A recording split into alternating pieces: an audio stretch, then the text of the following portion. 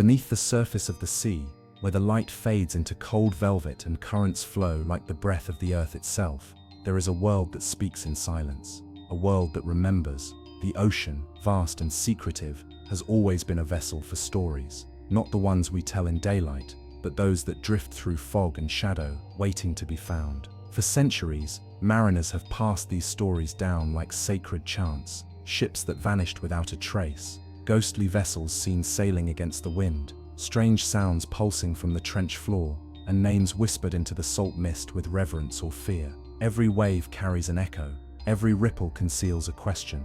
You are here now, gently sinking into that space between wakefulness and dream, where the sea's memory begins to unspool. Let the hush of the deep draw you in.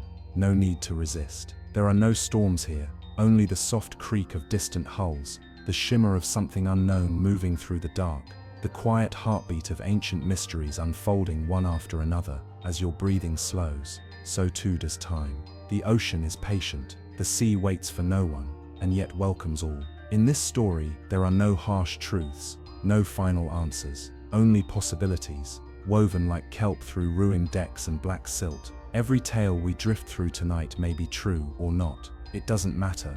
What matters is the journey. So close your eyes. Feel the pull of the tide, gentle and steady. Let go of the surface. We begin far across the Pacific, among the coral shadows and wreck-laced sands of a hidden lagoon, where a fleet of warships rests in silence. In the heart of the Pacific, where the skies are a never-ending stretch of blue and the coral atolls shimmer like fragments of a forgotten dream, there lies a place where history has settled gently on the ocean floor. Truk Lagoon, now known as Chuk Lagoon, is a name that echoes softly through the waters. But beneath its tranquil surface lies one of the world's most haunting underwater graveyards, where an entire fleet of ships sleeps in eternal silence. Once a powerful Japanese naval stronghold during the Second World War, Truk Lagoon was transformed in a matter of days. In February of 1944, under the codename Operation Hailstone, the United States launched a sudden, devastating assault. Warships, transport vessels, submarines and aircraft carriers, over 60 in all, were caught unprepared, anchored in calm waters that turned instantly violent. Bombs fell like thunder, fire engulfed steel, hulls cracked and moaned, sailors leapt into the water as flames consumed the decks above. And then, as the raid concluded, silence returned. One by one, the ships slipped beneath the surface. They did not scatter, they settled, anchored not by mooring ropes, but by the weight of finality.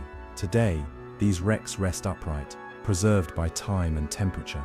Their cargo holds still contain tanks, trucks, crates of ammunition, even porcelain dishes and unopened bottles of sake. In some cabins, uniforms remain hung, beds remain made, as though someone might return to them, unaware that time has marched on without them. Divers tell of swimming through ghostly halls where light filters in beams through open portholes, illuminating surgical tools still laid out on trays, radios frozen mid-transmission, helmets resting gently on benches, and human bones that have long since become part of the sea. But beyond the artifacts, there's something else, a presence perhaps. Many divers speak of it, the sensation of being watched, of moving through a space that is not entirely empty. Equipment sometimes malfunctions at depth, bubbles rise too slowly, shadows drift where they shouldn't. The sea, it seems, is careful with its secrets here. Some say the lagoon is cursed, that the violence which fell from the skies never truly left. Others speak of souls trapped in the moment of destruction, repeating their routines over and over beneath the waves. The more rational minds point to perfect preservation caused by warm, oxygen-poor water, but even science can't explain the strange mechanical failures or the soft echoes that seem to speak from inside the wrecks. There's no denying the reality. These ships are tombs, war graves, and while the fish have claimed them, growing coral over rusted steel, the feeling remains. You are not alone here. As your mind drifts deeper, past broken propellers and mossy decks, you start to feel it too, that gentle pressure against your chest, like memory pressing in from all sides. The ships are not just relics. They are stories, moments, echoes of thunder that never truly faded.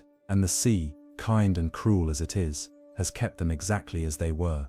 But now, we rise. Slowly, we leave behind the coral-stained wreckage and the silent mess halls, drifting upward through shimmering beams of light, toward another story, one where the silence came not from violence, but from a massive vessel lost without a cry, somewhere beneath a typhoon sky. Somewhere beneath the rolling vastness of the Pacific, in a stretch of water haunted more by silence than sound, lies a ship once considered unsinkable. The MV Derbyshire was a giant among merchant vessels, 965 feet of steel, built to carry over 150,000 tons of iron ore across oceans that on a map seemed passable, but maps lie, and oceans rarely forgive. She left port in Canada in the summer of 1980, a routine voyage bound for Japan. The skies were clear, the crew experienced. The Derbyshire was young, just 4 years into service, a floating colossus that should have outlived her sailors. But on the 9th day of September, she vanished. No distress signal, no SOS, no flare against the sky, just a name removed from radar, a dot erased from memory. 44 lives, men, husbands, sons, absorbed into the deep, without a single sound to mark their leaving. At first it was confusion. Ships don't simply disappear in the modern age, not without a storm, not without a word. Then the whispers started. Had she been struck by something massive? Did her hatches fail? Was it sabotage? Or something stranger, something rising from the depths that did not care for explanations? In time, the theories thickened like mist over the sea. Some pointed to Typhoon Orchid, raging with 70-foot waves and the kind of wind that turns metal into memory. Others suggested a rogue wave, a monstrous anomaly, more myth than math, crashing over the bow and forcing the ship to inhale the sea faster than any human could react. But no one could prove it, not without the wreck, and for nearly 2 decades there was none, only currents and guesses. Then, in 1997, searchers found her, 2 miles beneath the surface, broken into scattered bones, a field of wreckage that whispered of violence, not decay. Her hatch covers, meant to seal off the holds from seawater, were peeled back, folded like paper. Experts said the storm's pressure forced water in through tiny gaps, flooding one hold after another in a cascading death spiral. One theory argued it wasn't the weather at all, but a hidden flaw in her construction, thin steel, aging too quickly, brittle under pressure. And yet, the symmetry of her destruction remained unnerving. Too fast, too final. What if it wasn't just the elements? What if it was a combination no ship could withstand? A rogue wave striking during a moment of mechanical weakness, a series of coincidences aligned like stars, ending in silence. Even now the wreck of the Derbyshire remains a graveyard, her bulkheads slowly collapsing inward, her secrets guarded by pressure and time. The ocean did not return her to the surface. It kept her, cradled in a blackness few dare to reach. And somewhere nearby, sonar records occasionally capture brief echoes, soft, irregular pings that fade before they can be triangulated. Technicians call them anomalies, but others, they wonder what still moves down there, what still remembers. As we leave her shadowed grave, we turn toward another tragedy, one not of steel and waves, but of sails and snow. A ship that almost made it home, until the sky turned white, and history turned ghostly.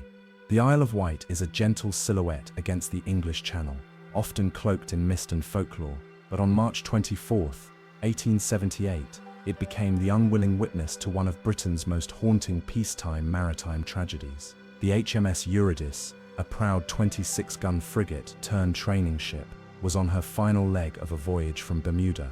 Her journey had been long, but calm. The sea, it seemed, was ready to welcome her home. Then, without warning, the wind changed. From the west came a snow squall, fast, heavy, and blinding. Within minutes, the air thickened to white, visibility collapsed, and with her sails fully drawn to catch the welcoming breeze of home, the Eurydice was caught broadside in a gust she could not escape. The wind filled her canvas with terrible force, tilting her sharply. Open gun ports, designed for easier ventilation, became open mouths. Seawater rushed in. In less than 5 minutes, the ship was gone, capsized, then sunk. She had been in sight of land, of safety, of return. Out of the 319 men aboard, only 2 survived. What followed was not only grief, but disbelief. How could a ship so close to shore, so near to harbor, vanish so completely and so fast?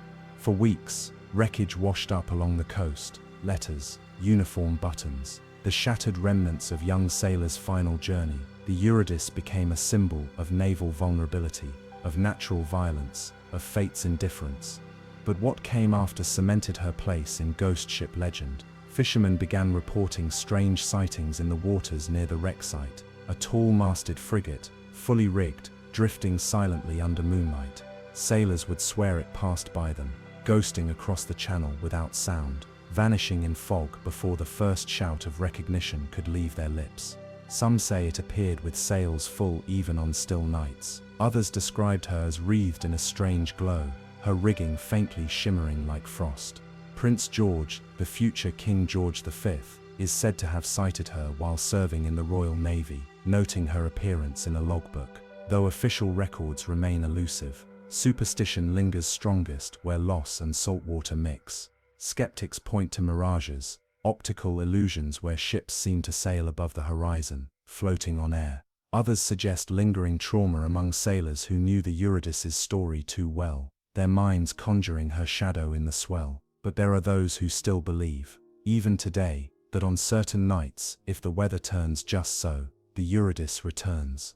Not as a ghost ship to haunt, but as a spectral echo forever repeating her final moments, just off the shore she never reached. Perhaps it's not the ship that's cursed, but the silence that follows such loss. The eerie hush after disaster, when the ocean gives back only fragments, never answers. And as the channel calms once more, we drift onward, away from British shores, toward deeper waters and darker secrets. To a vessel that vanished not with snow, but with sulfur in her holds. Her name remains one of the most enigmatic among lost ships. A name that whispers of heat, weight, and mystery. She was a hulking creature of steel and fire, long and low, her belly filled with molten sulfur, bound tightly in iron vats that hissed with unseen pressure. The SS Marine Sulphur Queen was no stranger to risk. She was a converted T2 tanker, repurposed to carry sulfur instead of crude oil, and in doing so, became an experiment sailing across uncertain margins of maritime design. On February 2, 1963, she left Beaumont, Texas, with 39 men aboard and a full cargo of over 15,000 tons of liquid sulfur bound for Norfolk, Virginia. The Gulf of Mexico was vast and moody that winter, but no storms had yet been charted in her path. Her course should have taken her through familiar trade routes, well within reach of communication. But then she went silent. She never arrived. No distress signal, no mayday, no fragment of communication to indicate danger, just stillness. 2 weeks later, search planes spotted an oil slick, then bits of wreckage, life preservers, empty rafts. A single crewman's name still stenciled on a drifting shirt, but there was no hull, no cargo vats, no bodies. She had vanished into the deep, her steel carcass nowhere to be found. Theories rose quickly, but none could settle the storm of mystery. Some pointed to structural flaws. The Marine Sulphur Queen had a history. She was known to flex and groan with the sea, her long spine struggling under the pressure of her unique load. Inspectors had flagged her prior to departure, questioning whether her sulfur vats, superheated to remain liquid, might distort her center of gravity. Could it be that her spine simply cracked, folding her into the waves in a single silent moment? Others blamed her cargo. Molten sulfur, kept at 275 degrees Fahrenheit, is highly flammable. It also reacts violently with water. A sudden leak or breach might have triggered a chain reaction, a hidden fire, an explosion, a ghostly combustion swallowed quickly by the sea. Survivors would have had no time, no chance. Then came the whispers of something stranger. Her route skirted the very edge of the Bermuda Triangle, that infamous patch of Atlantic water blamed for disappearing aircraft and drifting, crewless ships. Could the Queen have encountered one of the triangle's windows? A sudden magnetic disturbance, a spatial anomaly. Stories from other seafarers mention strange lights, failing compasses, a momentary thinning of the veil between worlds. But the Marine Sulphur Queen left no tale behind. No journal, no log, just names etched in stone on land, and a gaping silence at sea. The Coast Guard's final report offered no definitive cause, only possibilities, only the echo of what might have been. A loose bolt, a wall of flame, a freak wave rising in the night. And so she remains, not just a lost ship, but a cipher. Her name haunts maritime records, cited in whispers whenever cargo tanks groan or the Gulf's horizon darkens. In that silence, The sea keeps its secrets. Somewhere below the shifting waves, her bones may rest or may not. She could have broken into pieces, scattered like ash across 1,000 miles of ocean floor, or perhaps she's whole, encased in sulfur, preserved by the very cargo that doomed her. We turn now to another ghost, but not one born of fire or acid. This next vessel emerged from the fog not as a shattered wreck, but as a mystery still afloat, empty, untouched, and whispering through the waves. In the remote reaches of the Gulf of Carpentaria, where Australia's northern coastline meets the warm haze of the Coral Sea, the water is thick with silence. Even the wind here feels hesitant, like it's listening for something lost. And in 2006, something was found, or rather something drifted in. It was a large ship, weather-beaten and bruised, gliding slowly through the tropical waters without a name, a flag or a soul on board. No distress call, no registration, no hint of where it had come from. Just the sound of rusted hull plates creaking as the sea gently rocked the MV Unsolved into the shallows of Queensland's coast. She was discovered by Australian Customs during a routine aerial patrol, a pale shadow in the water below. When officers boarded, they found eerie stillness. There were signs of a crew, but no one remained. The kitchen was stocked, beds unmade, cables coiled neatly on deck, a tangle of supplies, rice bags, oily tools, torn tarps, littered the floor like the remnants of a hurried departure. Her engines were inoperable, her fuel lines severed, but strangest of all, there were no identifying marks, not a single piece of official paperwork. Her hull bore no name, no registration number, not even the faint outline of a country's flag. She had been scrubbed clean, erased, like a story someone didn't want told.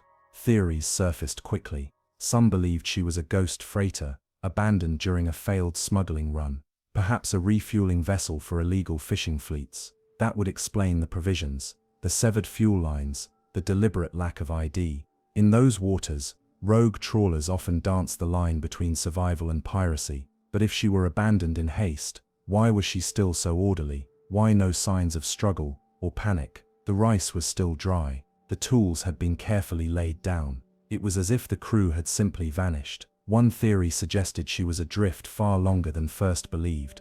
Currents from Indonesia, Papua New Guinea, or even the Philippines might have carried her thousands of miles in lazy, undetected arcs. The corrosion on her hull hinted at years at sea, years without guidance, without anchor. But then, why had no one searched for her? A vessel of that size doesn't just disappear unnoticed. Others leaned into more haunting ideas. Perhaps the crew succumbed to disease, a silent illness spreading below deck until none were left to steer, or a fire, quickly smothered by salt water, left behind only scorched memory and ghosts. Still others wondered, was this another case of mutiny? Did a captain go mad, or a crew vanish overboard one by one, taken by madness or something else? And beneath the more rational theories, deeper whispers stirred. The Unsolved was found near waters the indigenous peoples of northern Australia consider sacred. Some elders speak of drifting ghosts, of spirits returning on hollow ships to warn or to remind. Could this have been such a vessel, not a smuggler's discard, but a message from somewhere, or someone else? In the end, Australian authorities towed her out to sea and scuttled her. She was sunk on purpose, destroyed, erased again. It's a curious response for a mystery left unsolved. Maybe they feared what they could not explain, or maybe in sending her to the depths, they hoped her silence would finally be kept. But some say the sea remembers, that on quiet nights in the Gulf, a ship-shaped shadow still moves beneath the water. No crew, no flag, just the faint memory of a vessel that came from nowhere, and asked no questions as it slipped through the edge of the map. Now, we follow that fading silhouette to another vessel with a darker truth, one buried not in mystery, but in ice. A ship frozen where she fell, her story suspended in time like a heartbeat caught between beats. Lake Superior is the largest and deepest of the Great Lakes, a body of water so vast it behaves more like an inland sea than a freshwater lake. Its moods shift like weathered breath, calm in the morning, thunderous by dusk, and in winter, when the wind gnaws and the waves rise like frostbitten towers. Even the hardiest vessels have learned to tread with caution. In December 1927, the SS Kamloops, a Canadian cargo steamer, departed from Fort William, Ontario. She was a modest-sized freighter, built to carry supplies across the often temperamental lake, her hull strong and crew seasoned. Her final voyage was meant to be routine. She was bound for the harbor at Isle Royale, carrying machinery, pipe fittings and barrels of food. The skies were steel grey as she left port, cold, but not yet violent. But then came the storm. A furious December squall swept down across the lake. Winds howled like wolves, flinging snow sideways and sending waves crashing over decks. Ships all along the Superior fought for survival, and most managed to limp to safe harbor, listing and battered. But not the Kamloops. She simply vanished. There was no distress call, no debris field. Days passed, then weeks. Families waited in silence. Only months later, as spring thawed the shoreline ice, fragments of her cargo washed ashore, a barrel here, a crate there. It was all the lake was willing to give. For over 50 years the Kamloops was a ghost ship, lost to the deep, whispered about by sailors and shoreline townsfolk. It wasn't until 1977 that divers finally found her, more than 260 feet below the surface near Isle Royale, and what they found chilled them. The Kamloops rested eerily upright on the lakebed, preserved in the frigid, oxygen-starved waters like a photograph frozen in time. Her hull was nearly intact. Tools still lay in place on workbenches. Cargo sat where it had been secured decades earlier. The cold had kept everything from decay, including one of her crew. In the engine room, drifting just above the floor, floated the body of a man, pale, waxen, suspended in the still water, tethered by fragments of clothing, as if caught in the act of one last duty. His limbs moved slightly with the currents,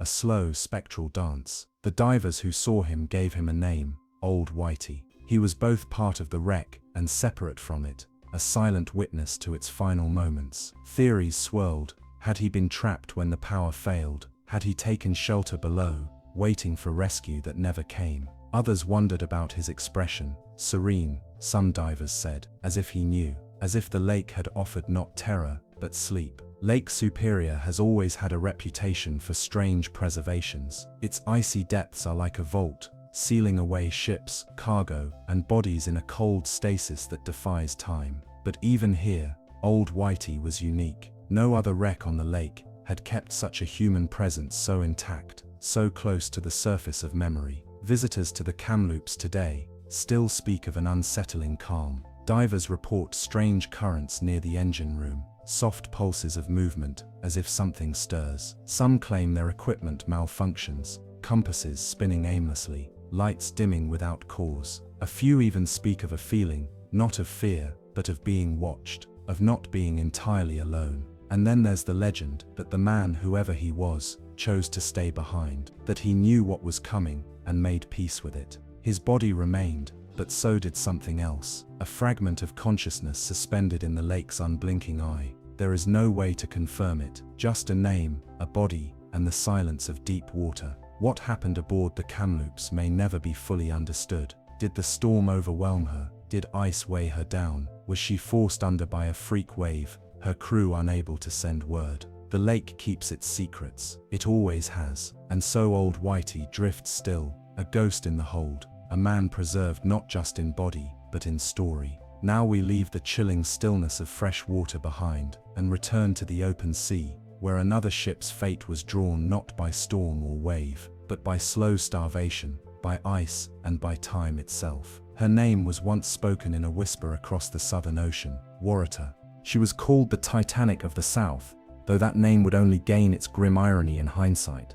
The SS Waratah was a passenger steamer launched in 1908, a modern marvel by the standards of her time, boasting luxurious accommodations and powerful engines. She was designed to ferry travelers and cargo between Australia and South Africa, cutting a path through the Southern Ocean's vastness. Her maiden voyage passed without major incident, but murmurs followed her, unsettling ones. Crewmen spoke of instability in heavy seas, a subtle but disconcerting list, a lurch to the hull that didn't feel right.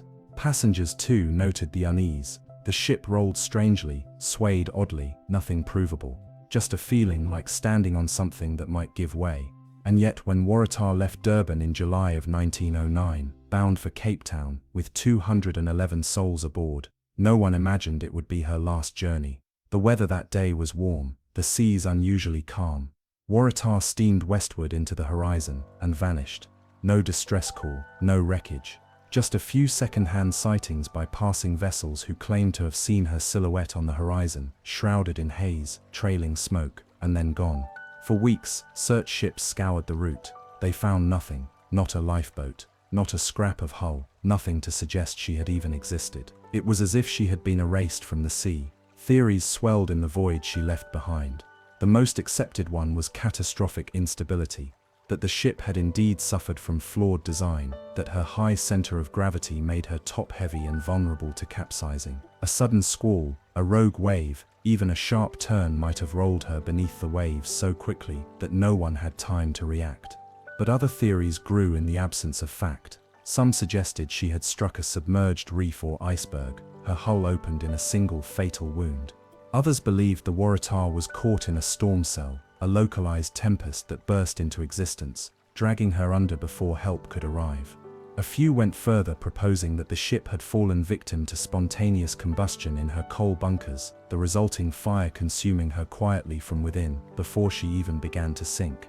Then there were the stranger tales, sightings years later of a ghostly liner adrift near the same waters. Fishermen in the 1920s swore they saw a ship fitting the Waratah's description, sails scorched, smoke trailing silently into the night. Some believed she had become a phantom steamer, trapped in time, eternally navigating the southern currents. In 1960, sonar scans detected an anomaly on the seafloor near the Waratah's last known position, Hope's soared. But when divers reached the site, they found a wreck, not of the Waratah, but of a different freighter altogether. The sea, as ever, kept her secret. To this day, the final resting place of the Waratah remains undiscovered. What makes her mystery so profound is the completeness of her vanishing. Not even a life jacket returned to shore. How could a ship of that size, filled with passengers and cargo, simply disappear without a trace? Some point to the vastness of the Agulhas Current, a powerful, swirling conveyor of warm Indian Ocean water that could sweep even a steel hull far from its last sighting. Others wonder about the depth of the seabed in that region, where trenches and ridges plunge beyond reach, cloaking wrecks in an endless twilight of salt and shadow. But others, sailors mostly, say she still wanders. There are stories from merchant crews who've glimpsed her after dusk, a white hull lit by moonlight, vanishing when they blink, or a Morse code signal, indecipherable, repetitive, coming from nowhere, answered by no one. Whatever happened to Waratah, she has joined the rarest class of shipwreck lore, not a shipwreck at all perhaps, but a question, a presence. A suggestion that the sea does not always offer closure, only silence. And in that silence we drift once more, leaving behind the southern swells and cold iron hulls. Ahead lies a ship not lost beneath the sea, but one sealed within it, trapped in ice, the cold preserving not just her form but her final breath. Her name, whispered across centuries, is Octavius. It was never meant to become a ghost story. The Octavius was a three-masted merchant vessel that set sail from England in 1761, bound for China. She made it there, we are told, successfully delivering her cargo and provisioning for the journey home. But her return, her fateful gamble, was where her path veered into legend. The captain, perhaps chasing glory or profit, decided to attempt the impossible, to traverse the fabled Northwest Passage. A shortcut across the top of the world, through frozen waters, unknown channels, and shifting sea ice. A route feared and admired, the edge of cartographic imagination. Then, silence. For over a decade, the Octavius was never seen again. No distress signal, no port of call, no rumors even. Only the long hush of the Arctic wind and the unmarked ice sheets slowly closing in, until 1775. That year, a whaling ship named the Herald was sailing near Greenland when its crew spotted something strange drifting among the pack ice.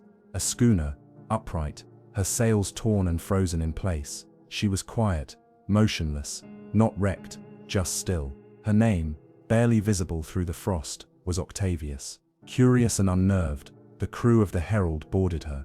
Inside, they found something that would haunt maritime lore forever. The crew of the Octavius was still aboard, frozen stiff in their quarters, preserved perfectly by the relentless cold, officers still at their posts, sailors curled in hammocks.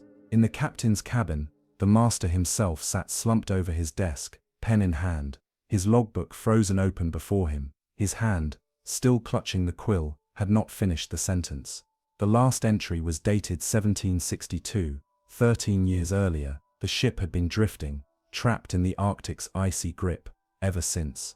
No one knows exactly where the Octavius became imprisoned, nor what horrors unfolded aboard during that long dark winter. The logbook ends abruptly, and the frost had obscured any further evidence, but the implications were chilling.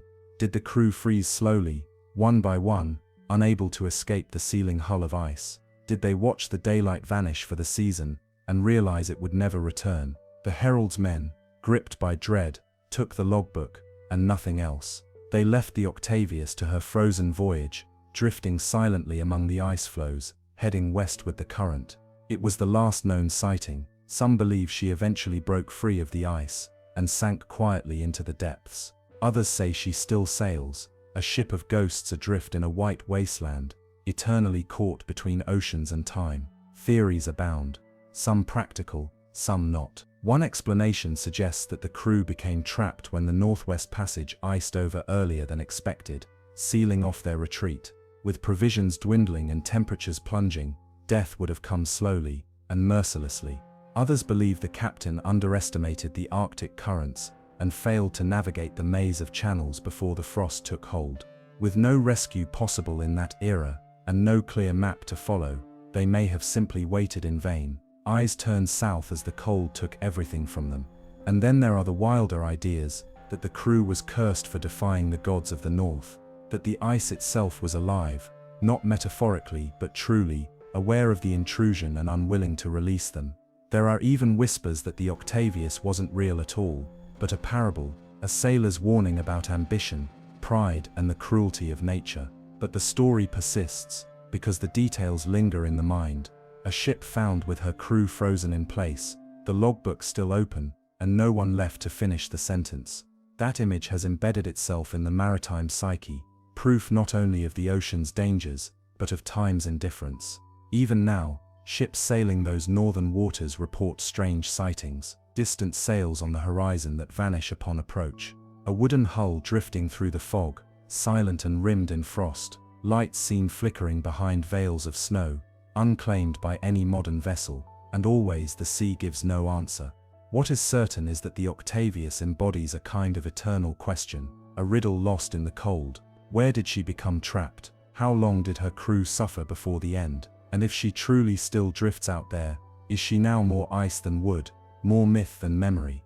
As we slip away from the Arctic's hush and frostbitten breath, we descend once again to warmer waters, but no safer ones. For even closer to shore, another ship would vanish, not centuries ago, but in recent memory. No ice, no storm, just a routine coastal journey that turned into one of the most unsettling modern maritime disappearances in Australia's history. This is the story of the MV Blythe Star.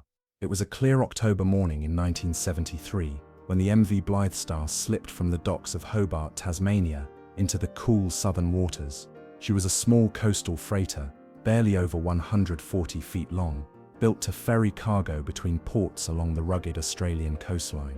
Her job was unglamorous: sacks of fertilizer, livestock feed, crates of supplies, but reliable, unassuming, a workhorse of the sea. On this particular voyage, the Blythe Star was bound for King Island, a trip she had made many times before. The weather was calm, the crew experienced, 10 men aboard, all familiar with the coast. Nothing in the air suggested what was to come. And yet within hours, the Blythe Star would vanish, not in the middle of the ocean, but within sight of land. There was no mayday, no radio call, no visible debris. One moment, she was tracking smoothly through the southern swells. The next, she was gone. Authorities weren't initially alarmed. Delays were common along that stretch of sea, and it wasn't until the vessel missed her scheduled arrival by several days that concern turned into panic. Search planes combed the coastline. Helicopters hovered over the choppy Bass Strait, but nothing, not even a scrap of her hull, could be seen. It was as if she had been plucked from the water and erased. In truth, the Blythe Star had sunk with such speed and silence that even her crew barely escaped. Somewhere off the southwestern coast of Tasmania, the freighter began to take on water. The flooding was rapid, likely caused by a sudden hull breach near her cargo hold. Within minutes, the ship listed sharply. The electrical systems failed. The pumps were overwhelmed. and before the crew could transmit a distress call, the ocean had claimed her. In a desperate scramble, the 10 men aboard clambered into an inflatable life raft and drifted away from the sinking ship, cold, soaked, and without a functioning radio. The raft was small, the sea wide, and so they drifted.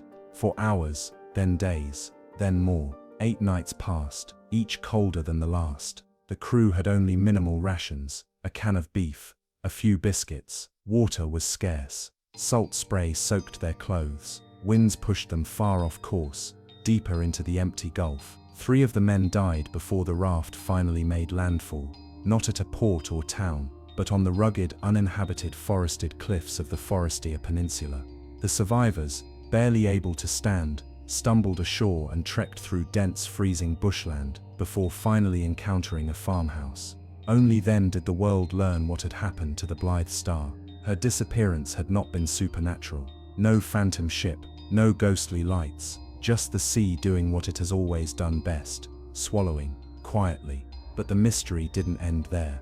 For decades, the exact location of the Blythe Star's wreck remained unknown. Divers scoured the coastlines, sonar ships traced the underwater ridges, but the freighter lay hidden, her resting place a secret held by the deep.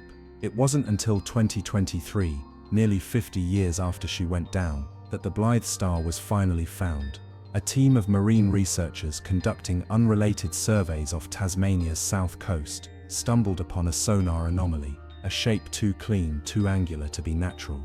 When the remotely operated vehicle descended to investigate, there she was, still upright, still intact, a ghost on the seabed.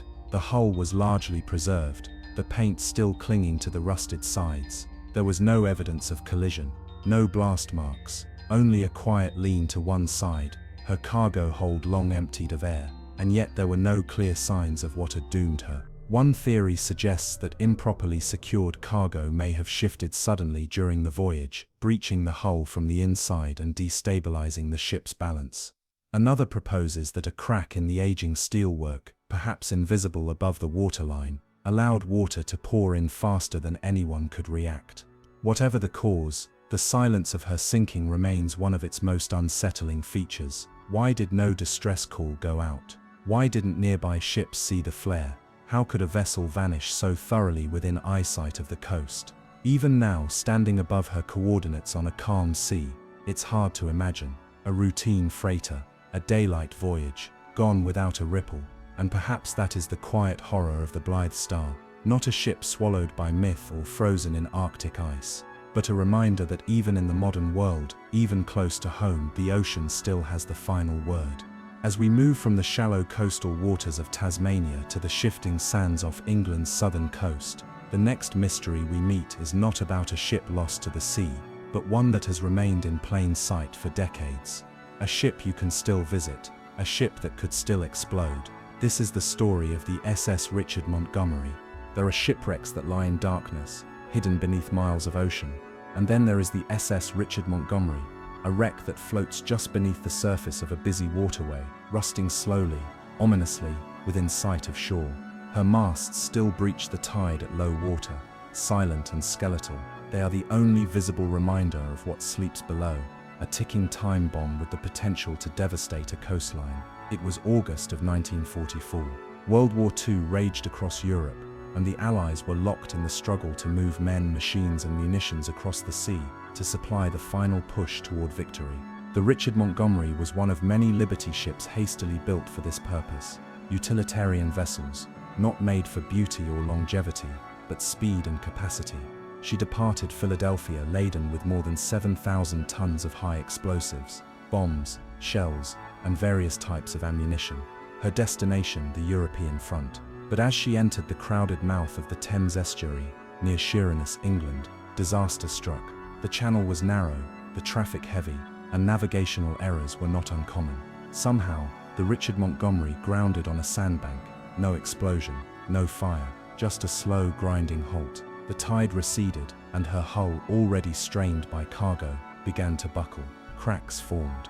Water rushed in. The captain issued evacuation orders. Most of the crew survived, but the ship was doomed. Attempts were made to salvage her cargo, but the work was slow and dangerous. After just a few days, the effort was abandoned. The danger of disturbing the remaining munitions was too great, and so the Richard Montgomery was left there, partially submerged, loaded with explosives, a ghost with a very real shadow. To this day she remains where she sank. What lies below is staggering: over 1,400 tons of unexploded ordnance, aging, corroding, and sitting in one of the most densely trafficked shipping lanes in the world.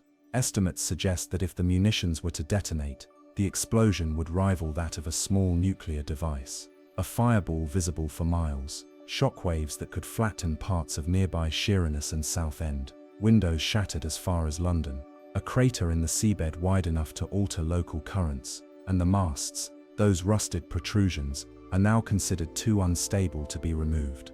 Efforts to salvage the wreck, once discussed, have long since been shelved. Any disturbance, authorities fear, could set off a chain reaction. Instead, the Richard Montgomery is monitored constantly. Surveillance buoys and warning signs mark the zone. Ships are forbidden to pass nearby. Drones occasionally dip below to film her collapsing remains. But no one touches her. No one dares. Over the years, she has become the stuff of urban legend. Local residents speak of her in hushed tones. Children grow up hearing stories of the bomb ship just offshore. Divers, some authorized, many not, return with tales of oppressive silence, of shadows in the silt, of twisted steel poised like teeth above forgotten crates. Theories abound. Some believe that the government is secretly working to stabilize the wreck, using robotic technology to remotely remove the most volatile charges. Others insist that her cargo is already deteriorating beyond control, and that it is only a matter of time before seawater corrosion triggers a spontaneous ignition.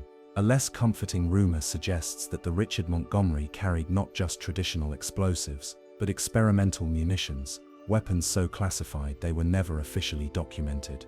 There is no evidence of this, but there are no public cargo manifests either, and so she waits, rusting, cracking, falling apart inch by inch. Every winter storm that passes over her grave stirs fears that this might be the year, that some combination of pressure, movement, or simple entropy will turn her from a silent warning into a cataclysm.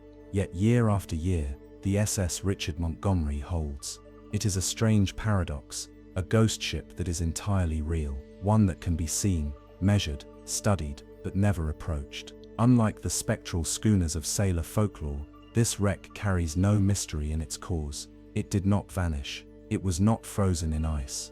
It lies there plainly dangerous, plainly forgotten by time, and yet unforgotten by the sea. One day the tides may turn, the currents may shift, the steel may give way, and what was meant for war may finally fulfill its terrible purpose. Until then she remains, anchored in mud and fear. And so we move now from the suspended threat of the Richard Montgomery to another modern mystery, one far from war, far from bombs, but no less strange. It begins not in Europe, but in Australia, and not with a ship, but with a catamaran. 3 men, calm seas, a boat found adrift, food still on the table, and no one aboard. This is the story of the Cas. It began with sunlight, a gentle wind over turquoise water, 3 men aboard a small Australian catamaran, smiling in a photograph just before departure. Their boat, the Cas, rocked gently as they cast off from Airlie Beach in Queensland on April 15, 2007, heading north through the calm, protected waters of the Great Barrier Reef. It was supposed to be a short, easy voyage, a weekend on the water, nothing more. But 3 days later, a passing helicopter spotted the Cas drifting aimlessly off the coast, sails still hoisted, moving slowly but unnaturally across the sea. When authorities boarded her, they found something eerie, the kind of stillness that doesn't feel natural. The engine was running, a laptop was open on the navigation table, a mug of coffee sat cooling, untouched, plates of food rested on the galley counter, forks half lifted, and yet no one was aboard. The 3 men, Derek Batten, 56, and brothers Peter and James Tunstead, 69 and 63, were gone. No sign of struggle, no distress call, no overturned furniture, no broken railings, no splashes of blood. Life jackets remained in their lockers. The emergency radio was untouched. It was as if, in the middle of their meal, they had simply vanished, one by one, without a sound. It didn't make sense. And so, an investigation began. The Kaz-Tir was towed to shore, and forensic teams combed it for clues. Surveillance of marinas, interviews with passing boats, and analysis of onboard GPS data were conducted with meticulous care. The official theory emerged quickly and unsettlingly. Investigators believed that one of the brothers may have fallen overboard while trying to untangle a fishing line caught in the rudder. The second man, perhaps in a panic, jumped in after him. The third, trying to help, accidentally let the boat drift out of reach. But that theory, while plausible, leaves gaps. There were no signs of struggle, no shoes hastily removed, no wet footprints, no signs of someone having braced themselves near the railing, and more chilling, no one grabbed the life rings or emergency buoys. Not a single flotation device was missing. Moreover, these were experienced men, not reckless boys, not strangers to the sea. To think all three could be lost to something so routine seemed too easy. Other theories began to surface. Had they been attacked by pirates? It seemed unlikely. Their wallets, electronics, and personal belongings were all aboard. Nothing was missing. Had something spooked them? A sudden hallucination or chemical leak? Yet no toxins were found. The air was clean. There were no strange substances in their systems, at least none that could be tested for, because their bodies were never found. The most haunting idea, and the one that has clung stubbornly to the public imagination, is that of an unseen force, not something supernatural, necessarily, but something atmospheric, a strange wind perhaps, an underwater current that pulled them one by one into the sea, or even a moment of shared confusion, a sensory anomaly that caused them to make a split-second decision that cost them their lives. Some have drawn comparisons to the Mary Celeste, another vessel found adrift with all hands missing. Others wonder about magnetic anomalies, regions of strange interference that have been recorded in certain zones of the Coral Sea, similar to the legends of the Bermuda Triangle. But in the end, all we have is the image, a boat adrift, food still warm, engine humming, and silence. The Kaz-Tir was later auctioned off, scrubbed clean, renamed, returned to service. But for those who remember, her story has never left. Something about the stillness of that cabin, the way the wind rustled the curtain, the empty table set for three, stays in the mind. No wreckage was ever found. No bodies were ever found. No bodies were ever recovered. The ocean, as always, offered no answers. And so we drift onward, from the sunlit decks of the Kaz-Tir to colder waters, deeper shadows, and an older tragedy. A ship built for glory, lost in ice and time. This is the story of the SS Arctic. Late autumn winds gusted across the Atlantic, carrying with them mist and unease. The SS Arctic, a proud American sidewheel steamer launched in 1850, had grown into a symbol of national ambition. At nearly 300 feet long, she offered speed and luxury unmatched on the route between New York and Liverpool. Her polished cabins gleamed, her paddle wheels churned water like clockwork, and passengers reveled in fine dining beneath gaslit chandeliers. Yet beneath that polished veneer lingered a tension. The Atlantic was no stranger to ice, nor to the shadows of tragedy. Reports whispered of icebergs drifting far south, of sudden fogs closing upon ships like velvet curtains. And superstition, always active among seafarers, spoke her name in the same breath as doom of the waves.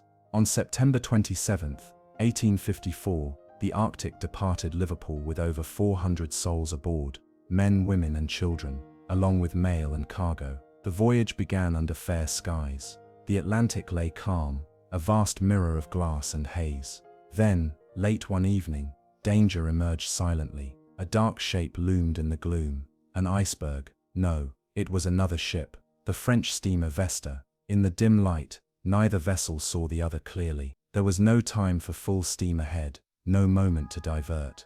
The Vesta's prow scraped the Arctic's starboard bow, opening a jagged gash below the waterline. Cold Atlantic water poured in, panic rippled through the decks. Yet even as the sea claimed her belly, the Arctic lingered. Lifeboats were lowered into oil-slicked water. Officers struggled to maintain order. Hundreds remained aboard, caught between the promise of rescue and the terror of sinking silver. Moments stretched into agonizing minutes. The paddle wheels churned desperately, yet the stern sank lower. In the chaos, sailors secured women and children first, but there were not enough boats. Some officers locked arms, holding off the rush. Others urged calm. A spirit of sacrifice flickered amid fear. Then the steel groaned, and the Arctic tilted past hopeless. The starboard paddle wheel clanged against the sea, dragging the hull down. With a final shuddering breath, she broke in two. A roar of water and wood, of screams swallowed by waves. Within minutes, the Grand Arctic slipped beneath the surface, leaving a slick of ice-cold foam. Of her 470 souls, only 85 survived, most of them crew. Women and children fared worse, swept away in lifeboats that overturned in the swell or left trembling on the decks. The Atlantic gave back no bodies, only fragments, a boot, a shawl, a letter carried by currents toward distant shores. In the aftermath, inquiries blamed navigational error and lack of sufficient lifeboats, an echo of dangers to come. Yet the Arctic's story grew into legend. Sailors swore they saw her ghostly paddle wheels beneath moonlight, turning in silence. Some claimed her figure, backlit by phosphorescent sea, trailed ships on foggy nights, a warning unheeded. Others dismissed the sightings as tricks of light on waves, and the tragedy as another chapter in the long struggle between man and sea. But the SS Arctic became more than a shipwreck. She was a ghost told in hushed voices, a lesson in hubris, and a promise that even the grandest vessel can vanish in a heartbeat. Her final resting place remains undiscovered, lost to the depths she once ruled. And so we sail onward in our tale, beyond collisions and sinking, toward mysteries of darker origin, where logs lie frozen and crews vanish into thin air.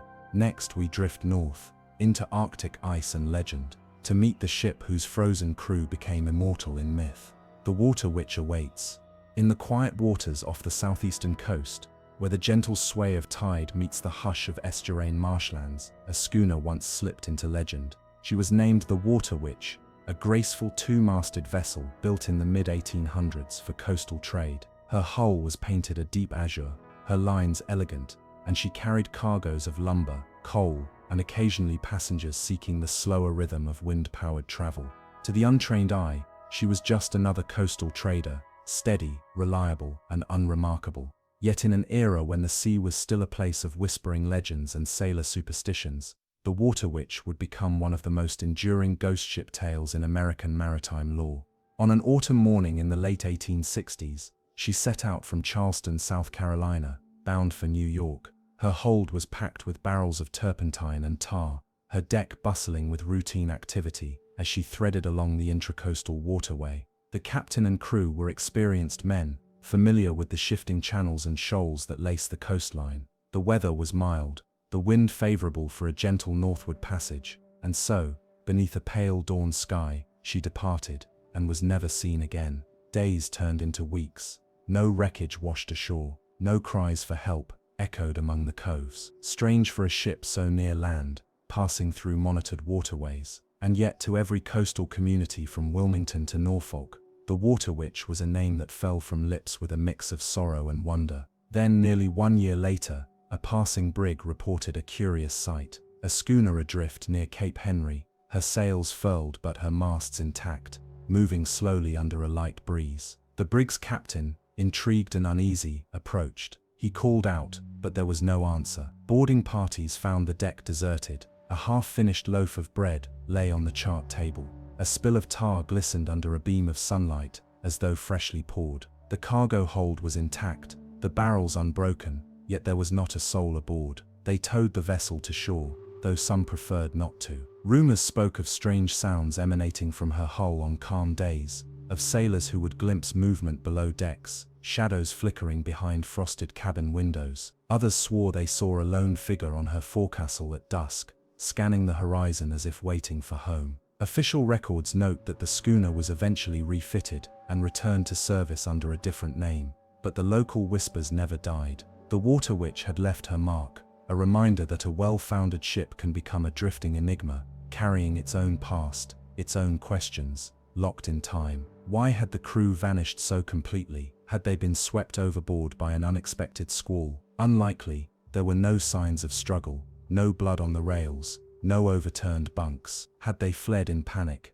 perhaps fearing fire in the tar barrels? Logs show no evidence of heat or smoke, nor of any distress signals sent. Had they abandoned ship due to a false alarm? Some strange noise below decks, imagined cries in the hold, a whisper of fear sparked by the vessel itself. And then there are the tales that blur the line between fact and folklore. They speak of a curse placed upon a former owner, a selfish trader who mistreated his crew and overfilled his holds, angering the spirits of the sea. They speak of nightly apparitions, the schooner's ghostly silhouette sailing against the wind, the echo of a woman's voice calling for her lost children. They speak of compass needles spinning madly in her hold, of instruments and chronometers malfunctioning when brought aboard a water witch that had once carried secrets no one understood. Even today, some local boaters claim to catch sight of her, an unexpected flash of dark blue under a full moon, only to have it vanish when they steer closer. Others hear, on quiet passages,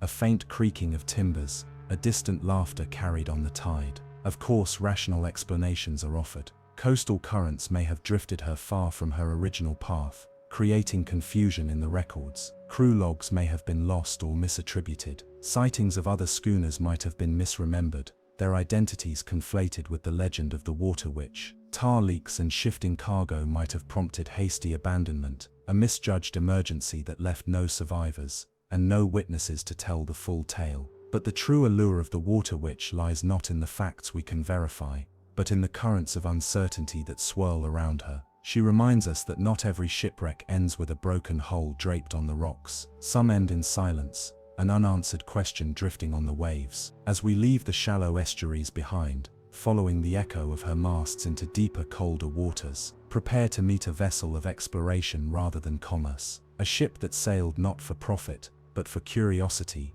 one that mapped the very trenches where ghosts might linger. Next, we set our course for the HMS Challenger. She was not built for war or commerce, but for wonder. In 1872, the Royal Navy's corvette HMS Challenger set out from Portsmouth, her decks redesigned as floating laboratories, steam and sail combined, her officers transformed into scientists, eager to pierce the ocean's deepest secrets. What lay beneath had long been a realm of speculation, darkness and monsters, lost continents and ghostly ships drifting in unknown trenches. The Challenger would chart a course through that uncharted world. For nearly 4 years she circled the globe. Her lead lines probed the abyss, dropping soundings into places where no human had ever reached. In the Atlantic, she found great ridges and vast plains. In the Indian Ocean, coral seas teeming with life. In the Pacific, the yawning Mariana Trench, its deepest point, later named the Challenger Deep. At over 10,900 meters below the surface, it was a chasm of silence so profound that no echo could return. On deck, under lantern glow, naturalists tended jars of strange creatures, bioluminescent jellyfish, phosphorescent worms, fish with lanterns for jaws. These odd forms thrived where darkness and crushing pressure reigned, rewriting assumptions about life's reach. Each dredge brought new species, some so alien they flitted between faith and science. Ghostly stalked crinoids, brittle stars, 50 centimeters wide, transparent squids that floated through the still sea like drifting ghosts. Yet for all its triumphs, the Challenger expedition was not without mystery. Instruments occasionally recorded inexplicable sounds, low-frequency rumbles, rhythmic pulses, and at least once, what sailors called a deep moan, rising from the abyss itself. No creature was ever identified. No wreckage, no ship's call, no submarine's ping. Just those eerie vibrations, captured on early hydrophones and then lost to time.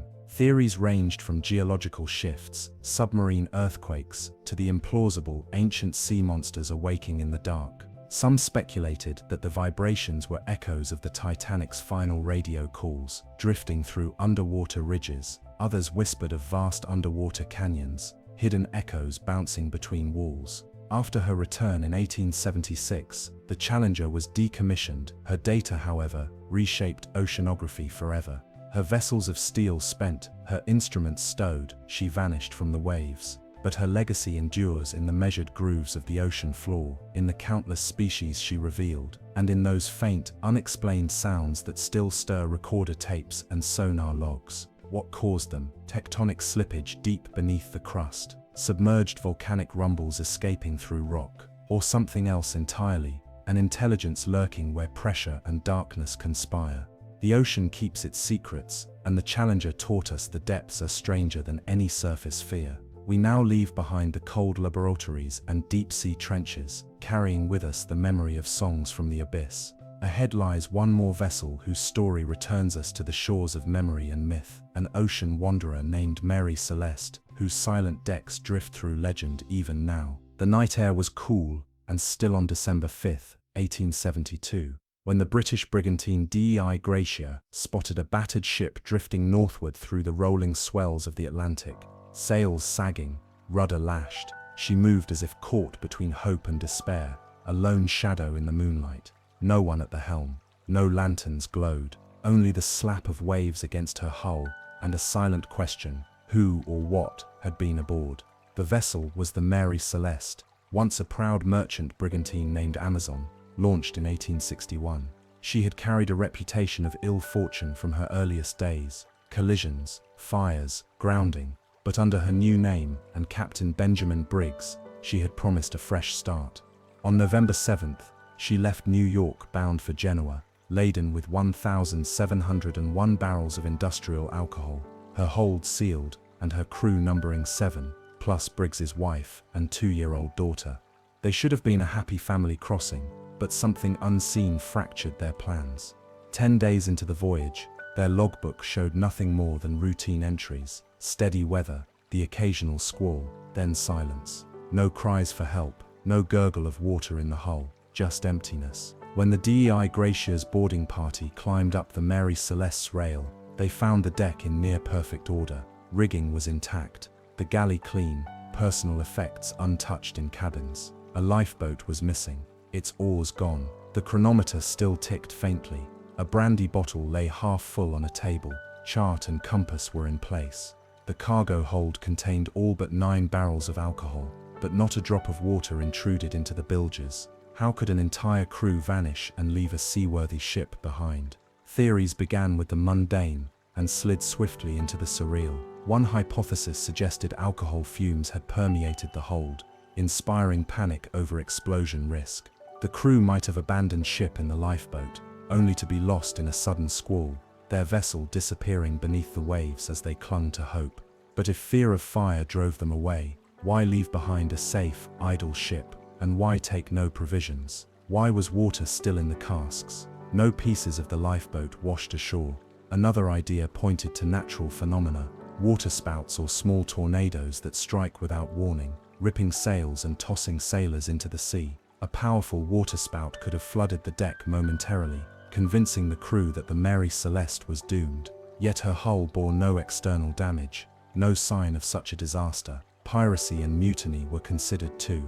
Perhaps passing vessels abducted Captain Briggs and his men, leaving the ship adrift. Yet none of the crew's valuables were missing, and no ransom or accusation ever ensued. Mutiny seems unlikely when Mrs. Briggs and young Sophia were aboard. More exotic notions surfaced: sea serpents dragging men under, supernatural curses awakening in the hull's timbers, even portals to other worlds opening beneath the keel. The ocean's depths, after all, hold mysteries still far beyond our grasp. Modern forensic tests have revived some theories. Analysis of atmospheric pressure data suggests the Mary Celeste may have encountered a microburst, a sudden downdraft of wind, so fierce that it ripped her sails, left her disabled, and engendered the belief that she was sinking. The crew, in haste, launched the lifeboat, but their boat was small, and they floated away as the main ship drifted on, untouched by calamity. Still, the windows and portholes remained dry, no entry of water through hatches, no sign that the hull ever breached. And the lifeboat, once clear of the ship, should have kept them alive long enough for rescue, yet no one was ever seen again. To this day, the abandoned brigantine has become the measure of maritime enigma. The Mary Celeste has inspired books, plays, and films. Theories abound, each more elaborate than the last. Some scholars argue the ship's hold succumbed to biofermentation, generating deadly carbon dioxide that crept into living quarters, rendering the crew unconscious. Others propose the crew staged a salvage operation gone wrong. Still, others cling to the belief that the sea itself exacted some inexplicable toll. As the Dei Gratia's men towed the Mary Celeste into Gibraltar, she became both prize and puzzle. inspections yielded no definitive cause. The world turned its gaze to that ghostly deck, where only echoes remained of a family's dream and a crew's fate. What we know is this: a vessel once full of life sailed into silence, offering a final, unanswered question. Who steered her last course? What fear drove her people away? And what force keeps their memory adrift in that night-washed sea? The Mary Celeste is more than a curious case. She is a whisper across the waves, reminding us that sometimes the greatest mysteries live not in the uncharted depths, but on a deck left empty under a cold, indifferent moon. The wind roars across the surface of Lake Superior, a vast inland sea where the storms rival those of the open ocean. In the depths beneath those grey, churning waters rests the twisted steel corpse of a ship whose name has become legend. The Edmund Fitzgerald, a bulk freighter nearly 730 feet long, was once the pride of the Great Lakes shipping lanes. Built in 1958, she was the largest ship on the Great Lakes when launched, designed to carry taconite iron ore from Minnesota to industrial centers across the Midwest. But by November of 1975, her final journey would seal her place in maritime mystery forever. The last voyage began without incident. On November 9th, the Fitzgerald departed Superior, Wisconsin, loaded with over 26,000 tons of ore pellets. She was accompanied by another freighter, the Arthur M. Anderson. As the two ships made their way across the lake, a powerful winter storm began to gather. By November 10th, the winds had reached hurricane force. Waves swelled over 35 feet high. Snow, sleet, and darkness smothered visibility. Yet the Fitzgerald pressed on. At 7:10 p.m., the Fitzgerald radioed a haunting final message to the Anderson: "We are holding our own." Moments later, she vanished from radar. No distress call was ever made. When search teams arrived, all they found was an oil slick, scattered debris, and empty lifeboats. The wreck was discovered days later, split in two on the lake floor. All 29 crew members had perished. What happened in those final minutes remains a mystery. Some believe the Fitzgerald took on water through damaged hatches, or an open cargo hold, slowly sinking until a massive wave tore her in half. Others suggest structural failure, a fatal crack in her hull weakened by years of heavy loads and harsh weather. Then there are those who speak of the Three Sisters, a trio of rogue waves that hit in rapid succession, a phenomenon known on Lake Superior and feared by sailors. One wave to lift, another to crack, and the third to crush. The lake has a long memory, and its silence is not always empty. Some divers who visited the wreck claim to feel a presence, a weight in the water, not just from the pressure of depth, but from something unseen, watching. The ship lies broken but eerily intact, its twisted midsection a wound that never quite closes. The Edmund Fitzgerald's name lingers in song, in legend, and in whispers. Even today, ships passing near Whitefish Bay occasionally report strange flickers on their sonar, echoes that vanish before they can be confirmed. Perhaps it's nothing, or perhaps something still stirs in the cold black heart of Lake Superior, where the Edmund Fitzgerald went down with no call for help, and left behind nothing but questions. And from the icy grip of fresh water, we drift back toward the vastness of the sea, where legends stretch further and stranger still. The wind roars across the surface of Lake Superior, a vast inland sea where the storms rival those of the open ocean. In the depths beneath those grey, churning waters rests the twisted steel corpse of a ship whose name has become legend. The Edmund Fitzgerald, a bulk freighter nearly 730 feet long, was once the pride of the Great Lakes shipping lanes. Built in 1958, she was the largest ship on the Great Lakes when launched, designed to carry taconite iron ore from Minnesota to industrial centers across the Midwest. But by November of 1975, her final journey would seal her place in maritime mystery forever. The last voyage began without incident. On November 9th, the Fitzgerald departed Superior, Wisconsin, loaded with over 26,000 tons of ore pellets. She was accompanied by another freighter, the Arthur M. Anderson. As the two ships made their way across the lake, a powerful winter storm began to gather. By November 10th, the winds had reached hurricane force. Waves swelled over 35 feet high. Snow, sleet, and darkness smothered visibility. Yet the Fitzgerald pressed on. At 7:10 p.m., the Fitzgerald radioed a haunting final message to the Anderson: "We are holding our own." Moments later, she vanished from radar. No distress call was ever made. When search teams arrived, all they found was an oil slick, scattered debris, and empty lifeboats. The wreck was discovered days later, split in two on the lake floor. All 29 crew members had perished. What happened in those final minutes remains a mystery. Some believe the Fitzgerald took on water through damaged hatches or an open cargo hold, slowly sinking until a massive wave tore her in half. Others suggest structural failure, a fatal crack in her hull weakened by years of heavy loads and harsh weather. Then there are those who speak of the Three Sisters, a trio of rogue waves that hit in rapid succession, a phenomenon known on Lake Superior and feared by sailors. One wave to lift, another to crack, and the third to crush. The lake has a long memory, and its silence is not always empty. Some divers who visited the wreck claim to feel a presence, a weight in the water, not just from the pressure of depth, but from something unseen, watching. The ship lies broken but eerily intact, its twisted midsection a wound that never quite closes. The Edmund Fitzgerald's name lingers in song, in legend, and in whispers. Even today, ships passing near Whitefish Bay occasionally report strange flickers on their sonar, echoes that vanish before they can be confirmed. Perhaps it's nothing. Or perhaps something still stirs in the cold black heart of Lake Superior, where the Edmund Fitzgerald went down with no call for help, and left behind nothing but questions. And from the icy grip of fresh water, we drift back toward the vastness of the sea, where legends stretch further and stranger still. The mist curls like smoke across the surface of the sea, rolling in from nowhere, clinging to the rigging of memory.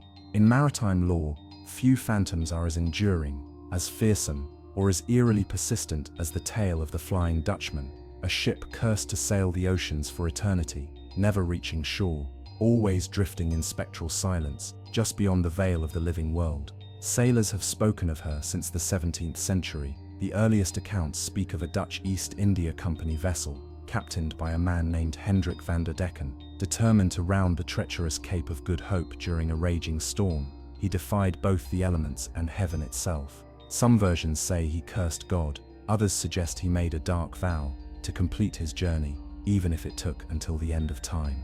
In that moment of hubris, the sea took him at his word. Since then, the Flying Dutchman has been seen in the distance during storms, her tattered sails full despite the wind blowing in the opposite direction, her decks glowing faintly in unnatural light. She is always glimpsed, never approached, always sailing, never arriving. One of the most famous sightings came from Prince George of Wales, later King George V, in 1881. While aboard the HMS Barkante off the coast of Australia, he and the crew recorded seeing a glowing ship in the darkness. That same night, the lookout who first spotted her fell to his death. So what could explain such visions? One theory lies in optical illusions. A phenomenon known as a fata morgana can create mirages on the sea, distorting distant ships into ghostly forms that appear to hover or glow. Others suggest St. Elmo's fire, an electrical discharge that can dance across masts and rigging during storms, casting an eerie luminescence. Yet these explanations fail to account for the consistency of sightings across centuries and continents. Some whisper that the Flying Dutchman is more than a ghost. She is an omen, a harbinger. Those who see her are said to be marked by misfortune, often meeting disaster soon after. Other legends hold that the ship is trying to deliver letters from its doomed crew, messages to loved ones that can never reach shore, forever caught between the worlds of the living and the dead. And if the Dutchman is real, perhaps she is not the only one. The seas are vast. Ships vanish all the time. What if some never sink, but instead slip into a parallel tide, a layer of reality just slightly off from ours, where time drifts like fog and ships sail without end? What if she's not cursed but caught, a looping echo of her final voyage, replayed across the centuries like a forgotten reel of film? Or maybe, just maybe, she is something else entirely, a warning, not of fate, but of the sea's refusal to forget. The ocean, after all, remembers everything. Off the wild, windswept coast of Ireland, there lies an island called Tory, remote and rugged. It has always been a place where myths linger like sea mist, and where stories ripple through generations like echoes in the tide. Among these tales, one name stands out: HMS Wasp, a Royal Navy gunboat that sank in 1884 under circumstances that still raise quiet, unsettled questions. She was not built for war, though she bore its name. HMS Wasp was a modest vessel, built for duty and not for glory, tasked with surveying coasts, delivering government orders, and enforcing the increasingly tense policies of the British Crown. At the time, Ireland was embroiled in the Land War, a period of unrest and mass evictions. On the morning of September 22nd, HMS Wasp set sail from Westport, carrying a group of bailiffs to evict families from the windswept cottages of Tory Island. But the ship would never complete that grim mission. In the deep hours before dawn, under skies thick with cloud and sea fog, the Wasp struck submerged rocks near Tory's jagged coastline. In moments, she was lost. 52 men died in the wreck, and only 6 survived, clinging to debris, pulled from the surf by villagers who just hours earlier had been expecting eviction at the hands of those now perishing. At first glance, the tragedy seemed simple, a navigational error in treacherous waters, a common fate along the coastlines of old. But Tory's people whispered of something else. The Wasp, they said, had been cursed. Some even claimed they had called upon the old spirits of the sea to protect the island from harm. Stranger still, survivors reported that the ship's compass had failed just before the wreck. No lights from shore had been visible. It was as if the Wasp had been blinded in the dark, and guided not by stars or lanterns, but by something older, colder, and unseen. One theory suggests deliberate sabotage. Perhaps locals lured the ship into danger using false lights, a grim practice once whispered about in coastal lore. Others believe the vessel was simply unlucky, drawn too close to a coast notorious for shipwrecks. But Tory's folklore holds firm. The Wasp, an agent of eviction and suffering, was claimed by the island's guardians, those ancient forces long ago buried in stone and sea. The sea around Tory remains dangerous, a place where compasses spin and waves gnaw the cliffs like hungry ghosts. Divers have explored the wreck of the Wasp, now scattered and rust-stained across the rocks, but what they find are only fragments, iron bones, water-worn rivets, no answers, only the silence of metal and tide. In the village they still speak of that night, not with fear, but with reverence. They say the sea took sides, that for once it chose the powerless over the powerful, and that the ship, now resting in the shadow of the island, is more than a wreck. It is a warning. The Wasp is gone. Its mission ended not with eviction, but with its own erasure. Yet the story lingers, like the scent of salt in the air, or the faint hum of something ancient beneath the waves. And as we drift onward from the broken hull of the Wasp, we begin to trace the vanishing point of another vessel, one that departed with promise and never returned, swallowed not by myth, but by the cold clinical silence of the North Atlantic. The North Atlantic in winter is a realm of silence and steel, where the sea churns without pity, and the cold finds its way into even the sturdiest hulls. In February of 1893, the SS Narrated, a proud British steamship, departed Liverpool bound for New York, her holds full of cargo, and her decks manned by a capable crew.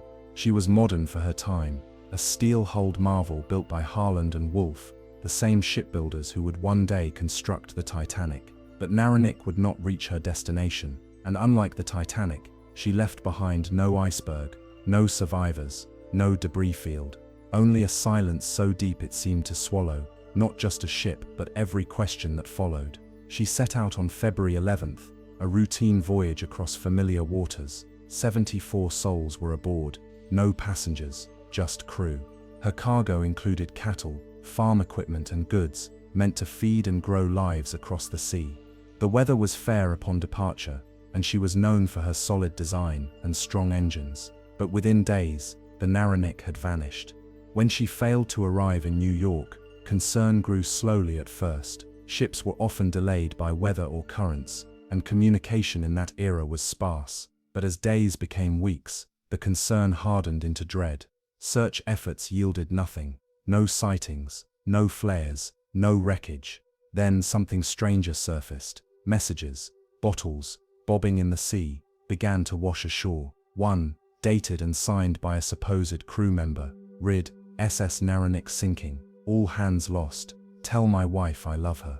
Another claimed the ship had struck an iceberg. A third simply said, our engine room is flooded, we are doomed. The handwriting varied. Some believed them, others suspected hoaxes, but all shared a chilling common thread.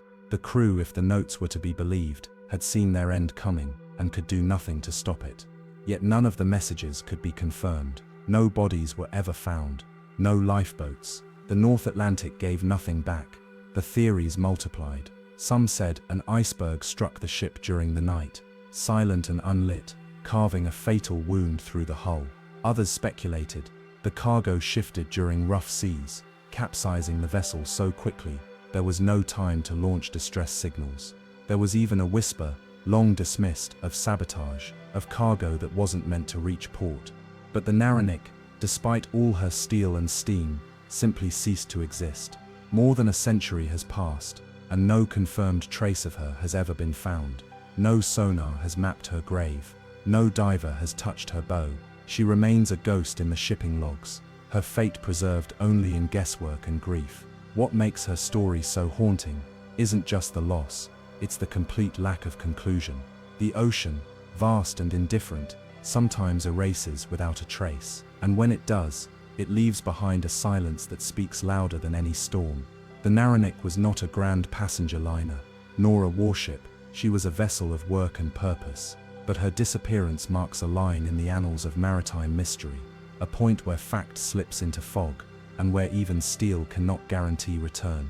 As the currents move on, and the years drift by, the narrated remains a question mark etched into the ocean floor. Somewhere beneath miles of water, her hull may still rest, intact or torn open. Or perhaps she was never meant to be found, only remembered. And as we leave behind the silent pages of her logbook, we follow another story that feels even older, as if etched into ice itself. A tale of a schooner frozen in time, her sails stiff, her crew unmoving. A ship not lost at sea, but held. There are ghost ships, and then there are ships like the Jenny vessels that seem to defy not just time but death itself. Her story doesn't begin with a sudden vanishing or an SOS call swallowed by static. It begins with ice, with a schooner, preserved like a breath caught in a frozen gasp, drifting silently through the Antarctic silence. Her name was Jenny, and she was never meant to return. The tale goes back to the early 1820s, when the Jenny, a small English schooner from the Isle of Wight, set sail into southern waters. It was the height of the whaling and sealing era. The Southern Ocean was both a frontier and a tomb, offering riches in whale oil and seal pelts, but demanding blood in return. Dozens of ships entered those frigid, lawless latitudes. Many returned. Some didn't. The Jenny vanished quietly, unremarkably, as so many ships did in that age. Ice, storm or windless drift. It didn't matter. She was presumed lost. Another name scratched off a ledger, but in 1840, nearly 2 decades later, something impossible happened. A whaling vessel named Hope was navigating the Drake Passage between Cape Horn and Antarctica, weaving through knife-edged icebergs and grey-green waves. And there, adrift in the mist, they saw a ship, a schooner, coated in frost, sails hanging in tatters like old curtains, her masts stiff with ice. As the Hope drew closer, they realized the ship wasn't just abandoned, she was frozen, literally entombed. The Hope's crew boarded her, boots crunching on the ice-rimed deck. What they found was not emptiness, but stillness. The Jenny's entire crew was aboard, frozen solid, as if carved from wax. At the captain's desk, a man still sat, head bowed over an open logbook, pen still in hand. The final entry, May 4th, 1823. No food for 71 days. I am the only one left alive. 17 years had passed since that line was written. What followed was confusion, awe, and fear. The Hope's sailors, overwhelmed by the sight, did not attempt salvage. They took the logbook, turned back, and left the Jenny to drift in eternal solitude. But even that part of the story feels unsteady, untethered. Because here's the truth, no official records from the Hope confirm the encounter. The Jenny's name doesn't appear in port records from the Isle of Wight. Some historians argue the tale is pure fabrication, a seaman's ghost story passed over rum and stormy nights. And yet the details persist, across languages and centuries. The captain's desk, the frozen crew, the logbook, with its harrowing final entry. Is it all just myth? Or was there a Jenny, or something like her, that once sailed south and never turned around? Science offers strange support. The conditions of the Antarctic, with its sub-zero temperatures and still waters, can indeed preserve ships and bodies with eerie precision. In recent decades, wooden wrecks from similar eras have been discovered under the ice, nearly untouched by time. The cold arrests decay, the ocean hides what it cannot consume. And then there's the psychological landscape, the lure of these stories. In the empty spaces of the sea, the mind fills in shadows. Ghost ships become mirrors for our fears of being forgotten, of dying alone, of freezing in place, while the world continues to spin. Some say the Jenny never existed. Others say she still floats, encased in a glacier, carried slowly northward by deep currents. Perhaps one day, she'll emerge again, as she did before, unexpected, intact, and full of questions. Until then, she remains a legend as cold as the waters that supposedly hold her. And as we leave behind her frozen deck, our next story leads us into warmer waters, but no less eerie. A steamship built for luxury, a collision, a collapse of human order, and rumors of a ghostly light that flickers still just beneath the surface. A ship called the Arctic. There are wrecks that slip quietly into the abyss, leaving nothing but theories in their wake. And then there are disasters like that of the SS Arctic, where the sound of tearing metal echoes through time, not because of the violence of the sea, but because of what humans failed to do when it mattered most. She was a symbol of progress, of 19th century ambition encased in steam and iron. Launched in 1850 by the Collins Line, an American shipping company eager to rival Britain's maritime dominance, the Arctic was a floating marvel, nearly 300 feet long, a sidewheel steamer lined with polished mahogany, velvet seating, and gilded fixtures. She carried both the elite and the hopeful across the Atlantic. Her very design whispered of triumph, of luxury, of man mastering the waves. But by late September 1854, the Arctic would become something else entirely, a ghost and a warning. On September 27th, she departed Liverpool bound for New York, carrying over 400 people, passengers, crew, entire families. The sea was calm, the skies were clear, the ship steamed steadily westward. Then, near the coast of Newfoundland, came the collision. The Arctic struck the Vesta, a much smaller French vessel. At first, passengers aboard the Arctic assumed the smaller ship had taken the brunt of the impact. But quickly, too quickly, water began to rise inside the Arctic's hull. The damage was deeper than anyone had realized. She was sinking. And that's when the real tragedy began. There weren't enough lifeboats for everyone, a grim reality of the era. And those few boats weren't filled with women and children, as tradition dictated. They were taken by crewmen and officers, who fought for their own survival, abandoning passengers in chaos. Women clung to the deck railings. Children were lost in the confusion. The sea didn't just claim lives that day, it stripped away pretense. Of the more than 400 people on board, only 85 survived. Almost all were crew. The newspapers were brutal in their coverage, not just for the loss of life, but for the failure of character. The story wasn't just about a ship sinking, it was about what drowned alongside her, honor, duty, and the illusion that technology would always save us. But that's only the beginning of her haunting. Over the years that followed, reports trickled in, strange sightings off the Newfoundland coast, a steamer adrift in the fog, lights flickering from beneath the waves. Fishermen spoke of a phantom ship, its paddle wheels shattered, its silhouette warped by time, appearing in the dead of night and vanishing before dawn. Some claimed to hear faint calls for help. Others saw no ship at all, but felt watched. The Arctic had become a legend, and yet for all the stories, her wreck has never been found. No divers have laid eyes on her hull. No artifacts have been recovered. Search efforts have been sporadic, overshadowed by more famous wrecks like the Titanic. But still she waits, somewhere below, preserved perhaps in cold mud and memory.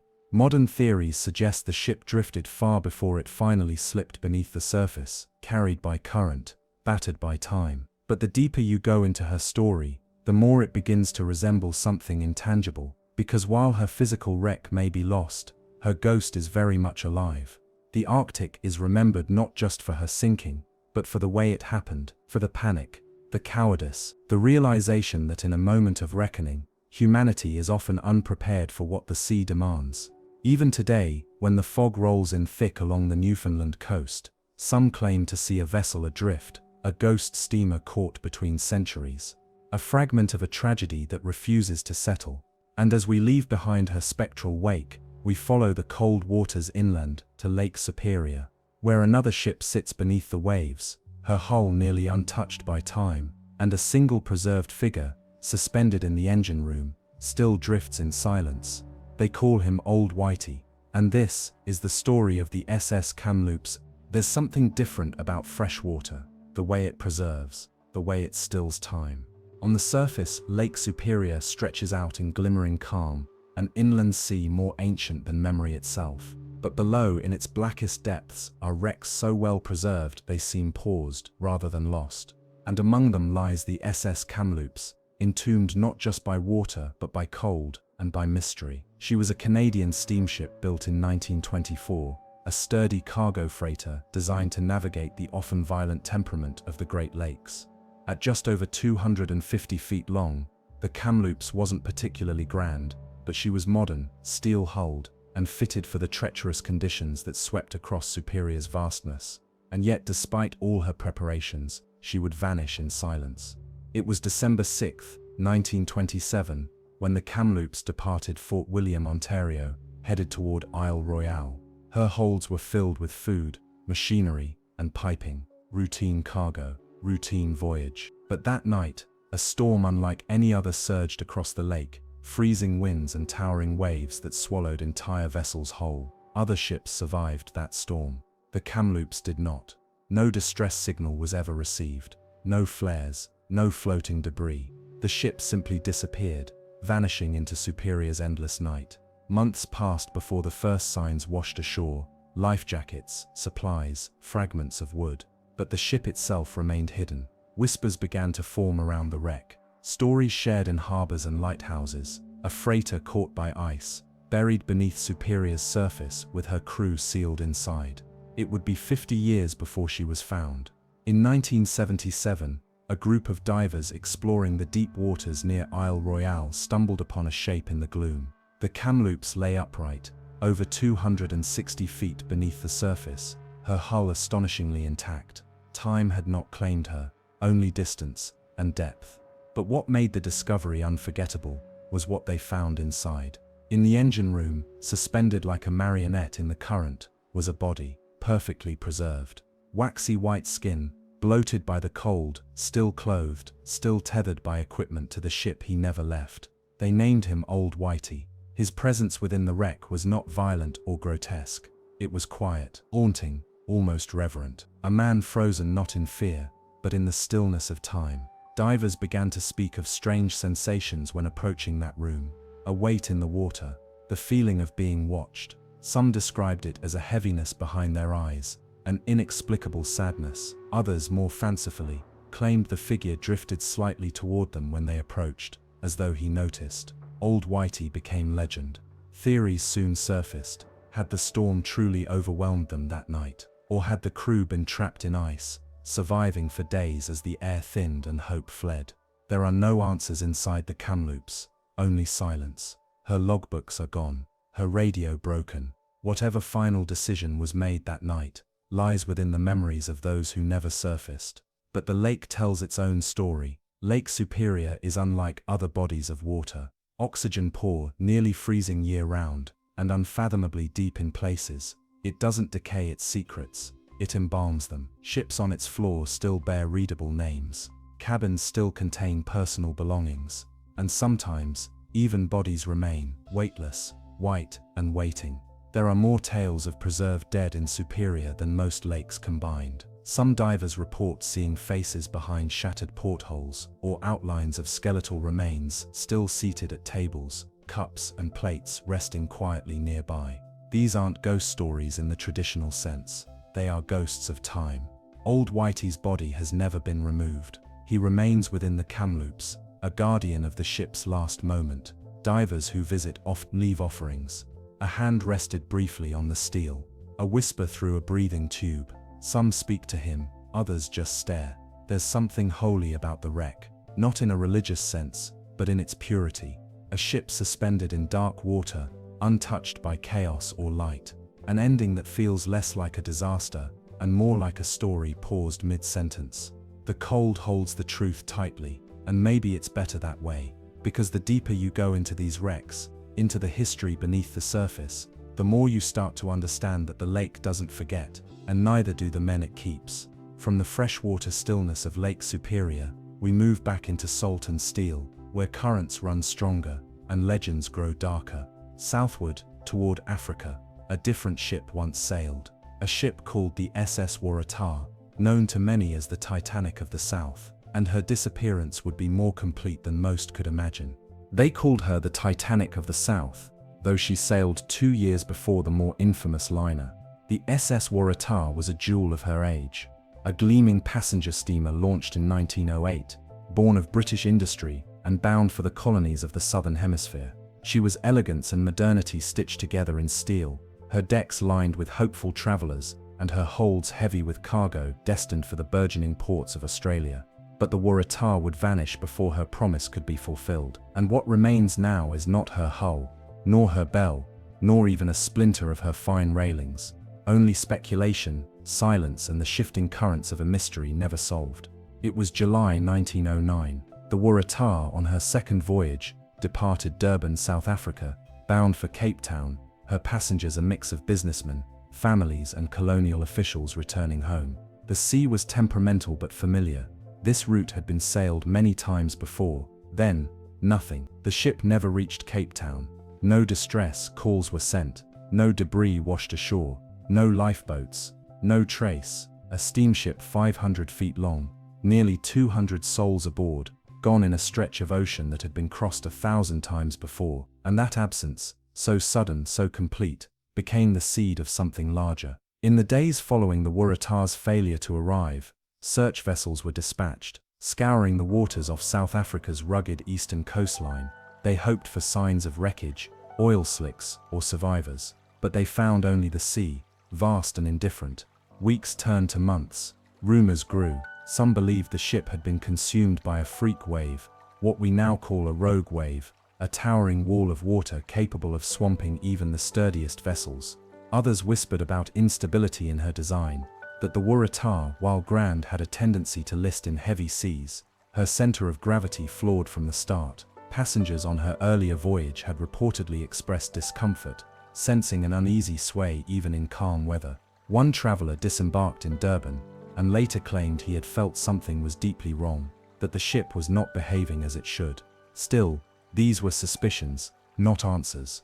No one could say for certain what had happened between Durban and Cape Town. Theories spiraled outward like storm swells. Some suggested a sudden cyclone had swallowed the Waratah, dragging her to the bottom in minutes. Others proposed a fire in the coal bunker, an explosion perhaps, leaving no time for escape. And then there were those who wondered whether she had simply rolled, her weight tipping in the wrong moment, an imperceptible lean that became irreversible. The ocean around the eastern coast of South Africa is no gentle cradle. The Agulhas current sweeps swiftly down the shoreline, one of the strongest western boundary currents in the world. There, warm waters collide with opposing winds, creating monstrous seas, confused, erratic, and treacherous. If the Waratah had found herself broadside to that fury, it's conceivable she was capsized without warning. A steel leviathan flipped and swallowed whole. Yet even this leaves questions. How could a vessel of that size vanish without a trace? Without so much as a plank, a coat, or a drifting lifebuoy? Some speculated the ship had been caught in the pull of the current and carried far out to sea, her bones scattered beyond reach. Others invoked supernatural elements, whispers of the ocean claiming her, of her ghost appearing in misty weather, a ship of light gliding silently across the horizon, blinking out before it could be hailed. For decades, searches resumed intermittently. In the 1980s, and again in the early 2000s, sonar expeditions attempted to locate her wreck. Several promising sites were explored, but none bore the unmistakable form of the Waratah. No nameplate, no machinery, just rock, reef, and wrecks too old or too new. Today, the Waratah is a phantom, not just of steel and wood, but of potential. Had she survived, she might have become a staple of southern trade, a flagship of the route between London and Sydney. Instead, she became a story, a lesson in hubris perhaps, or in the ocean's quiet authority. When people speak of her now, it is with a kind of reverence. She is not remembered with the spectacle of the Titanic, nor the fire of wartime vessels lost in battle. She is remembered as a sigh, a question, a ship that simply did not arrive. In South Africa, she is still whispered about, especially along the coast where the waves thunder against jagged cliffs.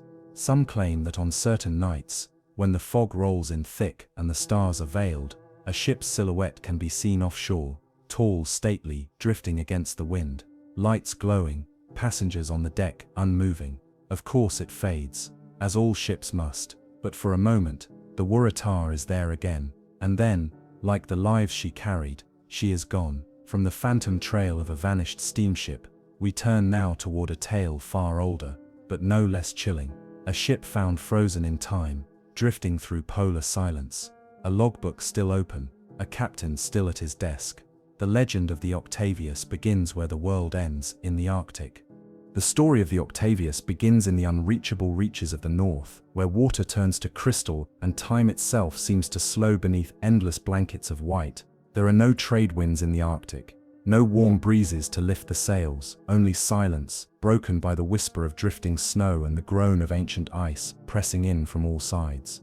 And somewhere within that silence, they say, a ship was found, not wrecked, not shattered, but whole, still. The year was 1775. The Herald, a whaling ship, was sailing the icy waters off Greenland, its crew hardened by the cold and the isolation. Whalers knew these waters could play tricks on the mind, phantom icebergs, sounds with no source, eerie lights reflected in the endless mirror of the sea. But what they saw that day was something entirely different. There, encased in drifting ice, was a vessel, a three-masted schooner, its sails tattered but still half-raised, its hull coated in frost. She did not look ruined. She looked paused. The Herald drew alongside, cautious. The sea around the ghostly vessel was still, too still. When the boarding party climbed aboard, they stepped not into ruin, but into another time. Inside the Octavius, everything was eerily intact. The decks, though rimmed with frost, showed no signs of panic. Ropes were coiled, tools hung neatly, and then there were the bodies. One by one they were discovered, crew members frozen where they stood, faces calm, postures undisturbed. In the captain's cabin, a man still sat at the desk, pen in hand, eyes long since glazed. The ship's log lay open before him. The final entry dated May 4, 1762, 13 years prior. The words scrawled there were brief, desperate. No food for 71 days. I am the only one left alive. Yet now, even he was gone. The crew of the Herald, gripped by an ancient fear, fled the ship after retrieving only the logbook. They left the Octavius adrift in the ice, her course unknown. Perhaps she drifted deeper into the Arctic. Perhaps she still sails aimlessly, trapped between the ice floes and centuries. Her crew silent and unmoving. Many have dismissed the tale as seafarers' lore. After all, there are no official records of a ship named Octavius departing for the Far East, nor of a logbook archived under that name. But legends at sea are often built from pieces, facts softened by distance, wrapped in mystery, and carried from port to port until they become something else entirely. Still, what makes the Octavius endure isn't the lack of evidence. It's the plausibility buried beneath the legend. In the 18th century, routes to China were long and perilous. Ships were often lost to weather, pirates, or the slow creeping grip of ice. The Northwest Passage, the fabled Arctic shortcut connecting the Atlantic to the Pacific, had long been sought and never conquered. It's said the captain of the Octavius had attempted it, choosing risk over routine, seeking glory in a passage no one had yet survived. If the Octavius had become locked in sea ice during that attempt, it would explain the eerie preservation. The Arctic cold slows time. It halts decay, it turns flesh into frost and wood into iron. The crew could have starved slowly, resigned to their fate. Their ship turned from vessel to tomb as the ice closed in. It wouldn't be the last time a ship and her men were sealed into the Arctic's heart. The Franklin expedition, in the 1840s, would suffer a strikingly similar fate, trapped, perishing slowly, their ship preserved beneath shifting floes. But the Octavius stands apart because of what followed. She returned. She was seen. And then, she disappeared again. For decades afterward, rumors of the Octavius persisted. Sailors claimed to have spotted her ghostly outline on the edge of fog banks. A ship with frozen sails, moving with no wind. A figure at the helm, face unrecognizable. Some said she appeared only near the poles. Others swore she'd been seen in warmer waters, lost and searching for a port that no longer existed. There is a particular unease that comes with a ghost ship, not wreckage, not tragedy, but a vessel left untouched, with lives suspended like insects in amber. It is the absence of violence that makes it so disturbing. The idea that something can end quietly, coldly, and go on drifting for decades. And perhaps even now, beneath the shifting polar lights, she still does. Maybe the Octavius is frozen in a glacier somewhere, waiting to be discovered. Or perhaps she sailed into deeper waters, pulled into currents we've yet to understand. A ship caught between time and tide, immune to rust, immune to memory. One theory suggests she became trapped beneath the ice shelf, her hull crushed slowly in the dark. Another, more fantastical, imagines she found a way through the Northwest Passage, only to emerge in an ocean too wide, too empty, and too far from any rescue. There's also the notion that she never existed at all, that the Octavius was a fiction born from the fevered dreams of lonely men in cold waters, desperate for a story to break the silence, that she is not a warning but a whisper, something to share overrun by the lantern light. And yet, what if she was real? What if a ship did sail into the ice in 1762, vanished for over a decade, and returned only to remind us how little we know of the sea's northern edge? It wouldn't be the first time the ocean gave something back. From the still frozen decks of a schooner sealed in Arctic silence, we now descend far below the surface, into a different kind of graveyard, one not of ice, but of fire. Dozens of ships, all lost in a single day, machinery torn apart, bones scattered, and all of it, waiting in silence beneath turquoise water. The next story lies in a Pacific lagoon, as beautiful as it is haunted. In the heart of the Pacific Ocean, tucked among the coral-ringed islands of Micronesia, lies a place of impossible contrast. On the surface, the waters of Turk Lagoon, now known as Chuk Lagoon, sparkle in every shade of blue, kissed by sunlight and warmed by gentle trade winds. But below, in the shadowy depths, an entire fleet sleeps, not a few wrecks, not a scattering of ships, an entire ghost fleet, more than 60 vessels and hundreds of aircraft, preserved in eerie stillness, as if frozen in the exact moment they sank. A city of war machines entombed in coral and silence. Turk Lagoon was once the crown jewel of Japan's Pacific defenses during World War II, a natural fortress ringed by reef and guarded by geography. It served as a central command and staging ground for Japan's naval operations across the region. Ships of all sizes anchored there, destroyers, tankers, submarines, supply vessels, and troop transports, all nestled safely within its protected waters. But in February of 1944, the sea turned against them. The United States launched Operation Hailstone, a massive two-day assault meant to cripple Japan's Pacific stronghold. Waves of American bombers and torpedo planes descended upon the lagoon like a dark storm, dropping thousands of tons of explosives into the harbor below. What followed was devastation on a scale few had ever seen. Ships were torn apart mid-deck, fighters were destroyed before they could leave their runways. Ammunition depots exploded in towering columns of flame, and beneath the waves, one by one, the ships began to slip under, engines still turning, crew still aboard. Some went quickly, collapsing in flames. Others listed slowly, taking hours to die, their decks groaning as they tilted into the sea. The waters turned black with oil and red with iron oxide. And when the battle ended, Truk Lagoon had become something else entirely, a graveyard. Today, divers descend into this undersea tomb and find not only metal and rust, but memory. Ships rest in uncanny positions, upright as if anchored. Their cargo holds wide open, revealing crates of weapons, tanks, trucks, and bicycles. In some, entire rooms remain as they were in 1944, medical supplies still stacked neatly on shelves, boots aligned at the edges of bunks, gas masks suspended like forgotten faces. One vessel, the San Francisco Maru, famously contains a full cargo of Japanese tanks, perfectly preserved, their cannons still aimed toward the sky, and scattered throughout the ships, often hidden in dark corners or tucked behind rusted bulkheads, are human remains. Bones in the engine room, skulls still wearing helmets, fingers curled around steel ladders, a single jawbone nestled in the curve of a torpedo casing. Time has softened their presence, but has not erased them. The lagoon has preserved these wrecks with startling gentleness. The warm water, relatively low oxygen content, and lack of strong currents mean that decay is slow. Coral grows slowly over gun barrels and railings. softening the outlines but never fully claiming them. Fish move through shattered hulls like silent witnesses. Sea turtles drift past gaping cargo doors, unbothered by the iron shadows. But while the setting may appear serene, Turk Lagoon is not a peaceful place. Many divers speak of a heaviness as they descend, a pressure that has nothing to do with depth. They describe eerie silences, sudden equipment malfunctions, or the strange sensation of being watched from behind the glass of a cracked porthole. Some report hearing metallic clangs from deep inside the wrecks, impossible echoes in a place where nothing should move. Others swear they've seen ghostly lights flickering inside the ships at night, or felt sudden chills despite the tropical warmth. Are these psychological tricks, the mind reacting to the knowledge of death all around, or something else?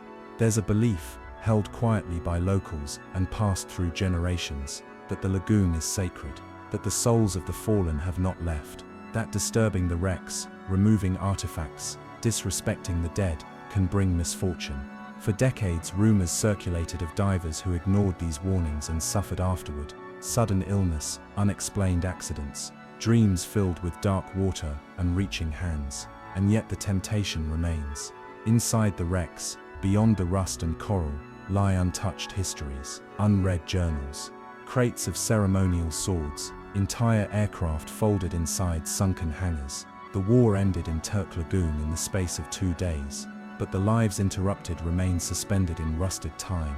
From a scientific perspective, the ghost fleet is a treasure trove. Marine biologists study the artificial reefs that have formed around the wrecks. Historians catalogue the weaponry, uniforms and forgotten technologies. Oceanographers measure the chemical interactions between steel and coral, tracing how war is absorbed by nature. And yet the questions remain. Why did so many ships sink fully intact?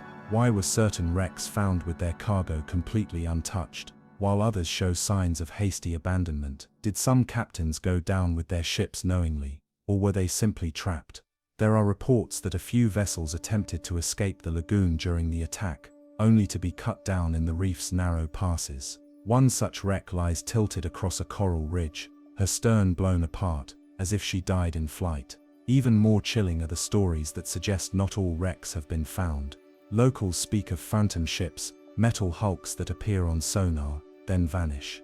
Rumors of a sunken submarine, never officially logged, containing experimental technology or secret cargo. Some believe certain ships went down in deeper waters beyond the lagoon's edge, hidden in trenches or buried in sediment.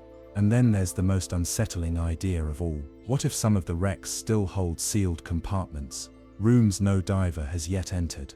Could there be letters inside, photographs, footage, entire lives, untouched for 80 years, waiting quietly beneath a thin wall of pressure and water? Perhaps the true mystery of Turk Lagoon isn't what we've already found, it's what we haven't. Even now, as coral slowly reclaims steel and names are worn away by time, the ghost fleet endures. It is a place where memory floats, weightless and half forgotten, where the violence of war has become a tableau of stillness, where ships no longer move but still remain. And when the wind is still and the sea is clear, the wrecks seem to glow from below, faint shapes in the turquoise, as if trying to rise one final time. From the hushed resting place of iron giants beneath Micronesia's sunlit waves, we now return to deeper waters, colder, darker, and more violent. A single ship, a monstrous storm, and a tragedy so complete, it left behind nothing but drifting oil and decades of silence. There is a particular unease that comes with a ghost ship, not wreckage, not tragedy, but a vessel left untouched, with lives suspended like insects in amber. It is the absence of violence that makes it so disturbing, the idea that something can end quietly, coldly, and go on drifting for decades. And perhaps even now, beneath the shifting polar lights, she still does. Maybe the Octavius is frozen in a glacier somewhere, waiting to be discovered. Or perhaps she sailed into deeper waters, pulled into currents we've yet to understand. A ship caught between time and tide, immune to rust, immune to memory. One theory suggests she became trapped beneath the ice shelf, her hull crushed slowly in the dark. Another, more fantastical, imagines she found a way through the Northwest Passage, only to emerge in an ocean too wide, too empty, and too far from any rescue.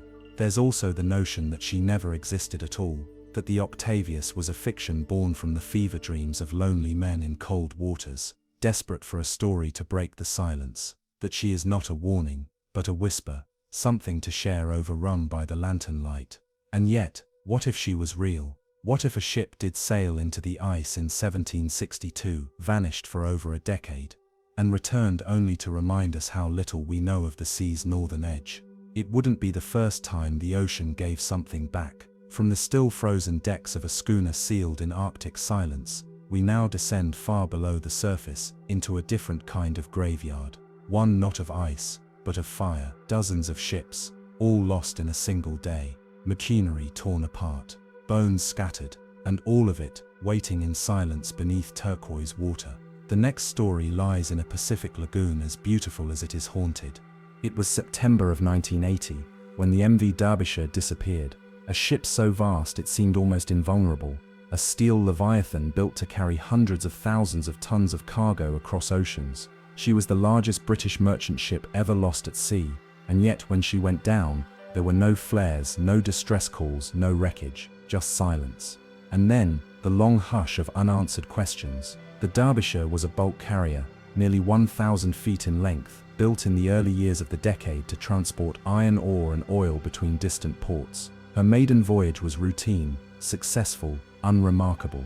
She was a new ship, strong and modern, with cutting-edge technology and a seasoned crew. There were 42 people aboard, including 2 wives who had joined their husbands for the long journey across the Pacific.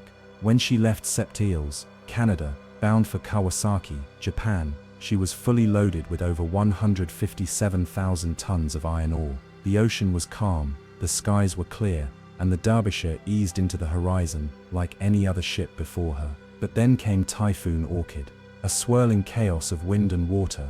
Orchid bloomed with fury in the western Pacific, generating waves over 70 feet high and winds that screamed above 85 miles per hour. Ships in its path struggled to survive. But the Derbyshire, her last known position perilously close to the storm, simply vanished. No radio call, no mayday, just gone. Search efforts were swift but fruitless. An oil slick was found days later, and a few pieces of floating debris, but no lifeboats, no bodies, no answers. For years, the Derbyshire became one of the ocean's most perplexing enigmas. How could a ship that size, strong steel-clad, professionally manned, disappear without even a whisper? Theories began to take shape. Some suggested a catastrophic structural failure, that the immense stresses of the storm caused her to break apart mid-sea. Others blamed a design flaw in the hatch covers, which may have allowed water to flood her cargo holds rapidly. But none of it explained the total absence of survivors, signals, or floating wreckage. Then a darker theory emerged: rogue waves. Once considered sailors' myths, rogue waves are now accepted by science as rare but real phenomena. Solitary, monstrous walls of water, rising from nowhere, sometimes twice as tall as the surrounding swells. If such a wave had struck the Derbyshire, it could have overwhelmed her bow, collapsed her hatches, and sent water surging into her holds before anyone had a chance to react. A single wave, a fatal breach, and then silence. Still, the mystery endured. Families of the lost crew campaigned tirelessly for answers. Decades passed. Finally, in the late 1990s, an expedition was launched. Using deep-sea sonar and remotely operated vehicles, they combed the seafloor near the ship's last known location. What they found was chilling. The Derbyshire lay more than 2 miles beneath the surface, shattered into massive pieces scattered across the seabed. Her bow had detached from the stern, her steel hull was torn open in several places, and near her broken hatches, the evidence spoke volumes. Investigators concluded that the hatch covers had indeed failed, possibly due to design flaws and the force of waves far greater than anticipated. Once water entered the forward holds, the ship's buoyancy shifted. She pitched forward. The chain reaction was unstoppable. The ship broke apart and sank in minutes. There was no time to send a distress call, no chance to launch lifeboats. The crew had been taken down with her, swept into the abyss in a matter of heartbeats. But even now, questions linger. Some point to structural weaknesses that were never addressed during construction. Others wonder whether the storm's intensity had been underestimated. And some still believe the rogue wave theory holds more weight, that it was not just heavy seas, but one towering unnatural wall of water that brought the Derbyshire to her end. Among the remains recovered were haunting artifacts, A broken clock, its hands forever frozen at the hour of the ship's death. A lifebelt bearing the ship's name, twisted and charred by time. And near the wreck, a single teacup, resting upright on the seabed, untouched, as if waiting for its owner to return. There are those who believe the Derbyshire's fate was a fluke, a statistical anomaly in the vast randomness of ocean travel. But others see something deeper, a reminder of how even the most engineered marvels remain fragile in the face of nature. That no matter how large or strong a ship may be, the sea is always larger, always stronger, and sometimes it only takes a moment. Today the wreck of the Derbyshire is silent. It rests in the cold darkness of the Pacific floor, 2 miles beneath the sky it once sailed beneath. Her steel is rusted now, her secrets scattered like ash, and above the waves carry on, unconcerned, unchanged. From the deep silence of the Derbyshire's grave, we now drift toward a ghost from another time, an older vessel, a different sea, but the same sudden final vanishing. This one close to home, seen by many before she fell, and perhaps, if the stories are to be believed, seen even after. She was one of the last great sailing frigates of the Royal Navy, a ship that once carried the thunder of cannons and the weight of empire across the world's oceans. But by the late 1870s, HMS Eurydice had been repurposed, no longer a warship but a floating classroom. Her decks, once slick with the salt of distant battles, now echoed with the bootsteps of naval trainees, young men learning the rhythm of ropes and sails, mastering the old ways before the coming tide of steam and iron. On the morning of March 24, 1878, Eurydice was in sight of land. She had completed a long return voyage from the West Indies, and the Isle of Wight, green and familiar, stood just beyond the horizon. Her 319 men, many barely out of adolescence, must have felt the pull of home, letters to write, families to see, a return to port and routine.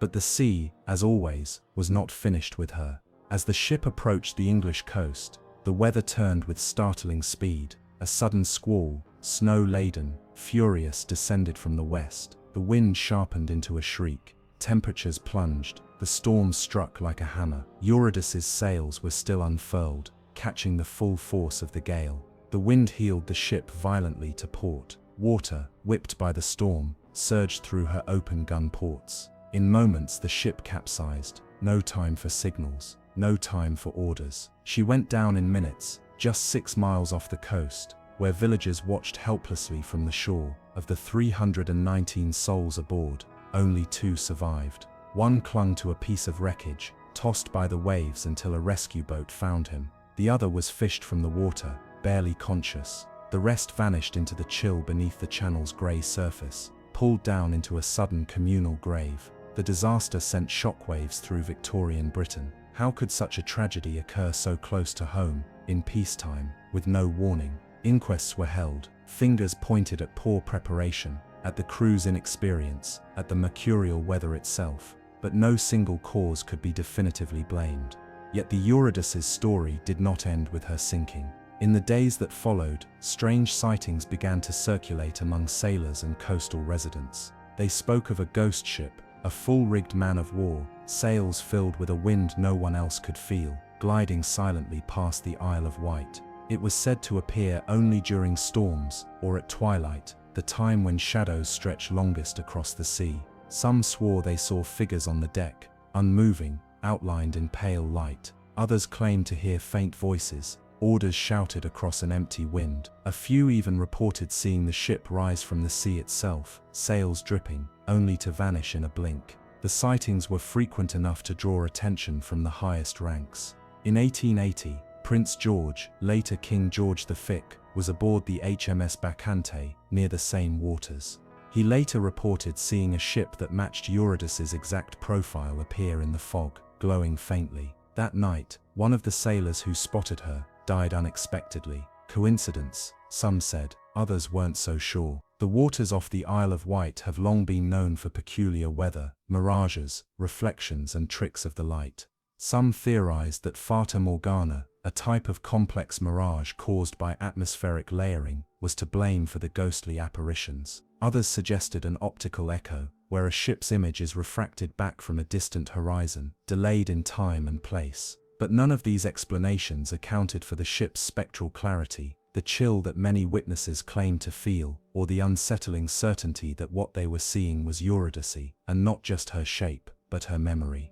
Perhaps in some way the tragedy was too sudden, too vast to simply end. Perhaps ships like Eurydice do not vanish entirely but leave a ripple behind, a lingering impression that sometimes slips through the veil of storms and silence. Today divers can visit the wreck, which lies in relatively shallow water. Her bones are scattered, decayed by time and tide. Nothing of her sails remain, and yet there are still those who say that on the stormiest of nights, if you look to the south of the isle, you might see a three-masted ship drifting, where no ship should be, sails full, crew unseen, sailing endlessly toward a home she'll never reach. From the snowbound squall that stole the Eurydice, we move now to a more modern ship, one that didn't capsize in sight of land, but instead disappeared entirely. A freighter in calm seas, carrying a deadly cargo, and lost without a trace.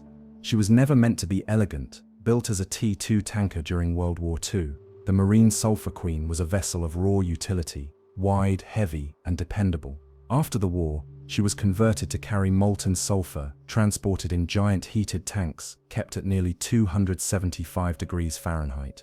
It was an unusual cargo, volatile and fussy, but lucrative, and the Sulphur Queen, reborn from war into commerce, began her new life ferrying sulfur between Gulf Coast ports and the Atlantic.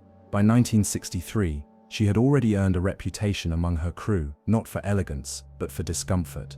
The ship creaked constantly, especially in heavy seas. Her conversion had made her top-heavy, and the massive sulfur tanks flexed unsettlingly when loaded. Yet she pressed on, her aging steel pushed back out to sea time and time again. On February 2nd, 1963, she departed Beaumont, Texas, carrying over 15,000 tons of molten sulfur bound for Norfolk, Virginia. She had 39 men aboard, seasoned mariners familiar with the route. The weather was clear, and the waters of the Florida Straits calm enough to soothe any unease. 3 days later, the Marine Sulphur Queen sent her last radio transmission. It was routine. No alarms, no distress, and then, nothing. When the ship failed to arrive in Virginia, the Coast Guard launched one of the largest search operations in recent history, scouring 350,000 square miles of ocean. What they found was chilling: bits of life preservers, an oil slick, a single waterlogged lifeboat, no bodies, no cargo, no ship. The Marine Sulphur Queen had vanished, as if swallowed whole. Theories quickly emerged. The most conventional focused on structural integrity. The ship, after all, had been altered long after its construction. Experts suggested that cracks in her hull, already weakened by age and the sulfur's corrosive nature, could have led to catastrophic failure. If the molten cargo shifted suddenly during a swell, it could have destabilized the vessel, breaking her spine and pulling her under in seconds. Another theory centered on the sulfur itself. Molten sulfur is dangerous when exposed to moisture. It can ignite or explode under certain conditions. Some speculated that seawater may have leaked into a tank, causing a violent reaction and an explosion so sudden, the crew had no time to react. But then there were the stranger suggestions. The Marine Sulphur Queen had disappeared in what many called the Bermuda Triangle. Though not officially recognized, the triangular patch of ocean between Miami, Bermuda, and Puerto Rico has been the setting for dozens of mysterious vanishings. Ships, planes, entire crews. Some believe electromagnetic anomalies or underwater gas eruptions play a role. Others speak of time warps, dimensional shifts, or ancient technologies hidden deep beneath the seafloor. Among these theories, one detail of the Sulphur Queen's case continues to haunt.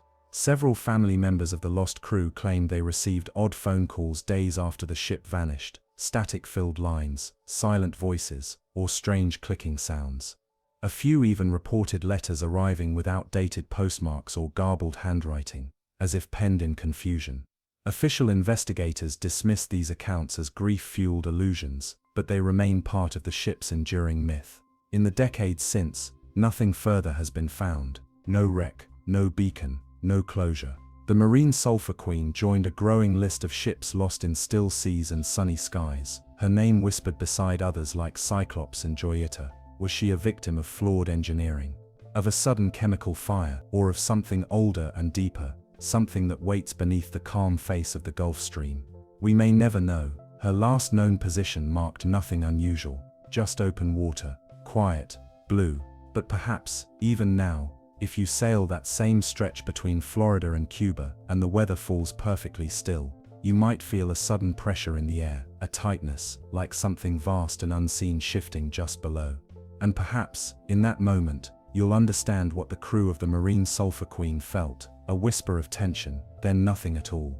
From the heated tanks of sulfur lost without a signal, we move next to a far stranger vessel, one found adrift, empty, its origins unclear, and its purpose forgotten. She had no flag, no name etched on her hull, and no sign of life aboard.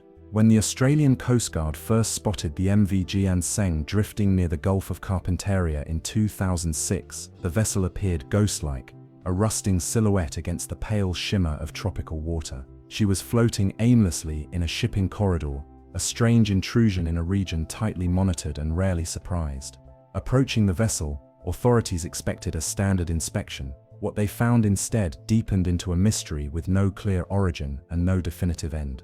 The Jianseng was a sizable freighter, likely once used as a resupply ship, but she was abandoned, not recently, either. Her decks were stained with salt, her electronics were smashed, and any paperwork that might have identified her was missing. The ropes connecting her to a now absent tow ship hung loose over the sides, frayed and idle. On board, investigators found large quantities of rice and provisions, preserved yet untouched. Diesel drums were stacked near the hull, as if she'd once fueled smaller boats. But there were no signs of a crew, no logs, no distress beacons, just the long echo of quiet hanging heavy in the air. She had been adrift for some time, but from where? Australian authorities towed the vessel ashore and conducted a detailed investigation. Speculation began almost immediately. Some believed she had been a rogue resupply ship servicing illegal fishing operations, cut loose and left adrift after being deemed no longer useful. Others thought she might have once been part of a smuggling operation, abandoned intentionally when its handlers feared detection. A floating storage ship, perhaps, or a staging ground for undocumented workers. But there was no registration, no hull number, nothing to tie her to any country, owner, or crew. The Jianseng didn't even appear on any maritime database, not as a missing vessel, not as a retired one, not even as a shadow entry in black market registries. She simply existed, then didn't. More unnerving still were the patterns found etched into the ship's decaying interior, crude lines carved into walls, some circular, others angular, as though scratched in over time. Ritualistic, some whispered. Directional, others suggested. Most were likely meaningless, but there was something unsettling in their repetition, as if someone aboard had tried to map a path they never finished. Satellite records offered little help. No recent images captured her journey. Weather logs showed nothing unusual in the weeks before her discovery, and sonar buoys had not recorded her crossing into Australian waters. It was as though the Jianseng had simply appeared. With no crimes committed and no owners found, authorities chose to scuttle the vessel at sea. She was towed beyond the continental shelf, where the ocean turns dark and bottomless, and released into the abyss. Some argued she should have been preserved, as evidence, as a warning. Others were simply glad to be rid of her, but questions remained. Where had she come from? How long had she drifted before being found? Why were her provisions still stocked, as if ready for a crew that never arrived? And why had no country ever claimed her, even after international notices were filed? One theory, half joking and half serious, suggested the Jianseng wasn't from here at all, that she had emerged from one of the ocean's dark zones, vast unpatrolled regions, where currents twist and satellite coverage falters. Places where the normal rules of movement, time and presence don't always apply. Others hinted at deeper lore, an echo of vessels that travel across oceans not by navigation, but by drifting through something else. Forgotten lanes, phantom tides, and then there's the simplest explanation. Someone abandoned her, long ago for reasons lost in the tide of commerce and crime. Yet for a ship with no name, no past, and no witnesses, even that answer feels hollow. What lingers most is the image. A rusting silhouette sliding silently across a glassy sea. No sound, no wake, just the slow drift of a vessel untethered from history, like a thought left unfinished.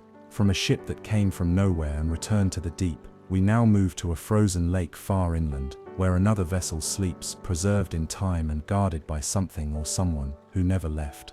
The lake was quiet that winter, A smooth sheet of ice blanketed Lake Superior, stretching outward in every direction like a breath held too long. Beneath its surface, the past waited, silent, patient, cold. The SS Kamloops was built in 1924, a sturdy Canadian freighter designed to endure the volatile moods of the Great Lakes. At 250 feet in length, she wasn't the grandest vessel on the water, but she was trusted, reliable enough to brave the storms that rolled in off Superior without warning. By December of 1927, she was on her final run of the season, ferrying a load of cargo from Fort William to the northern reaches of Michigan and Isle Royale. She never arrived. A blizzard had swept across the lake just as she left port. Ice formed rapidly on her decks, turning every surface slick, every step dangerous. The winds roared through her rigging like wild animals. Other ships on similar paths managed to limp into harbor or find shelter along the coast. The Kamloops did not. Days passed, then weeks. No distress signal had been received. No lifeboats were found drifting on the surface. The freighter simply vanished. Her crew, 22 men and women, were never seen again. For decades, the Kamloops became a ghost in local memory. Fishermen spoke of her at campfires. Locals whispered of strange lights beneath the surface. Some said she had joined the lake's long tradition of vanished ships, claimed by the icy deep without reason. But then in 1977, recreational divers exploring the waters near Isle Royale found her. There, over 260 feet beneath the surface, the Kamloops rested, almost perfectly preserved.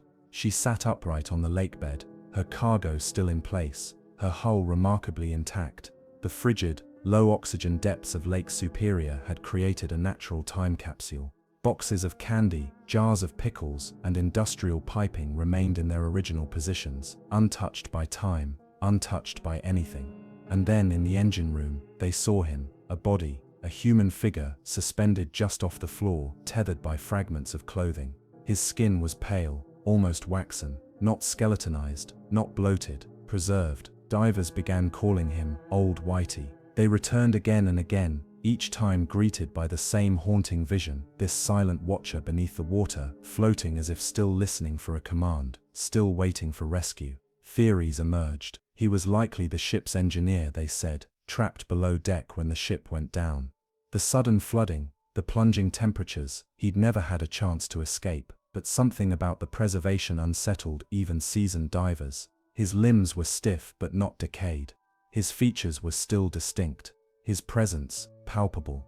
Divers spoke of strange sensations while near the wreck, cold that seemed to seep in deeper than water alone, unusual currents, equipment that faltered without explanation. One diver reported hearing tapping, rhythmic and faint, coming from the hull as he surfaced. Another claimed to have felt someone brush past them in the dark. Of course, none of this was verifiable, but it wasn't easily dismissed either. The lake itself was complicit in the eeriness. Lake Superior is known for preserving the dead. Its cold, oxygen-depleted depths slow decomposition to a crawl. Bodies lost here don't rise. They rest, intact, suspended between now and then. And so does the Kamloops, a ship not broken or torn, but simply asleep beneath the ice. Over the years, Old Whitey became more than a tragic remnant. He became a guardian of sorts. Divers who visit the wreck, those experienced enough to reach its depth, often leave offerings. A coin, a token, a whispered word of respect. Some believe that disturbing him would disturb the lake itself. As to why the Kamloops sank, no consensus has ever been reached. The leading theory points to the ice, too much accumulated too quickly. The added weight would have made the ship top-heavy, especially during turns or in rough waves. A single misstep could have tipped her into disaster, but no final moment has been confirmed. No conclusive report ever filed. What remains is the wreck, and Old Whitey, and the sense that something about this ship does not want to be forgotten.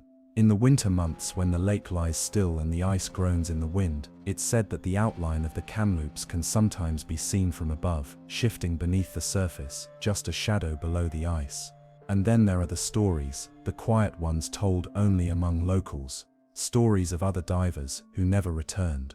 Stories of dreams filled with deep water and frozen faces. Stories that suggest Old Whitey is not alone down there. From the frozen grip of Lake Superior, we drift now to warmer waters, but no less treacherous, to the southern hemisphere, where a much larger ship vanished without a sound and without a trace. They called her the Titanic of the South, a grand vessel meant to link continents, families, and futures. But long before the Titanic ever sailed, the SS Waratah disappeared without a whisper. And unlike her more famous cousin, the Waratah left no debris, no survivors, not even a floating spar, just silence.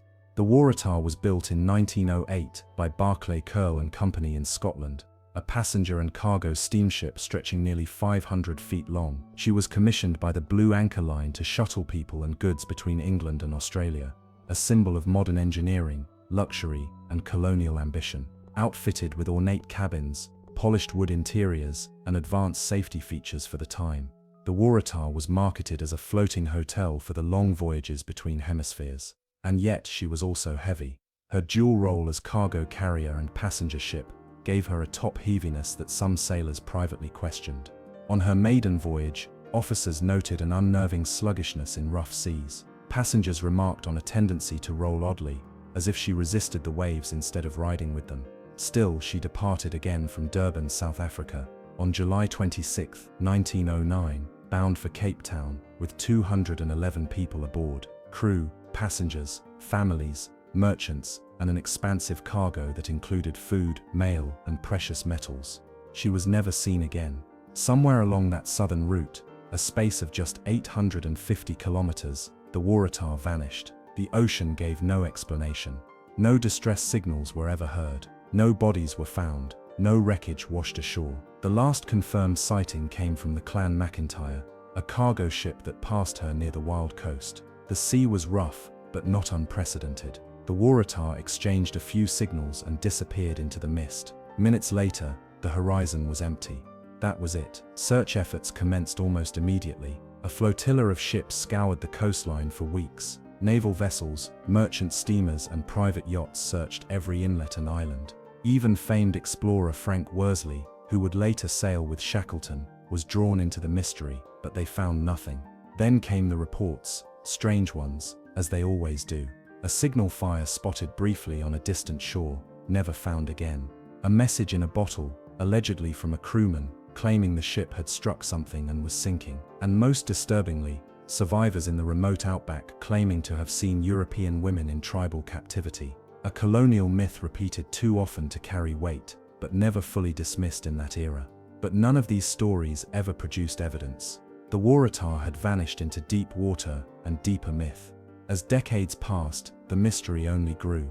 Some theorized that a rogue wave, a monstrous wall of water spawned by converging currents near the Agulhas bank, had capsized her instantly. This stretch of ocean, where the warm Indian current meets the cold Atlantic surge, is notorious for creating freak conditions. Waves that appear without warning, rising taller than the highest mast. Others suggested a sudden structural failure, that her top-heavy design, beautiful but unstable, made her vulnerable to capsizing in high winds.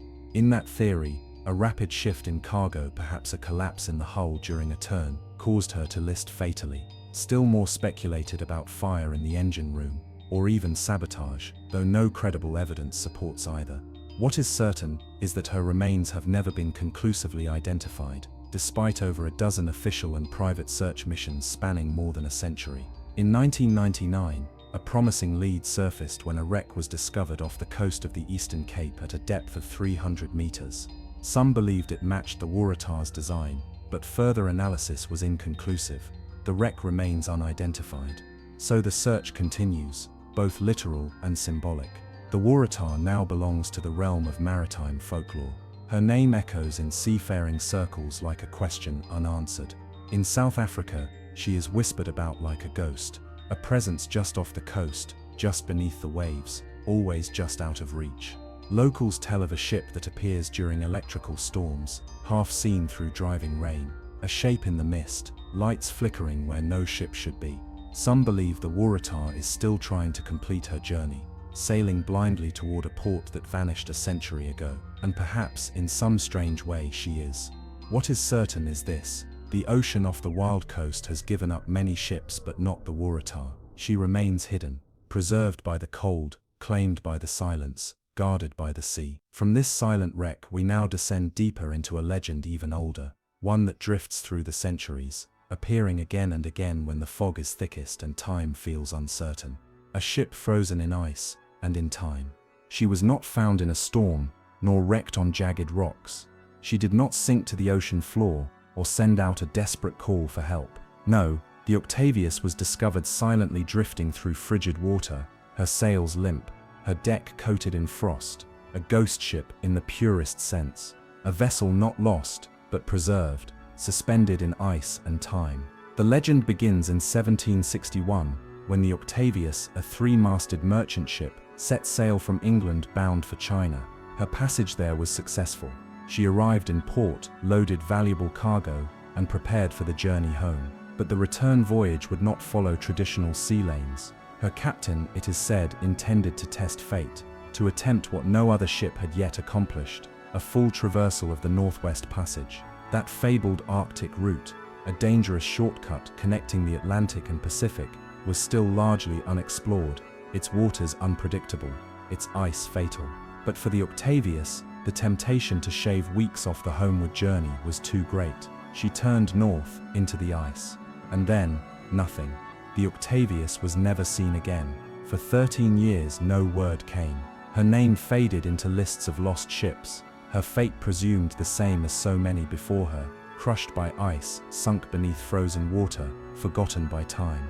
But then, in 1775, a whaling vessel called the Herald came upon something in the waters west of Greenland. Amid the glacial silence, a shape emerged, a ship intact, caught in the ice, drifting slowly. Her sails were torn, her rigging frayed, but she held together too well for a ship adrift for over a decade. The crew of the Herald approached, boarded her, and found a scene that would become the stuff of nightmares. The Octavius had become a tomb. Inside her cabins, the crew still stood, frozen, upright, in positions they had once lived. A man lay in his bunk, a knife still in his hand. Another slumped by the hearth, as if waiting for warmth that never came. And in the captain's quarters, the master of the ship sat at his desk, logbook open, pen in hand. The ink had frozen mid-sentence. The final log entry was dated November 1762, over 13 years before, and its last line was chilling in its simplicity. No food for many days. I am the last. The Herald's men took the logbook and fled the vessel, unwilling to tow her or salvage the cargo. They left her to the sea, and like a phantom, the Octavius vanished again. For generations her story has haunted maritime history. A frozen crew, a ship trapped in ice, a passage attempted and punished. But is it real? Skeptics argue that the Octavius is legend, an embellished tale born of sailor lore. There is no definitive registry listing her departure, no verified record of her arrival in China, no official account linking the Herald to her discovery. And yet, the details persist. The dates, the route, the scene. They appear in multiple sources over centuries, retold in whispered tones. And more importantly, the premise is scientifically plausible. Ships of wood and steel can survive in Arctic conditions for decades if sealed in ice. The cold arrests decay, bodies can mummify rather than rot. In fact, more recent discoveries, like those of the Franklin expedition in the 1840s, prove this. Crews frozen in place, notes left behind, cabins preserved like frozen memories. If a ship like the Octavius entered the Northwest Passage, it could very well have become entombed, slowly drifting as the pack ice moved, inching along year after year. Perhaps she broke free, only to reappear near Greenland, a relic of a past voyage lost to time. Some modern historians suggest the Octavius may have been confused with other ships, the Gloriana, the Jenny, or even the Resolute, vessels with similar tales of ice and silence. But no theory can fully explain the imagery. The frozen captain, the ink still wet, the sheer stillness of it all. There's something about her story that speaks not just to fact, but to feeling. To be trapped in ice is not just to be lost, it is to be paused, preserved, left behind by a world that kept moving. A reminder that the sea doesn't always destroy. Sometimes it remembers, sometimes it holds. Today, no wreck of the Octavius has ever been found. No hull, no beams, no bones. If she truly existed, She may rest beneath the Arctic ice even now, intact, waiting, invisible, or perhaps she thawed, broke apart, and sank in silence. But if you ask old sailors, the ones who know the stories, they'll tell you to watch the northern horizon. Sometimes, when the sea is calm and the fog is thick, they say a ship appears, drifting slowly, quietly, her sails limp, her decks empty, the Octavius, still searching for England, and from one ghost ship frozen in time, we now drift toward a tragedy not of ice, but of betrayal by the sea, a freighter that disappeared under modern skies, and was only found again 50 years later, along with a silent body suspended in the dark. The southern waters of Tasmania are vast and rugged, a coastline carved by centuries of storms and silence. It was here, in October of 1973, that a modest freighter named the Me Blythe Star departed from Hobart, bound for King Island.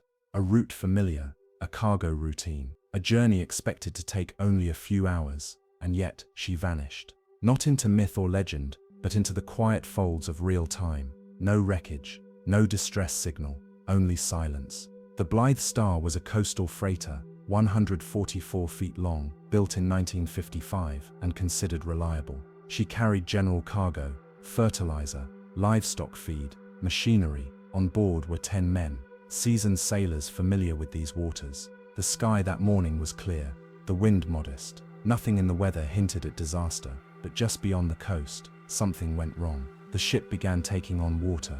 Rapidly, a leak somewhere below the waterline. It filled the engine room. The bilge pumps couldn't keep up. Within minutes, the freighter began to list, and with no time to send a distress call, the crew was forced to abandon her. In the chaos, they managed to inflate a life raft. Small, inadequate, built for brief emergencies, not the long drift they were about to endure. As the Blythe Star slipped beneath the sea, the men were cast adrift into one of the most unforgiving stretches of ocean in the southern hemisphere. For the next 10 days they floated, invisible. Currents dragged their tiny raft further and further from the shipping lanes. Hunger gnawed, exposure bit into skin, waves rolled over them. They had no radio, no signal flares, only each other and a slowly dwindling hope, and for 3 of them, that hope ran out. One by one, 3 crew members died, from dehydration, exhaustion and cold. The survivors kept their bodies close, tethered by rope, unwilling to let go. For days, the dead and the living drifted together. Back on shore, their absence was finally noted. But the sea is vast, and without coordinates or direction, rescue attempts were like searching for a needle in a drowning haystack. When the raft finally washed ashore on the remote Forestier Peninsula, only 7 remained, starved, barely conscious, but alive. Their ordeal became one of Australia's most dramatic survival stories. The men recounted hallucinations, moments of delirium, and eerie stillnesses at sea, where even the wind seemed to pause. They spoke of the cold that felt like it had weight, and the silence that pressed into their chests. The wreck of the Blythe Star was never found, not then. For nearly 5 decades, the mystery of how the ship sank remained unresolved. Theories pointed to possible cargo shifting, a hull breach from corrosion, or structural failure due to uneven load. But without the wreck, there were no answers. The crew's memories were all that remained. Then in 2023, 50 years after she disappeared, the Blythe Star was located, lying upright in 150 meters of water, not far from her last known position. The ship was astonishingly intact. Her hull showed no signs of collision. Her structure had not been torn apart. There was no storm damage. She rested there quietly, as if she had simply chosen her own grave. The discovery raised as many questions as it answered. Why had she sunk so suddenly? Why no distress call? Why did she remain hidden for so long, just beyond the reach of radar, sonar, and search? One theory suggests a small but critical hull crack, allowing water to fill unnoticed compartments until it was too late. Another points to improperly secured cargo shifting in the swell, tearing open a breach below the waterline, or perhaps her pumps failed in sequence, leaving the engine room to drown in silence. But even now, with the wreck found, no definitive answer can be declared. The Blythe Star remains a mystery of the modern sea, not a ghost ship, but a ghost moment. A reminder that even in the age of satellites and sonar, a freighter and her crew can still vanish into the blue, leaving only memory and myth. And perhaps that's what makes her story so haunting, not the disappearance, but the return. The fact that after so many years the sea gave her back, intact, quiet, unchanged, as if she had only been sleeping beneath the waves waiting for someone to remember. And from the freighter that disappeared beneath Australia's southern skies, we now sail toward a very different kind of danger. A ship that did not vanish quietly, but remains where it sank, masts still visible, cargo untouched, carrying within its broken hull the potential for an explosion that could shake the coast of England itself. There are wrecks that vanish beneath the waves, consumed by time and distance, and then there are those that refuse to disappear, that remain visible, even in their decay. Monuments of rust, bone, and potential disaster. The SS Richard Montgomery is one such wreck. A ship whose broken body rests just off the coast of England, in shallow water, her masts still poking above the surface like warning fingers. For decades, she has waited, not quietly, but with tension, with menace. Because this is no ordinary wreck, beneath her decks lie more than 1,400 tons of high explosives, a forgotten cargo from World War II that has never been removed. A shipwreck that could still detonate. Built in 1943, as one of America's Liberty ships, the Richard Montgomery was a product of urgency, part of a vast wartime effort to move troops, supplies, and munitions across the Atlantic. She was never meant to last. These ships were quickly assembled, functional, and disposable by design. In August 1944, she arrived in the Thames estuary, just off Sheerness, carrying a deadly load. Thousands of bombs, shells, and incendiary devices, meant to feed the Allied push through Europe. But she never made it. While waiting for clearance to dock and unload, the Montgomery ran aground on a sandbank, the Nore sandbank, where the shifting tides and her overloaded weight conspired to hold her fast. Efforts were made to lighten the ship, to retrieve her deadly cargo, but before they could finish, the hull cracked. She split open, the stern sank first, then the rest of her settling awkwardly into the sand with her bombs still on board, bombs built for war, now resting beneath the waterline. In the aftermath, salvage teams removed what they could, but nearly half the cargo, over 6,000 explosive devices, remained in place, too unstable to move safely. It was decided then, and again later, that the best course of action was to leave her be. And so she waits. For over 80 years, the wreck of the Richard Montgomery has remained visible in the estuary. Ships pass her every day. Her masts, rusted and skeletal, break the surface like the ribs of a dead beast. Local legends say that on clear nights, you can hear the ship groaning, as if the tide itself holds its breath, and still inside, the bombs, unstable, decaying, cradled by sediment and time, but sensitive to disturbance. Reports from the UK's Maritime and Coast Guard Agency have repeatedly warned that the ship remains dangerous, that if disturbed by accident or corrosion, the detonation could level much of Sheerness, shatter windows miles inland, and create a shockwave capable of altering the estuary's geography. An underwater crater, a wall of water, a chemical chain reaction. The explosion, experts say, could rival that of a small tactical nuclear device. And so the Montgomery has become a paradox, too dangerous to ignore, too dangerous to move. She is fenced off with buoys and warning signs, monitored with sonar, surveyed every year, and yet nothing changes. She remains, like a ticking clock. Theories abound. Some suggest that corrosion has rendered the munitions inert, that decades underwater have reduced the danger. Others argue the opposite, that the passage of time has made them more volatile, that the chemical components have deteriorated into instability, that even a small shift in pressure could ignite a chain reaction. There are those who whisper that the British government knows more than it reveals, that quiet surveys have shown the wreck shifting, sinking deeper, leaking traces of explosive material. But no confirmation is ever offered, only silence. Meanwhile, conspiracy theories spiral. Some say the Montgomery carries not just conventional explosives, but something else. A wartime secret never disclosed. Radioactive material, experimental charges. Theories without evidence perhaps, but in the presence of so much hidden danger, even the implausible gains weight. The people of Sheerness live with her. Some ignore her entirely. A rusted shape in the distance, part of the scenery. Others regard her with quiet anxiety. A local myth made real, a bomb that never exploded. Children are told to stay away, fishermen steer clear, and yet, in summer, tourists sometimes drift too close in their boats. unaware of the potential that lies just beneath their hull. And here is the most haunting part of all. If she were to explode, no warning would be given, no flash, no siren, just impact. A single devastating instant. In 2022, a review once again concluded that salvage posed more risk than reward. So the masts, weakened by storms and corrosion, were quietly dismantled, not to eliminate danger, but to prevent them from falling and disturbing the wreck. The body remains, buried, waiting, and in this way, the Richard Montgomery has become something more than a shipwreck. She is a metaphor, a lingering threat, a reminder that the past is not always past, that some remnants of war refuse to vanish, even in peace. We often think of ghost ships as spectral, drifting alone, lit by an unseen glow. But the Montgomery is something stranger, a ghost that never left, a weapon still loaded, a secret too dangerous to speak aloud. And as we leave the estuary and follow the tides once more into open water, the danger does not vanish. It simply changes shape, because just across the world, another ship drifted silently into the unknown, not with the weight of bombs, but with the eerie stillness of abandonment. A catamaran, found without her crew, her engine still idling, her table still set for dinner. Whatever happened aboard the Kaz II, it left no trace, only questions, and a ghost ship with no answers.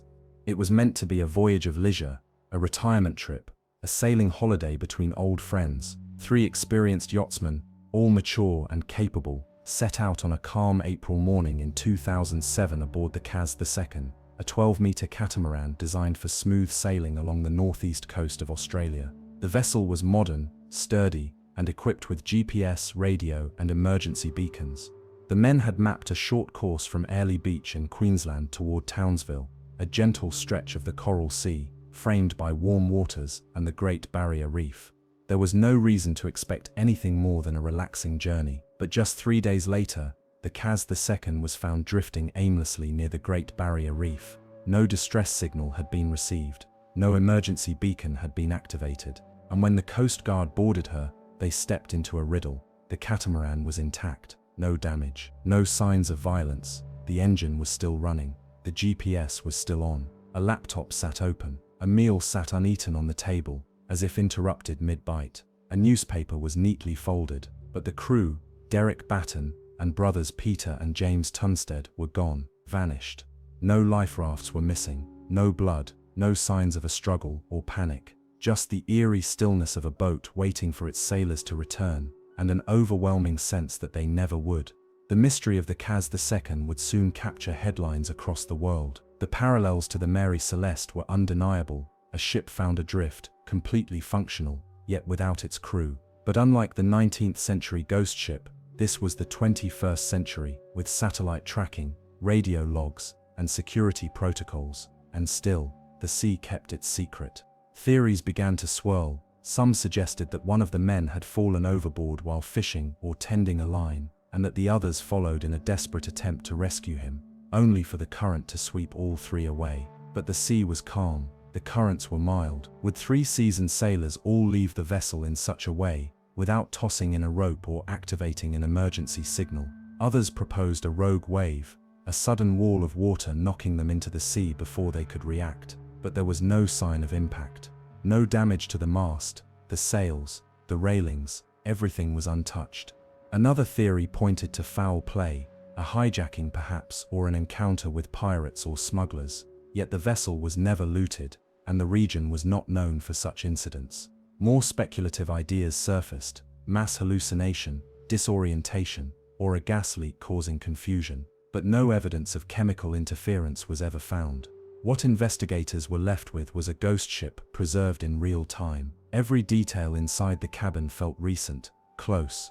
You could sense the presence of people who had just stepped away: a half-folded towel, a pair of sunglasses, a fishing rod leaning against the stern. The timeline only deepened the mystery. On the morning of April 15th, the Kaz II departed Airlie Beach under clear skies. They made a brief radio call to report progress, then nothing.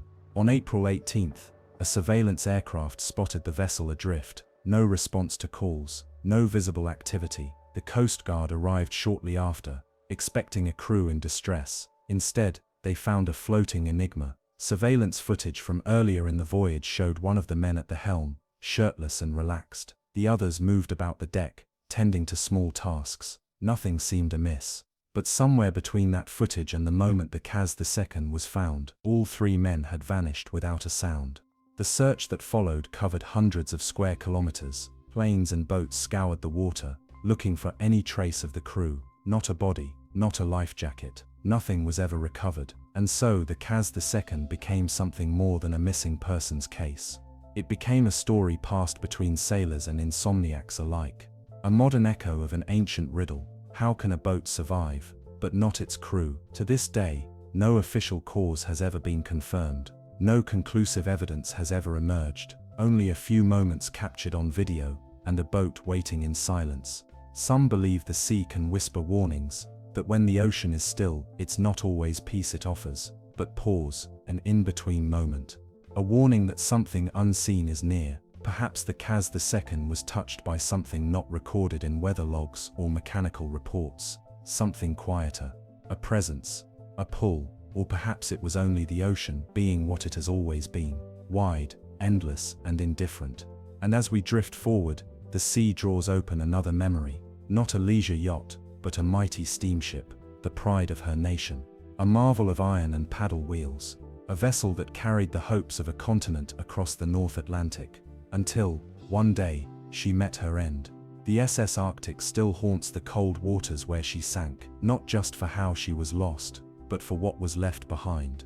There are wrecks, and then there are warnings, ships that vanish silently, and others that leave behind screams echoing through history. The SS Arctic belongs to the latter, a ghost not because it disappeared, but because the horror of its final hours lingered long after the waves had closed above her decks. Launched in 1850, the Arctic was a ship of pride, the crowning jewel of the Collins Line, America's ambitious answer to Britain's Cunard. She was immense, over 280 feet long, and capable of carrying more than 400 passengers. Her design boasted luxury unheard of for her time. Opulent staterooms, vast dining salons, polished wood interiors, and crystal chandeliers that swung gently above velvet-clad travelers. She was meant to conquer the Atlantic with both speed and splendor, and for a while she did. But on September 27, 1854, during what should have been an uneventful crossing from Liverpool to New York, the Arctic met her fate in the cold waters off Newfoundland. That morning, beneath deceptively calm skies, she collided with a much smaller French vessel, the Vesta. A fog had settled over the North Atlantic, muting the world in a haze of white, and when the two ships emerged from that curtain, it was already too late. The impact tore a fatal wound into the Arctic's starboard bow. At first, the damage seemed manageable. There was no panic. Passengers whispered, worried but calm. The crew tried to contain the flooding, but within hours, it became clear the Arctic was dying. Her iron hull, unarmored beneath the waterline, had been breached too deeply. Water rushed in. The steam engines began to fail. The elegant salons tilted as the ship leaned into the sea, and then, chaos. The Arctic had lifeboats, but not enough. In a time before maritime law required space for every soul aboard, she carried boats for just a fraction of her passengers. And those boats, tragically, were not filled with the women and children first. They were taken by the crew. Panic swept the decks. Sailors fought to lower the boats, shoving aside desperate passengers. Officers screamed orders into the wind. Mothers clutched children, pleading for space. Some men tried to form human chains to lower the vulnerable, but the structure of order had fractured. As the ship listed, water sweeping across the lower decks, lifeboats were launched half empty or commandeered by sailors. Not a single child survived, not one woman. Nearly 300 people perished in those final hours, including the wife and children of Captain James Luce, who had remained steadfast at his post until the very end. And then the sea took her. The Arctic sank slowly, her final descent witnessed by a handful of survivors drifting in lifeboats and clinging to debris. They would later recount the cries that followed, of men and women in the water, of children calling out for help in the dark. Voices that faded one by one until there was only the slosh of the sea. The public outrage that followed was immediate and searing. Newspapers condemned the crew's cowardice. Stories of sailors deserting passengers in lifeboats ignited a firestorm. The Arctic's loss wasn't just a tragedy, it was a moral catastrophe, a breakdown of decency. And yet in that chaos, new legends began to emerge. Fishermen along the Newfoundland coast began to whisper of lights beneath the surface, pale, flickering glows seen drifting along the sea floor. A ghost ship, they said, still running, still illuminated. Others claimed to have seen the Arctic herself, fully intact, steaming silently through the fog, a phantom steamer with shattered paddle wheels, visible only on stormy nights. The wreck has never been found. Despite numerous expeditions and sonar sweeps, the Arctic's final resting place remains unknown. It is believed she lies deep in the Atlantic, far from the collision site, carried by current and time to some remote, uncharted grave. The cold has claimed her secrets. What remains are theories. Some believe the crew was simply unprepared, that in a time before standardized emergency drills or rescue coordination, panic was inevitable. Others insist that the Arctic was flawed from the start. Her design too ambitious, her safety protocols too lax, her luxury a facade. And then there are those who believe something else was at work, that the Arctic, like other ghost ships before her, crossed into some unseen threshold, a place where order breaks, and the sea reveals a darker side. The idea persists that the Arctic still sails, somehow, not in body, but in memory. A caution passed from sailor to sailor, that when a fog rolls in thick and sound disappears from the world, a steamer might emerge, silent, burning, filled with passengers no longer alive. Whether that ship is real or imagined, one thing is certain: the ocean does not forget, nor does it easily forgive. And so the Arctic joins the slow procession of ships lost to pride, to panic, and to the pull of the deep. The water still bears her name, and perhaps if you're very still, you can hear her paddles beat just once, before the silence returns. Next we turn to one of the strangest and most haunting legends in all of maritime lore, a ship not just destroyed, but poisoned by its own secrets. A vessel found adrift, with every man aboard dead, eyes wide, mouths agape, arms outstretched in terror. They called her the Orang Medan. In the stillness of the sea, horror can take strange forms, not the violence of storm or the fury of cannon fire, but something quieter, more insidious. The SS Orang Medan is one of those stories that begins in silence and ends in terror. A ship found adrift in calm waters, and aboard her, death in its most unnatural state. The legend begins sometime in 1947, or perhaps 1948, accounts vary. A distress signal crackled through the airwaves somewhere near the Strait of Malacca, a narrow stretch of sea between Sumatra and Malaysia, known for its dense traffic and treacherous waters. The signal was faint, distorted by static, but clear enough to be understood. All officers, including captain, are dead, lying in chart room and bridge, possibly whole crew dead. Then after a pause, one final transmission: I die. And then nothing, only static. The Silver Star, a nearby American merchant vessel, was the closest ship in the region. Her crew altered course, racing through the haze of tropical humidity toward the coordinates transmitted in that cryptic message. When they found the Orang Medan, she was silent, motionless. Her engines were dead. No smoke rose from her funnel. Her hull floated high in the water, undamaged, almost pristine. No signs of collision, no gunfire, no wreckage. And yet something felt wrong. The boarding party climbed aboard, expecting survivors or signs of battle. Instead, they were greeted by stillness, an unnatural stillness, the kind that seeps into your bones. The crew of the Orang Medan was exactly where the signal said they would be: dead. Every single man, from captain to cook, lay frozen in place. Their faces were twisted in terror, eyes wide open, mouths agape, as if caught in the moment of their last scream. Their limbs were locked in grotesque contortions, as if trying to shield themselves from something invisible. Some were found with arms raised toward the sky, others sprawled across decks with fingers clawed. Even the ship's dog was dead. The engine room was cold. No fire remained in the boilers, yet no signs of damage could be found. No blood, no wounds, no struggle, just a ship full of corpses, untouched by time, each one seemingly frightened to death. The boarding crew searched quickly, uneasily. In the hold, they found no cargo that explained the horror.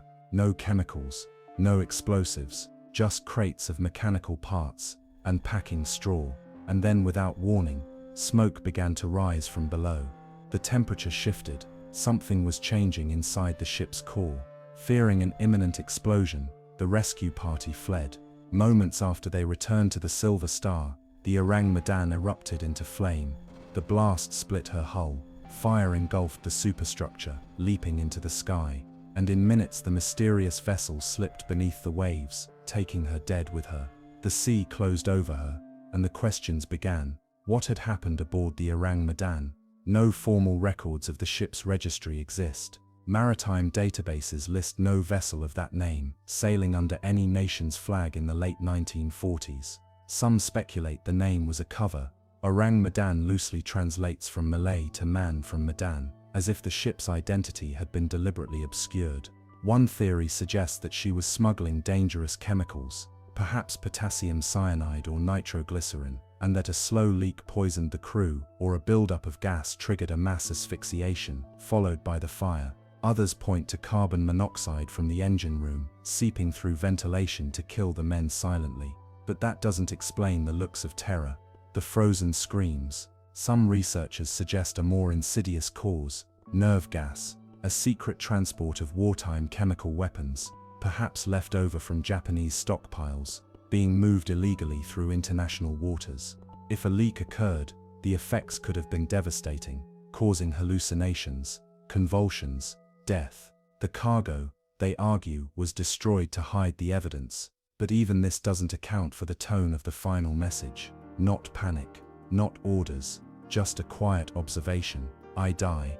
There are those who believe something more elusive was at play, something the sea sometimes hides in the folds of deep water, a sound perhaps, or a signal, a frequency just beyond human understanding, a kind of resonance that alters perception, or overwhelms the mind with dread, or something older still, an encounter, they say, with a presence, a shadow that climbed aboard in the night, not a creature but a feeling manifested so strongly that it killed not with tooth or claw but with thought. The fear was not of what was happening, but of what was known too late. No one truly knows what the crew of the Orang Medan saw, or heard, or felt, only that something killed them in a way no ordinary storm or flame could. Their bodies burned, their names forgotten, the ship herself erased. And yet some say, the sea remembers. Stories persist of ships catching a fleeting signal on their radios, just a whisper, garbled by static, echoing the final words of a ghost ship long gone. A warning, perhaps, or a question, or a call that never ends. Next we surface briefly, only to dive again into the shadows of World War I. A ship not haunted by the supernatural, but by the weight of a nation's secrets, one of the largest disappearances in American naval history. A cargo vessel filled with coal, and something else perhaps, that vanished, without a single trace. Its name was US Cyclops. In the spring of 1918, just as the world was breaking under the weight of war, a massive vessel steamed quietly through the tropical Atlantic. Her name was the US Cyclops, and she was the pride of the US Naval Auxiliary Fleet, a coal collier of immense size and strength, 540 feet long, with a hull of iron and a backbone built to endure storms, war, and weight. Yet in March of that year, she vanished. No distress call, no wreckage, no survivors, simply gone, absorbed by the sea, as though she had never existed at all. The Cyclops departed from Rio de Janeiro in February 1918, bound first for Salvador, then eventually for Baltimore. Her mission to carry over 10,000 tons of manganese ore, a dense, heavy mineral used in the production of steel. On board were 306 people, sailors, officers, engineers, and passengers. Among them, civilians returning home, and US military personnel reassigning to new posts. The ship had already made headlines weeks earlier, when her captain, Lieutenant Commander George Worley, reportedly acted erratically. Crew members described him as volatile, with a fierce temper and strange behavior. Some claimed he had taken to wearing a sidearm at all times, even during meals. Others whispered that he was German-born, a naturalized citizen whose loyalties might not be as clear as his uniform suggested. Still, the Cyclops had made the journey south without issue. Her return voyage seemed straightforward. The weather was calm, the Atlantic wide open, But then came the silence. After leaving Barbados on March 4, 1918, the Cyclops simply ceased to be. No wireless transmissions, no mayday, no sign of struggle or storm. She never arrived in Baltimore. Search efforts launched days later scoured thousands of square miles of ocean, but found nothing. Not a single piece of wreckage. Not one lifeboat. Not one body. The Navy called it one of the most baffling disappearances in American maritime history. President Woodrow Wilson himself addressed it, stating, "Only God and the sea know what happened to the great ship." The theories began to swirl, each as unsettling as the last. Some believed the Cyclops had been taken by a German U-boat. After all, it was wartime, and the Atlantic had become a battleground of invisible predators beneath the surface. But German naval records after the war showed no engagement. No submarine operating near her route ever claimed credit, and even if she had been torpedoed, some wreckage should have surfaced. Yet the sea offered nothing. Others wondered whether sabotage had come from within. Captain Worley's behavior in Brazil had unsettled many. His sudden decision to take on heavy cargo beyond the ship's normal limit, his odd mood swings, his isolation from senior officers. Could he have sabotaged the vessel, or led it intentionally off course? Still others proposed mechanical failure. Perhaps the manganese ore, improperly stowed, had shifted during transit, causing the ship to list and capsize. It would not have taken much. An imbalance, a rogue wave, a sudden shift of weight, and the Cyclops could have turned turtle in mere seconds, vanishing beneath the waves before any alarm could be sounded. And yet, the ocean again left no clue. Then came the stranger theories. Some claimed the Cyclops had entered a strange region of sea where ships vanish without reason, what would later become infamous as the Bermuda Triangle. In this triangular expanse of water between Florida, Puerto Rico, and Bermuda, vessels and planes have disappeared for decades, often without explanation. Could the Cyclops have been one of the first? Others speculated about magnetic anomalies, methane eruptions from the seafloor, or even time distortions. Sailors have long whispered of zones where compasses spin, where radio fails, where the sea feels heavier and the sky turns mute. The Cyclops, some say, entered such a place and simply never left. Or perhaps it was something deeper. What if she found herself not in the wrong place, but the wrong time? A seam in the sea, a fold in the world, where a ship might slip silently away into shadow, into myth. To this day, the Cyclops has never been found. No sonar scan has revealed her hull. No deep-diving submersible has glimpsed her iron bones resting in the black. Her sister ships, the Proteus and Nereus, would both vanish under similar circumstances in later years, as though the name alone carried a curse. The ocean remembers, but it does not confess. In the stillness of a moonless night, some sailors claim to see a shape on the horizon, long, low, silent. A vessel steaming without lights, her decks empty, her windows dark. They watch as she fades into mist, like a memory half recalled. And perhaps, just perhaps, the Cyclops is still sailing. Next we drift toward a smaller ship, less grand in size, but no less mysterious in her vanishing. A vessel from the 18th century that was found drifting, fully intact, her cargo untouched, but with not a soul aboard. She was called the Seabird. The sea off Newport, Rhode Island, has always held its share of ghosts. On fog-heavy mornings, when gulls cry through curtains of mist, and the tide flows silently against the shore, sailors glance toward the horizon with quiet reverence. For here, in the mid-1700s, one of the earliest maritime ghost stories in American history found its roots. The tale of the Seabird, a ship discovered drifting toward land, seemingly untouched by disaster, and yet eerily abandoned. Her hull was dry, her cargo undisturbed, her sails filled with a whisper of wind, and her crew gone, as if the ocean had simply erased them.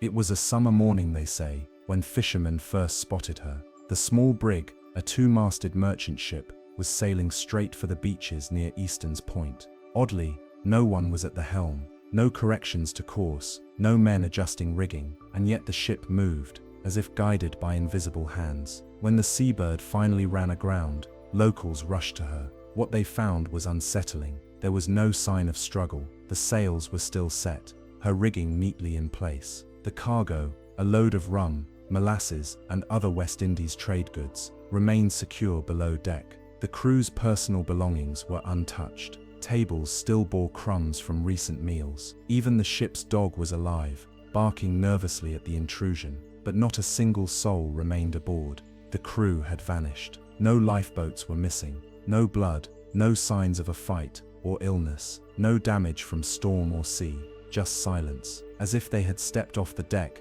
and into the air, leaving everything behind. Rumors swirled like sea foam. Some said pirates had taken the crew, leaving the ship to drift. But if so, why leave the valuable cargo untouched? Why abandon the dog and not take the ship as a prize? Others believed disease had struck, a fever perhaps, driving the men mad, causing them to leap overboard in delirium. Yet no bodies washed ashore, and no journal or logbook hinted at sickness. A third theory, whispered more than spoken, involved a mutiny. The crew may have turned on one another, but even then, where were the signs of conflict? The scratches on the walls, the chaos of disorder, the blood on the deck, none were found. As years passed, more speculative theories arose, some bordering on the supernatural. There were tales of a ghostly fog that had settled over the ship, swallowing the crew in silence, or a siren song, drifting on the wind, luring the men into the sea with voices no one could resist. A few even suggested the crew had been taken, not by pirates or madness, but by the sea itself, pulled beneath the surface by unseen hands, dragged into the abyss with no warning, no scream, and no chance to resist. What makes the seabird so unnerving is not just the mystery of her abandonment, but the precision of her condition.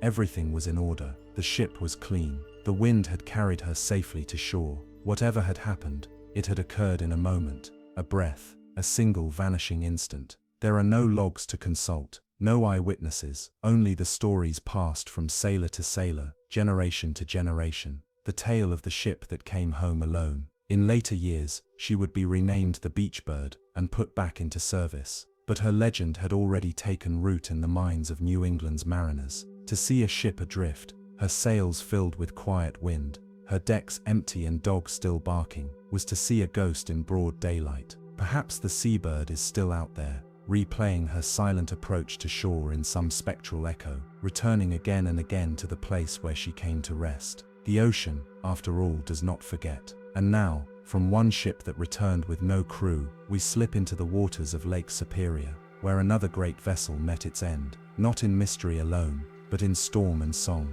The lake, it said, never gives up her dead, and in 1975, she claimed one of her greatest, the Edmund Fitzgerald. The wind howls differently across Lake Superior. It doesn't just whistle through the rigging or churn whitecaps against rocky shores. It speaks. Old mariners say it carries the voices of lost ships, those pulled under by the freshwater giant's unpredictable rage. And no story embodies that rage quite like the one etched into memory by song and storm. The story of the Edmund Fitzgerald. Launched in 1958, the Fitzgerald was a giant of the Great Lakes. At over 700 feet long, she was once the largest freighter on those waters, proudly hauling iron ore between Duluth and Detroit. She was a workhorse but with elegance, sleek, modern and beloved by her crew. To those who saw her glide through the Soo Locks or cut across the mirror-still bays, she was more than a ship. She was a symbol, but symbols are not spared by the sea or the lake. On November 9, 1975, the Edmund Fitzgerald departed Superior, Wisconsin, with 26,000 tons of taconite pellets bound for a steel mill near Detroit. The weather forecast was not unusual for the season, rough, but manageable. Captain Ernest McSorley was seasoned, and the ship had survived many gales before, but the storm that formed over the lake was no ordinary squall. It deepened into a tempest, a full-force November gale. Winds surged past 60 knots. Waves reached 25 feet, some curling up to 35. Snow lashed sideways. Radio reports described whiteout conditions, and a lake roiled into a fury. Another ship, the Arthur M. Anderson, was sailing nearby and kept loose communication with the Fitzgerald. McSorley's last words, just after 7 p.m. on November 10th, were calm, almost routine. "We are holding our own," and then nothing. No distress signal, no SOS, just silence. Later that night, when the Fitzgerald failed to appear on radar, the Anderson turned back through the storm to search. All they found was debris, lifeboats, a life ring and shattered pieces of the once mighty freighter. All 29 souls aboard were lost. Theories abound, but no one knows exactly what sank the Fitzgerald. The ship's wreckage was found days later, split in two on the lakebed, 530 feet down. Her bow pointed like a tombstone into the silt. The stern twisted, broken. Some believe the ship ran aground on a hidden shoal, damaging the hull below the waterline. Others argue that heavy seas and water ingress through unlatched hatches caused her to list and plunge. Still others say she may have bottomed out on a swell, a terrifying phenomenon, where a ship rides so high on a wave that it slams into the lake's floor, cracking under its own weight. There were no bodies recovered. Lake Superior's frigid waters, as they say, keep their dead. One haunting element remains: the complete lack of warning. No mayday, no desperate cry. Just quiet, followed by the sound of wind and waves. In the years since, the Fitzgerald has become something more than a wreck. She's a legend, her story immortalized in Gordon Lightfoot's ballad, and etched into the memory of a region shaped by shipping lanes and storm charts. Diving expeditions have visited her resting place, but out of respect, recovery efforts have been minimal. One of the ship's bells was brought to the surface, and is now housed in a memorial. Another bell, engraved with the names of the crew, was lowered to the wreck in tribute. Some who live near the lake still say the ship can be seen, just for a moment, riding the mist. Others report hearing strange creaks, like steel under pressure, echoing from beneath Superior's surface on stormy nights. Whatever brought her down, the lake holds the answer, but it does not give it up easily. And now, from a freshwater phantom to a saltwater spectre, we drift toward the tale of a ship whose ghostly appearance at sea has endured for centuries. A ship cursed to sail forever through mist and storm, the Flying Dutchman. There are ships that vanish into the sea, leaving behind only questions, but then there are ships that refuse to vanish at all, phantoms trapped on the tide, doomed to reappear again and again, like echoes from a cursed eternity. None are more infamous than the Flying Dutchman. She is the oldest maritime ghost story still whispered by sailors today. Her name crosses generations and oceans. She is the apparition seen when fog curls along the water's surface and thunder grumbles over the horizon. The Flying Dutchman is less a ship now than an omen, an immortal silhouette on the edge of the storm. The legend's roots run deep into the 17th century, born around the Cape of Good Hope, a place where the Atlantic and Indian Oceans crash together in wild confusion. Treacherous, fog-wrapped, and infamous for sudden storms, the Cape was feared even by the most hardened navigators. It is said that a Dutch vessel, captained by one Hendrik van der Decken, tried to round the Cape during a violent gale. His crew, desperate and terrified, begged him to turn back, but van der Decken refused, cursing the heavens, swearing that he would complete his voyage even if it took until the end of time. And so, it is said, the sea took him at his word. Since that day, the Flying Dutchman has become a cursed wanderer, her sails tattered but full, her hull rotted but buoyant, her crew silent figures glowing faintly in the stormlight, doomed to sail the oceans without rest or port. Reports of sightings stretch back centuries. One of the most famous came from July 11, 1881, recorded by none other than Prince George of Wales, later King George V. Aboard the HMS Bacchante, the prince and 13 other sailors witnessed a ghostly ship emerge from the haze, glowing red in the early dawn. Moments later, the lookout who first spotted her fell to his death. A bad omen, they said, and it wouldn't be the last. Others have claimed to see the Dutchman in the Indian Ocean, the Atlantic, the far South Seas. Always the same, a full-rigged galleon with an eerie light about her, moving fast against the wind, her sails unnaturally still. Some explanations are scientific. The Fata Morgana, a type of superior mirage caused by light bending across thermal layers near the sea's surface, can make distant ships seem to hover or glow. Atmospheric conditions might twist reality into something unrecognizable. In the days before radar, this illusion could convince even seasoned sailors that the supernatural was real. Yet not all sightings can be so neatly explained. Some reports describe a voice carried on the wind, pleading, warning, or trying to hail unseen ships. Others claim that the Dutchman's appearance is always followed by tragedy, a shipwreck, a death, a storm stronger than expected. Whether by coincidence or something else, her arrival is often taken as a sign: turn back, or be dragged under too. Then there are the whispers about her crew, sailors frozen in place on the deck, pale eyes that never blink, the glint of steel from centuries-old cutlasses. Some say they are damned souls, Others think they are echoes, time out of joint, creatures of the sea's memory rather than flesh. And what of the ship itself? Some believe the Flying Dutchman was real. A Dutch East India Company ship lost while rounding the Cape, her story embellished over time. But no definitive record has ever been linked to such a vessel with certainty. Like so many sea legends, fact and fear have intertwined until they're indistinguishable. In modern times, the Dutchman still appears, not just in folklore or song, but in radio logs, maritime journals, and brief flashes caught on navigational cameras. A shadow on the waves, a false radar return, a report of sails where no ship could be, and always she is moving, never moored. Perhaps that is her curse, or perhaps she is something older than curses. A warning embedded in the ocean's own language. A reminder that those who defy the sea may earn more than death. They may earn endless passage. Now we turn from ghostly sails to something far more grounded, but no less chilling. Our next tale returns to Ireland's rocky coast, where one of the strangest peacetime tragedies in Royal Navy history still stirs the waters. A ship sent not to battle but to eviction duty, vanished under suspicious circumstances, never to be trusted by the sea again. This is the story of HMS Wasp.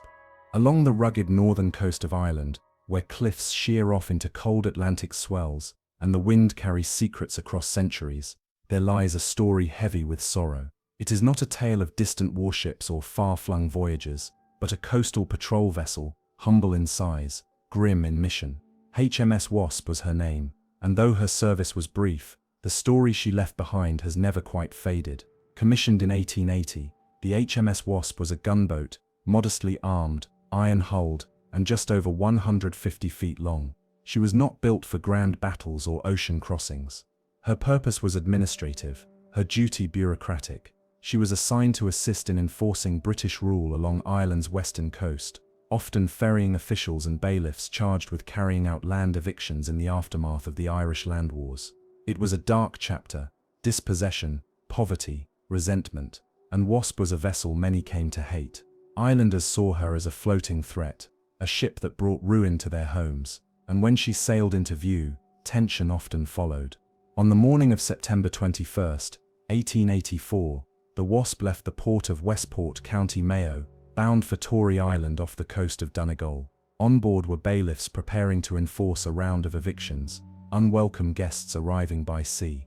The journey was familiar, the weather unremarkable, yet the ship would never make landfall. Sometime before dawn, near Tory's jagged northern shoreline, HMS Wasp veered sharply off course and ran aground. The impact was immediate and devastating. Her hull tore open on the submerged rocks. Water rushed in. Within minutes, the gunboat capsized and sank, taking 52 men down with her. Only 6 survived, clinging to wreckage in the bitter morning sea. It should have been a tragedy explained by simple navigation error. But what followed was a storm not just of wind and sea, but of rumor and legend. Locals began to whisper that the Wasp had been cursed.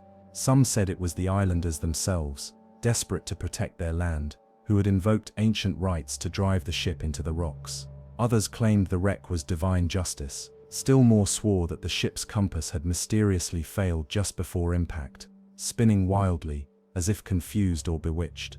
Among the strangest tales was that of ghostly lights seen on shore that night, dancing flames that may have confused the crew into steering toward doom. False lights, some believed, fires intentionally lit to lure the Wasp into danger. It was a tactic once used by wreckers, those who scavenged coastal shipwrecks by design. Though largely abandoned by the late 19th century, the idea that locals might have resurrected this practice as revenge was not easily dismissed. The wreck's survivors added fuel to the speculation. According to one account, the Wasp's navigational instruments became erratic as they neared Tory Island. The sea had grown oddly calm, then a sudden grinding stone against steel and darkness. The Royal Navy launched an investigation. The official report blamed human error, a failure to post a lookout, overconfidence in routine and fatigue among the night crew.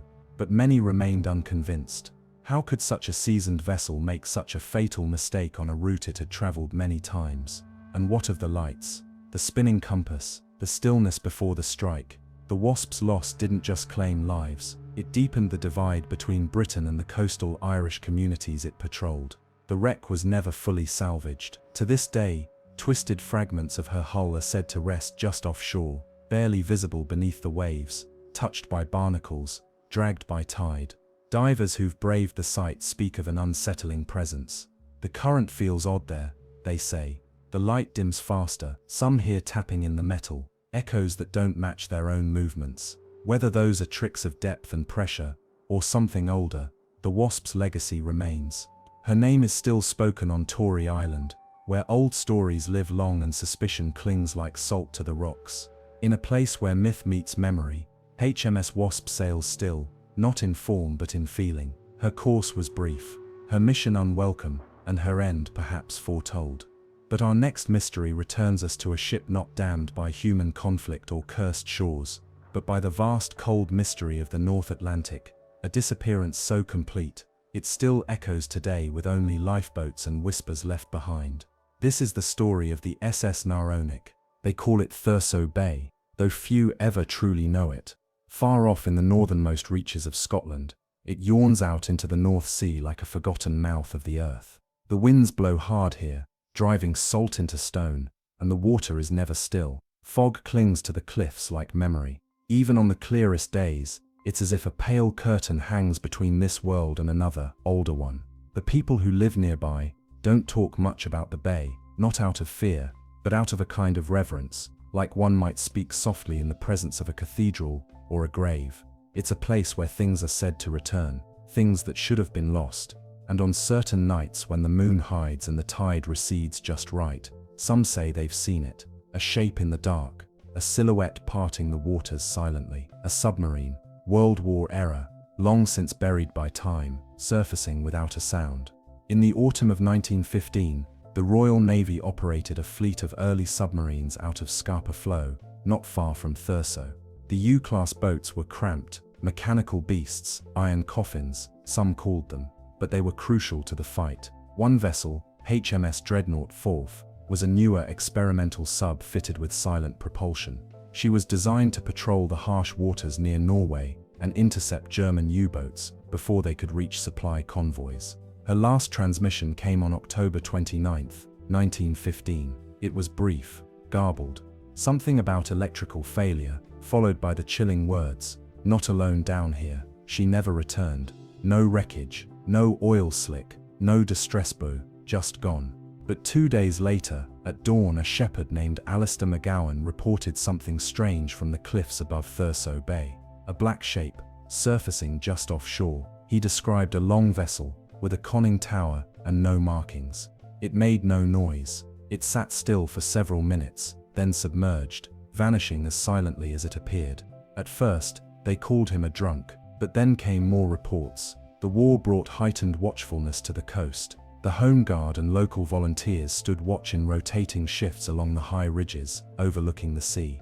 In the winter of 1916, two such men, Callum Fraser and Dougie McLean, reported a near-identical sighting. The fog that night was unusually dense, curling low around their boots, even on the cliffs. Around midnight, they heard something, not from the sea, but from below the earth. A humming, vibrations through the stone. Then out on the bay, the fog split, revealing what they called a ghost boat. A full-length submarine, completely black, no flag or lights, no signs of life, just sitting there. They tried to signal it, but no response came. Dougie even fired a flare. The light arced overhead, illuminating the vessel for just a second, and what they saw chilled them. The hatches were wide open. No crew, no signs of damage, just emptiness. As the flare fizzled, the vessel sank beneath the waves. The mist swallowed it whole.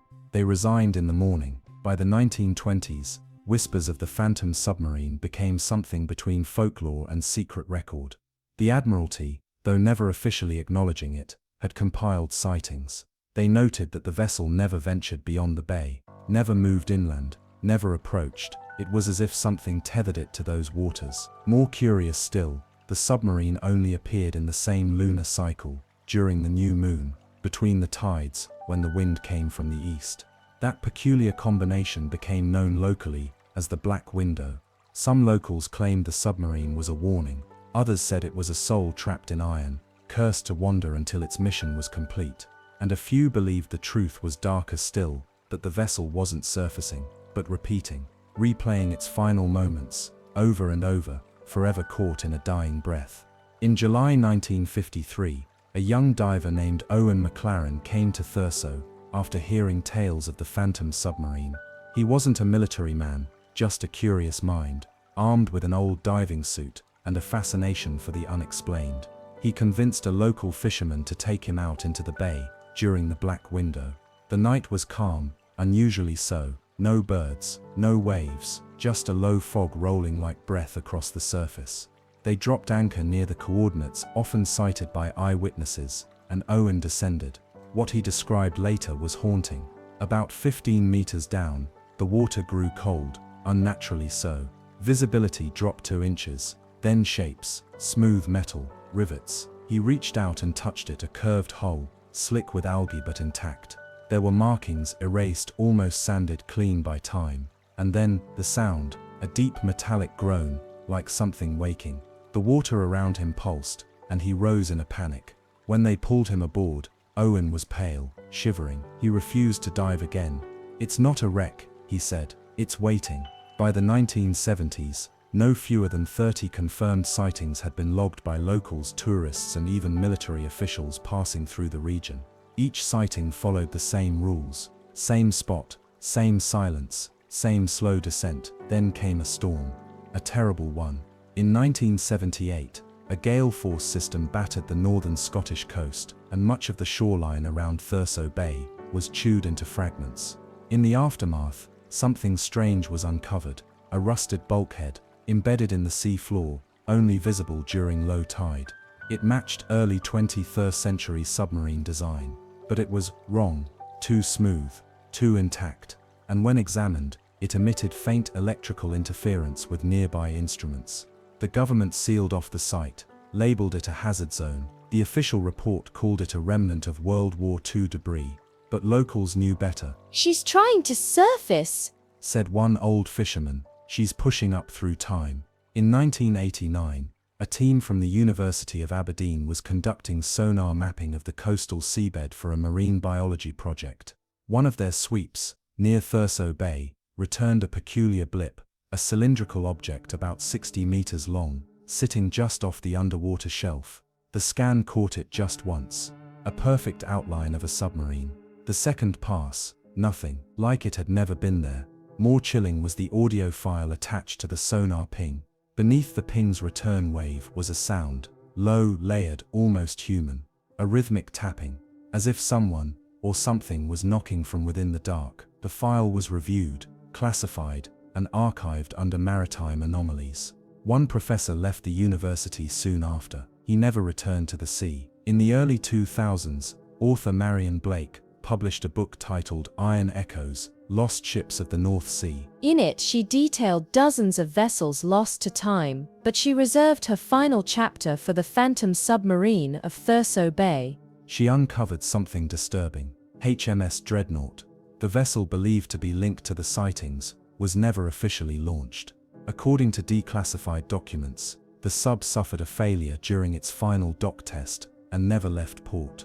No crew was assigned, no logs recorded, and yet dozens of witnesses had described the same vessel, right down to its hull length, dual hatch design, and curved fin. So what then had surfaced in the bay? A ship that never launched, a mission that never started, a memory with no origin, a ghost with no body. In 2017, a 9-year-old boy named Finn was visiting his grandparents in Thurso. He'd never heard the stories. No internet, no books, just long days playing in the mist and beachcombing by the rocks. One afternoon, he came inside with a drawing. A long black submarine, half submerged in grey water, with strange lights drawn in white pencil around the hatches. He said he saw it from the cliff the night before. It looked lonely, he told his mother, like it didn't know where to go. She dismissed it as imagination, until she showed the sketch to her father, who turned pale. It matched perfectly, the silhouette of HMS Dreadnought right down to the missing rear antenna.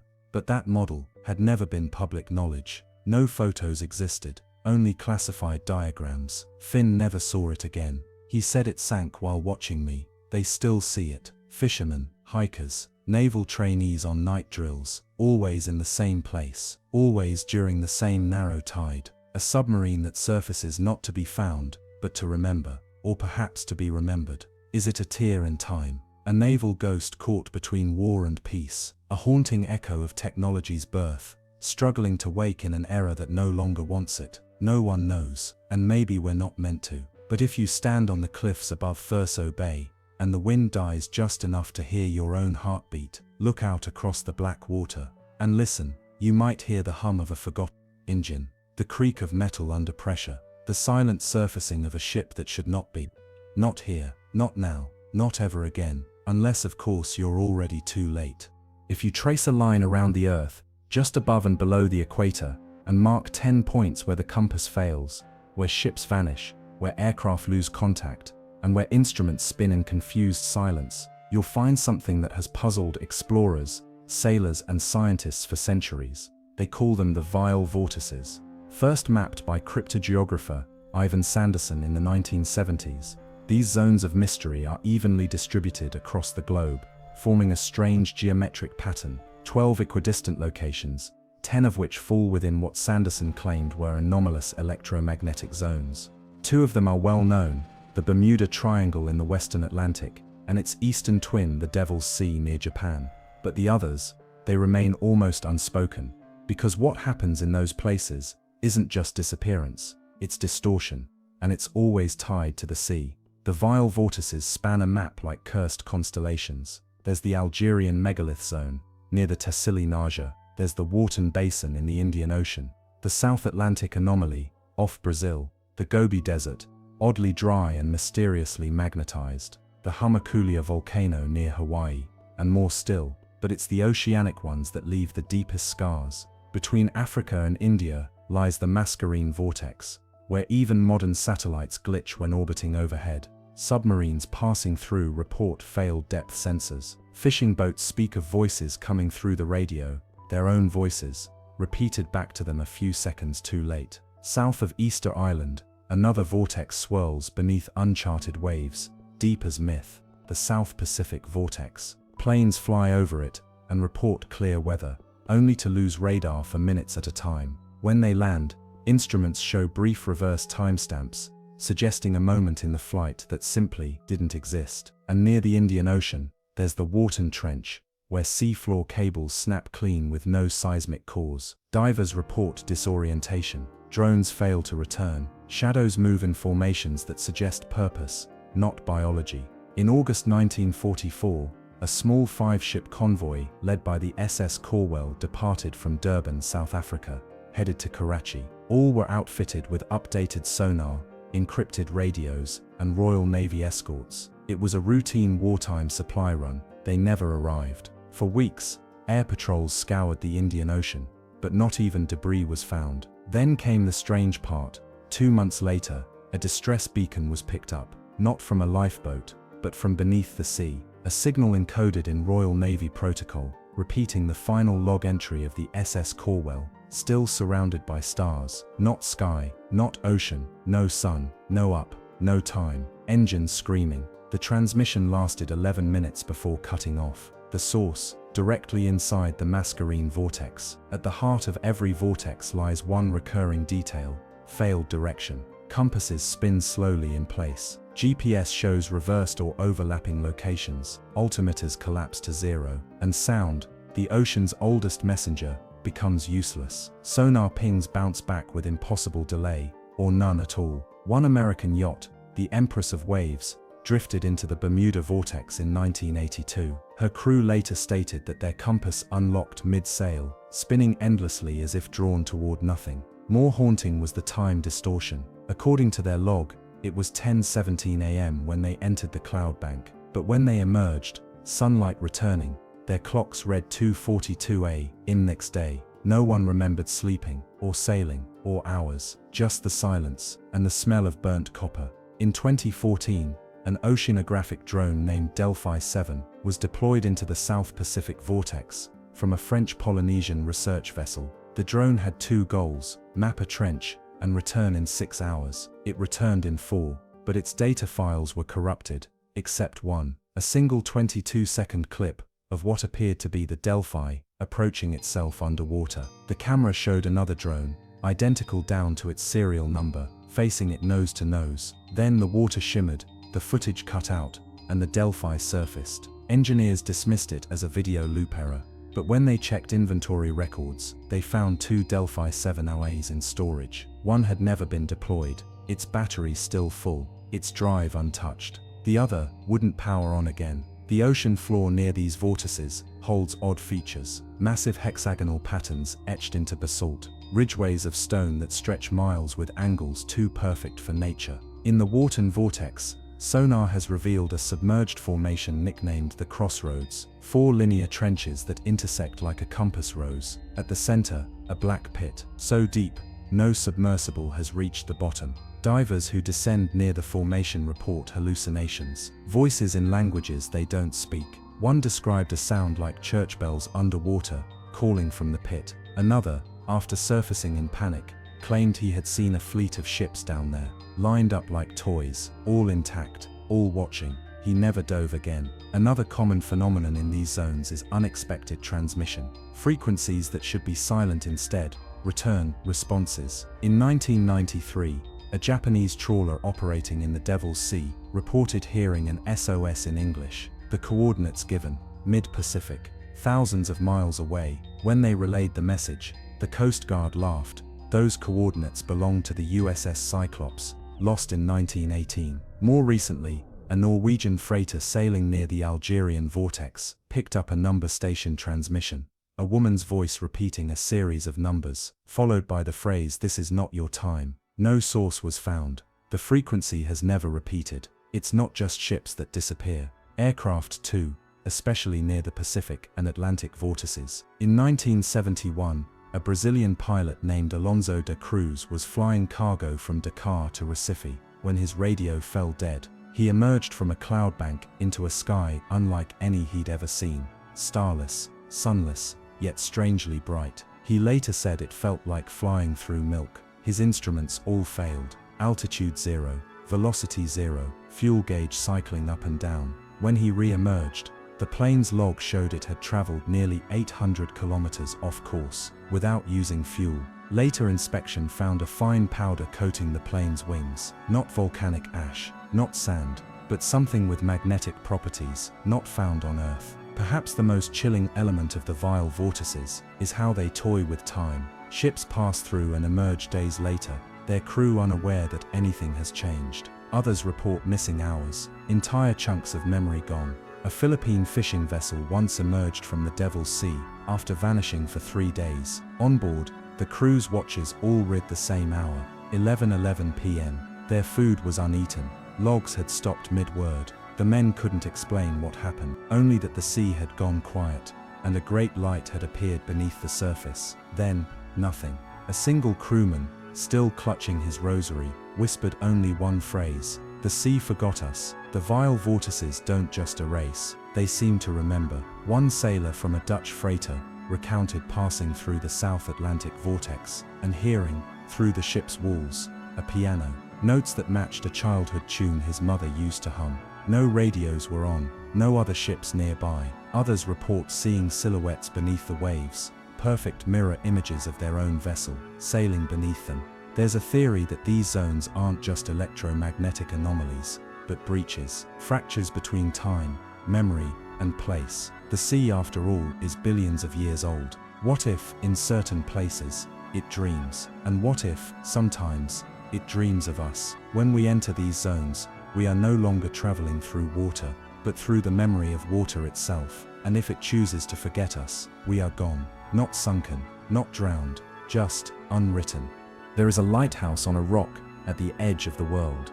It stands alone, stoic and skeletal, on the outermost tip of the Flannan Isles, a cluster of desolate stones battered by the endless pulse of the Atlantic Ocean, west of Scotland's Outer Hebrides. This place is called Eilidh an Mhaith, and though it is little more than wind and stone, it holds a story that has lingered like a shadow for over a century. On this narrow rock, in the winter of 1900, 3 lighthouse keepers vanished without violence, without trace, without reason. And what remains is an emptiness so profound that even the waves, relentless and eternal, seem to hesitate before striking the shore. The lighthouse itself had only been operational for about a year when the disappearance occurred. Manned by 3 men, Thomas Marshall, James Ducat, and Donald MacArthur, the station was isolated, accessible only by boat and often cut off for weeks at a time by savage seas. On December 15, 1900, the light stopped shining. Ships passing through the western approaches reported darkness where there should have been guidance. For days, no signal came from Eerie and Maritime, and so, on Boxing Day, a relief vessel was dispatched. What they found has puzzled historians, sailors and storytellers ever since. The relief crew arrived to silence. The landing dock was empty, the flagpole bare, the gate to the compound closed. When they climbed the steep stone steps and reached the lighthouse door, they found it locked. Inside, everything was in place. Dishes on the table, beds made, oil lamps ready. The only sign of something amiss was a single overturned chair and a missing set of oilskins, the heavy protective clothing worn against sea spray and rain. But only one was gone. The other 2 remained. It was unthinkable that 2 men would walk into the roaring gale without their coats. It was unthinkable still that all 3 would leave the post unattended. But the tower was empty, and the light had gone out. There were no signs of struggle, no blood, no damage. The logs, normally mundane, held their own kind of quiet terror. One of the last entries spoke of a severe storm, though no records show any significant weather at the time. Another mentioned unusual silence and the men very quiet. One line simply read, "God is over all." After that, nothing. The inquiry that followed could offer no definitive conclusion. Some speculated that one man had been swept away and the others went after him. Others suggested madness, perhaps paranoia brought on by isolation. A few theorized something more, a rogue wave, a supernatural pull, or even desertion. But how do 3 men disappear without a sound, without leaving even a footprint behind? In the decades that followed, the Flannan Isles became legend. Sailors passing by at night would tip their caps to the rock out of respect or fear. Some claimed to see lights in the tower, long after it was automated. A few even swore they saw figures on the cliffs, watching, unmoving, indistinct. And then there were the whispers. Radio operators stationed nearby sometimes reported interference, strange pulses in the static. In 1937, one such signal came through with an unprompted voice, a broken, hollow sound repeating a name. Ducat, Ducat, Ducat. It played for 16 seconds, then vanished. No source was ever found. By the 1960s, technology had changed the need for manned lighthouses. Automation came. The tower was gutted and fitted with wires and timers, but engineers who visited the site often spoke of a deep, unshakable chill. One, a technician named Peter Malloy, claimed he felt watched the entire time he was inside. Another described hearing boots on the metal stairs when he was alone. Several refused to return. Some say the island itself is cursed, that beneath the grassy topsoil and crumbling stone paths lies something ancient, older than even the ocean's memory. Celtic ruins litter the cliffs. A chapel once stood near the summit, long since devoured by moss and wind. Local legends say the Flannan Isles were once sacred, a place where the boundary between the living and the lost wore thin, the perfect place perhaps for 3 men to slip quietly through. There is also a story, unconfirmed but often repeated, of a fisherman whose boat ran aground near Eerie and Maritime in 1979. He came ashore, searching for help, and climbed to the lighthouse. What he found, he never fully explained, only that the door was open, though it should have been locked. Inside, he found the table set, food on the plates, a cup of tea still warm, and 3 coats hanging neatly by the wall. When rescue finally arrived, the fisherman was found sitting at the base of the tower, silent, pale. He had not eaten or moved in 2 days. When asked what happened, he simply replied, "They were waiting." To this day, no evidence has been found to explain what happened to Marshall, Ducat, and MacArthur. No remains, no final message. Just 3 names engraved on a brass plate near the shore, where the wind never stops and the sea never stills. The light at Eerie and Maritime now shines automatically. It pulses rhythmically into the mist, watched over by no man, tended by no hand. But some nights, when the fog is thick and the wind rises from the north, mariners passing through claim they see movement atop the cliffs. A flicker of shadow, a A trio of figures, backs turned to the sea, standing exactly where the keepers once stood. No gestures, no voices, just waiting. And perhaps that is all they ever were: watchers, guardians, or perhaps prisoners of a place that does not forget. It's easy to imagine them still there, just out of reach, trapped in the flicker of the light they once maintained, kept in a loop by a sea that demands its dues in silence, a place where time does not pass as it should, where footsteps echo after the walker is gone, and where the keeper's duty never truly ends. The ocean has always been full of stories, but some, like the one that lives on Isle and More, are not told. They are felt, like a pressure in the chest, a presence just beyond the veil, and in that silence, beneath the lighthouse's beam, something waits, not cruel, not kind, just endless, just there. And so the tower stands, even now, its glass eye gazing across the Atlantic, not to warn ships, but to mourn something lost, something the sea took, and perhaps never meant to give back. It was a crisp December afternoon in 1945, when 5 Grumman TBM Avenger torpedo bombers took off from Naval Air Station Fort Lauderdale for what was supposed to be a routine training flight over the Atlantic. The mission, designated Flight 19, involved a simple triangular navigation exercise: fly east into the ocean, turn north for a time, then head back west to the base. Clear skies, experienced pilots, and an itinerary that had been performed countless times before. Nothing about the plan suggested that history was about to be rewritten, and yet within hours, all 5 planes had disappeared. No wreckage, no radio contact, nothing, and the strangest part, they weren't alone. Just weeks later, the USS Proteus, a Navy supply ship, vanished in almost the exact same region. 2 disappearances. 2 kinds of vessels. One shared mystery. The lead pilot of Flight 19 was Lieutenant Charles C. Taylor, a seasoned aviator with combat experience in the Pacific. The flight consisted of 14 men in total. They lifted off at 2:10 p.m. on December 5th. What began as standard radio chatter quickly gave way to confusion. Somewhere around the second leg of their triangle, Taylor's voice came through the transmitter, sounding uncertain. "We can't find west," he reported. "Everything is wrong. Strange. We can't be sure of any direction. Even the ocean doesn't look as it should." Control tried to redirect them, but the signal was patchy. The final recorded message was muffled and erratic. "We are entering white water. Nothing seems right. We don't know where we are." Then silence. Rescue efforts were immediate.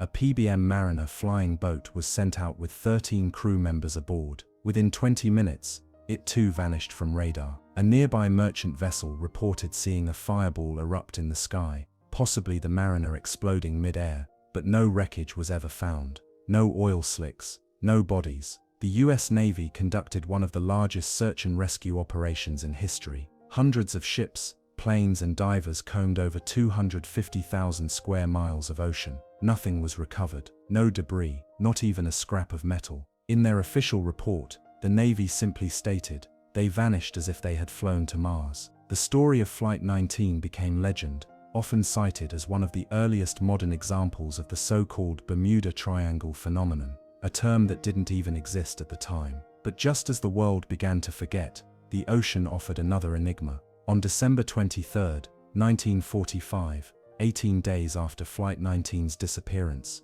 the USS Proteus was declared missing. The Proteus was no aircraft. It was a massive naval cargo ship, one of the largest in service at the time, stretching over 500 feet long, and capable of carrying torpedoes, aircraft parts, and nuclear material. She departed from St. Thomas in the Virgin Islands en route to Norfolk, Virginia. Her course was direct, her systems sound, and yet somewhere between departure and destination, she ceased to exist. Not a single distress call was ever received. For weeks weather conditions were calm. There were no storms, no pirate activity, no enemy subs, just an open expanse of blue water and silence. When investigators retraced her path, they noticed something haunting. The last confirmed radar location of the Proteus placed her directly inside the same zone where Flight 19 had lost contact. Statistically, the odds of 2 separate military-grade operations disappearing in the same region within weeks are almost incomprehensible.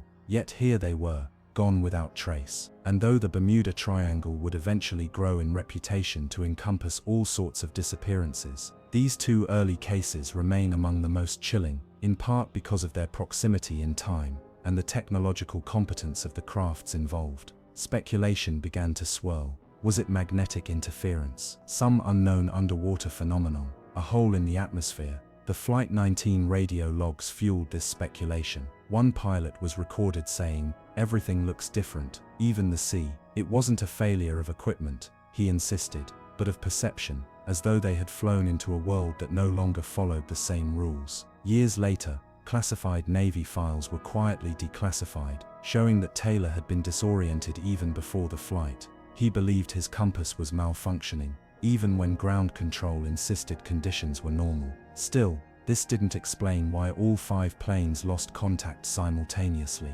nor why the rescue plane also disappeared without a trace. More unnerving was the pattern that began to emerge in the decades after. The USS Proteus had 2 sister ships, USS Cyclops and USS Nereus. Both also vanished, years apart, under nearly identical circumstances, in the same general region. 3 ships, same class, same triangle of ocean, none ever found. It was as if something was actively erasing them from time. One surviving theory floated by naval researchers in the 1970s 1970s involved undersea methane hydrate eruptions. These eruptions can cause a sudden and massive drop in water density, essentially creating temporary holes that ships could fall into. But this would not explain the disappearance of aircraft, nor the lack of debris, nor why the zone's magnetic fields were observed to behave erratically on compasses and gyros. Then there were the fringe theories. A retired communications officer, speaking anonymously in a 1984 interview, claimed that the last seconds of Flight 19's radio transmissions contained a second voice, not part of the crew. A voice speaking in a language that no one on board could have known. Analysts dismissed it as radio interference. The tape has since vanished. Civilian sailors have reported lights under the ocean in that region, lines of bluish glow that resemble ship contours, but moving too fast, and at depths unreachable by human craft. Pilots flying over the triangle describe moments of time loss, where instruments skip minutes ahead. Some say it's nothing more than psychological effects of flying over empty sea. Others believe these are glimpses into a fracture in time. In 2009, a private marine research group attempted a deep sonar scan of the triangle's seafloor, hoping to find signs of wreckage. Instead, they found something stranger, a 600-meter wide depression on the seafloor, perfectly circular, with oddly smoothed walls, almost as if something massive had risen up or sunken down, without disturbing the surrounding sediment. It was described by one of the team as an eye opened by the sea. Their project lost funding the following year. The scan was buried in an internal report, and so the triangle remains. The water stills, the waves keep their secrets, planes still fly overhead, and ships still cross through, and most reach the other side. But sometimes, the wind changes, and a light flickers, and a whisper climbs through the static. Then the ocean takes again. It is almost as if Flight 19 and the USS Proteus were never supposed to return, as if something had been waiting, not for any ship or crew in particular, but for a moment, a pattern, a pause in time when the veil between what we know and what we refuse to believe became thin enough to tear. In the years since, families of the lost have asked for closure, for answers. The Navy has none to give, just the same reports, the same silence, the same coordinates. There is a small brass plaque at Fort Lauderdale in memory of Flight 19. Beneath it, the words are carved in steady script. They flew into history and disappeared, but not just into history, into myth, into the folds of the ocean's memory, where stories are told not in words but in absence. A plane that never landed, a ship that never docked, a signal that never reached the shore, and maybe, just maybe even now, beneath the waves, somewhere deeper than sonar can reach, the 5 Avengers of Flight 19 are still flying, the Proteus still sailing, locked in a place that does not move forward, a place where time circles back on itself like currents, and where the sea keeps what it takes, forever. Beneath the shimmering waters of Kingston Harbor, in the warm embrace of the Caribbean Sea, lies a city that once pulsed with life, wealth, and infamy. Its name was Port Royal, and in its time, it was known as the wickedest city on earth. A den of pirates, rum, gold, and sin, where taverns spilled onto the cobbled streets and brothels outnumbered churches 10 to 1. It was said that in Port Royal, anything could be bought, for a price. But the city's decadence did not last. On the morning of June 7, 1692, the earth opened, and in the space of a few minutes, nearly 2/3 of Port Royal vanished beneath the sea. It was as though the ocean, patient and silent, had decided it had seen enough. The story of Port Royal's destruction is not merely one of natural disaster. It is a tale woven with dread, of omens ignored, and a ghost city that still lies undisturbed beneath the waves, its walls intact, its streets frozen in time, and its secrets sealed in silt. The earthquake struck just before noon. Survivors described a deep groaning sound from beneath the ground, followed by violent shaking. Stone buildings crumbled like paper. The earth liquefied. Entire sections of the city were swallowed as if by quicksand. Massive structures sank straight into the harbor, some collapsing, others disappearing whole with their occupants still inside. It is said that Reverend Emmanuel Heath, writing from the ruins just hours later, called it the wrath of God. That the city had become a modern-day Sodom, and the ocean had been the hand of divine judgment. But the sea, as always, has no morality. It does not punish or forgive, it only remembers. Divers who visit the submerged ruins today report a strange sensation, as if they are being watched. They find intact buildings, stairways that descend into nothing, doorways sealed by coral. Some speak of eerie calm, as if the city sleeps rather than lies in ruin. One of the most famous underwater discoveries is a pocket watch recovered in 1959, still frozen at 11:43 a.m. The moment the earthquake struck, its hands unmoved. A quiet marker of a second that never passed. But the strangest stories come not from the divers, but from the fishermen. For centuries after the city sank, those casting nets near the ruins would speak of nets torn by unseen edges, of fish that refused to swim near the site. Some claimed they heard bells ringing beneath the waves, church bells, impossible, and yet recounted again and again by generations. Others said they'd see flickers of torchlight beneath the surface on moonless nights, not reflections, but moving flames, as if the city had never stopped burning. And then there are the whispers.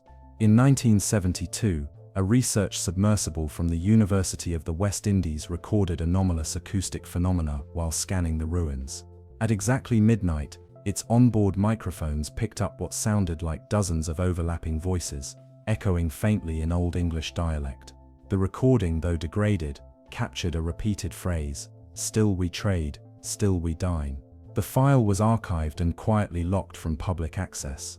The team lead described the experience as like hearing ghosts barter in a marketplace. Some theorists believe Port Royal rests atop a massive undersea fault line, one that allows occasional seismic energy to create standing acoustic waves, natural phenomena mistaken for voices.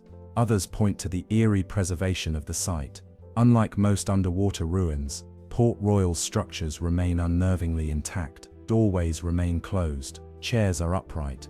In one sunken pub, clay pipes still rest on tables as though waiting for drinkers to return. Time, it seems, was not shattered, but paused. And what of the people? Hundreds were lost in the quake, and many of their bodies were never recovered. But in 1995, a diver named Roland Pierce claimed to have found something more than bones. Deep within the ruins of what was once a merchant's house, he entered a hollow room where air bubbles had gathered at the ceiling. The walls were smooth, undisturbed, and there, floating near the rafters, was something he later refused to describe in detail. Only that it looked like a woman, perfectly preserved. Hall's edgerb, Hall's intact, as if she had only just drowned. He left the ruins immediately, never dove again, and in interviews he would only say, "She blinked." In the years that followed, various attempts were made to recover larger sections of the city, but divers reported increasing unease. Equipment would fail, compasses would spin. Cameras refused to record. One archaeologist reported strange pressure changes, like breathing that would ripple through the currents, only within the ruins, and nowhere else nearby. Another swore she heard footsteps in the silt behind her. When she turned, nothing. Locals, particularly the older generation, still avoid speaking of Port Royal after dark. Children are warned not to swim near the harbor ruins. The legends say that those who steal from the sunken city bring curses on their ships, lights flickering, compasses reversing, hulls whispering at night. Some claim to have heard parties at sea, faint laughter and music drifting from empty water. And once in a great while, a bottle will wash ashore. Inside, a message in perfect 17th century calligraphy, sealed with a ring, always unreadable, always soaked through, but always fresh. It is as though Port Royal continues, not alive perhaps, but not entirely dead, suspended in a pocket of time just beneath the surface, where rum still pours and secrets are still traded, where the sins of a lost city echo through the coral, not seeking redemption, just remembering. Even modern sonar cannot explain the perfect preservation. One theory posits that the silt covering the ruins created an anaerobic seal, halting decay. But another posits something less rational, that the city itself resists time, that something in those waters, magnetic, spiritual, or something older, holds memory like a reef holds fish. And what of the earthquake? Many geologists now believe it was a rare form of liquefaction, where the ground beneath the city turned instantly to fluid due to violent tremors. But no similar event has happened there since, and tremors of that type almost never affect an entire coastline so precisely. It was surgical. As though the earth knew exactly what to remove. Today Port Royal is half tourist site, half warning. A place where glass-bottom boats drift over sunken streets, and visitors peer down into a mirror of the past. Some claim they've seen figures move in those submerged alleyways. Others say they feel an inexplicable pressure on their chests when they pass overhead, as though the water remembers too well what lies below. The ocean, after all, is the perfect gravekeeper. It preserves, it conceals, and it whispers its stories only to those willing to listen in silence. Beneath the harbor, the golden city waits, its markets silent, its taverns still, and every clock stopped at the same moment. Port Royal remains where it fell, a city caught not in ruin, but in pause, not washed away by time, but suspended in it, a caution not carved in stone, but etched in current, and in the deepest parts of the bay, where the light dims and the water stills, you might swear you see someone standing by a shop door, waiting, watching, as though the next customer might arrive at any moment. The wickedest city on earth did not drown, it merely changed addresses. They called it U-65, a German Imperial Navy submarine, forged in the steel yards of Kiel during the blood-soaked chaos of World War I. One of dozens of U-boats meant to strike fear into Allied shipping lanes. It should have been no different from the rest, but from the moment its keel touched the shipyard floor, something about U-65 unsettled everyone who came near it. Sailors spoke in whispers, engineers avoided it after dark, and rumors took hold before the first torpedo was even loaded into her hull. The accidents began early. During construction, a heavy girder slipped without warning and crushed 2 workers beneath it. Days later, another man fell from a scaffolding, shattering his spine against the metal hull.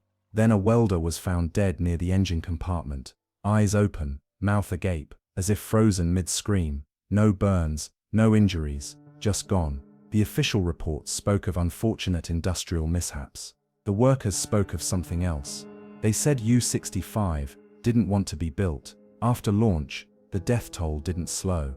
On her maiden sea trials, an engineer inspecting a valve in the torpedo room was killed when it suddenly exploded, though the pressure had registered safely moments before. Another crewman went missing during a routine check above deck. He was last seen walking toward the bow. When the officers called his name, no one answered. His cap was later found resting on the railing, perfectly folded, like a token left behind by choice.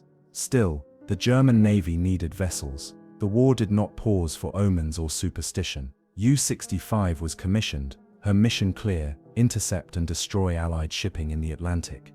She left port under the command of Kapitänleutnant Karl Honig, a practical man who tolerated no nonsense. He dismissed the rumors among the crew, told them the boat was a machine, not a ghost.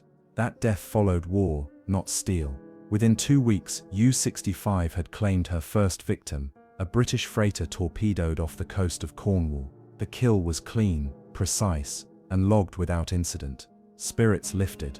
The crew believed perhaps their unease had been misplaced, but the celebration was short-lived. Days later, one of the torpedo crew was found dead in his bunk. There were no signs of struggle. He lay perfectly still, hands folded on his chest, as though posed for burial.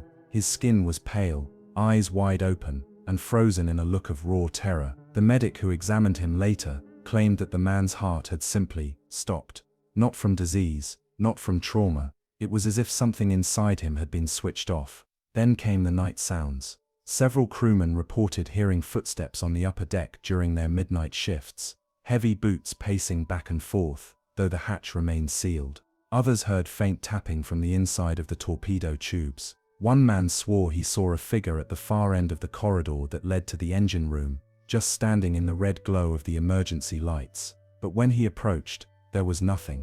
Captain Honig ordered extra drills, hoping to keep the men busy and focused. He banned talk of ghosts. He demanded full inspections of every system. But even he began to change. He spent long hours alone in his cabin, reviewing logs that never seemed to add up. Instruments recorded phantom power surges. The compass spun once, twice, then settled without cause. One night, he reportedly collapsed in the control room, murmuring to himself, "I hear it too, in the walls." U-65 continued to sink ships, though with each mission, the deaths mounted, not from battle, but from inside. A petty officer hanged himself in the crew quarters. A mechanic vanished during surface operations. His tether line was still clipped to the railing, but he was gone. Another man leapt overboard in full uniform, eyes glassy, his lips moving as though in prayer. The lookout swore he saw a hand gripping the man's shoulder just before he jumped. By the time U-65 docked for resupply in Bruges, she had lost more crew to the boat itself than to enemy fire. Replacements were brought in, but each rotation brought more silence. Morale dissolved. No one wanted to speak of what they saw, or feared they might see.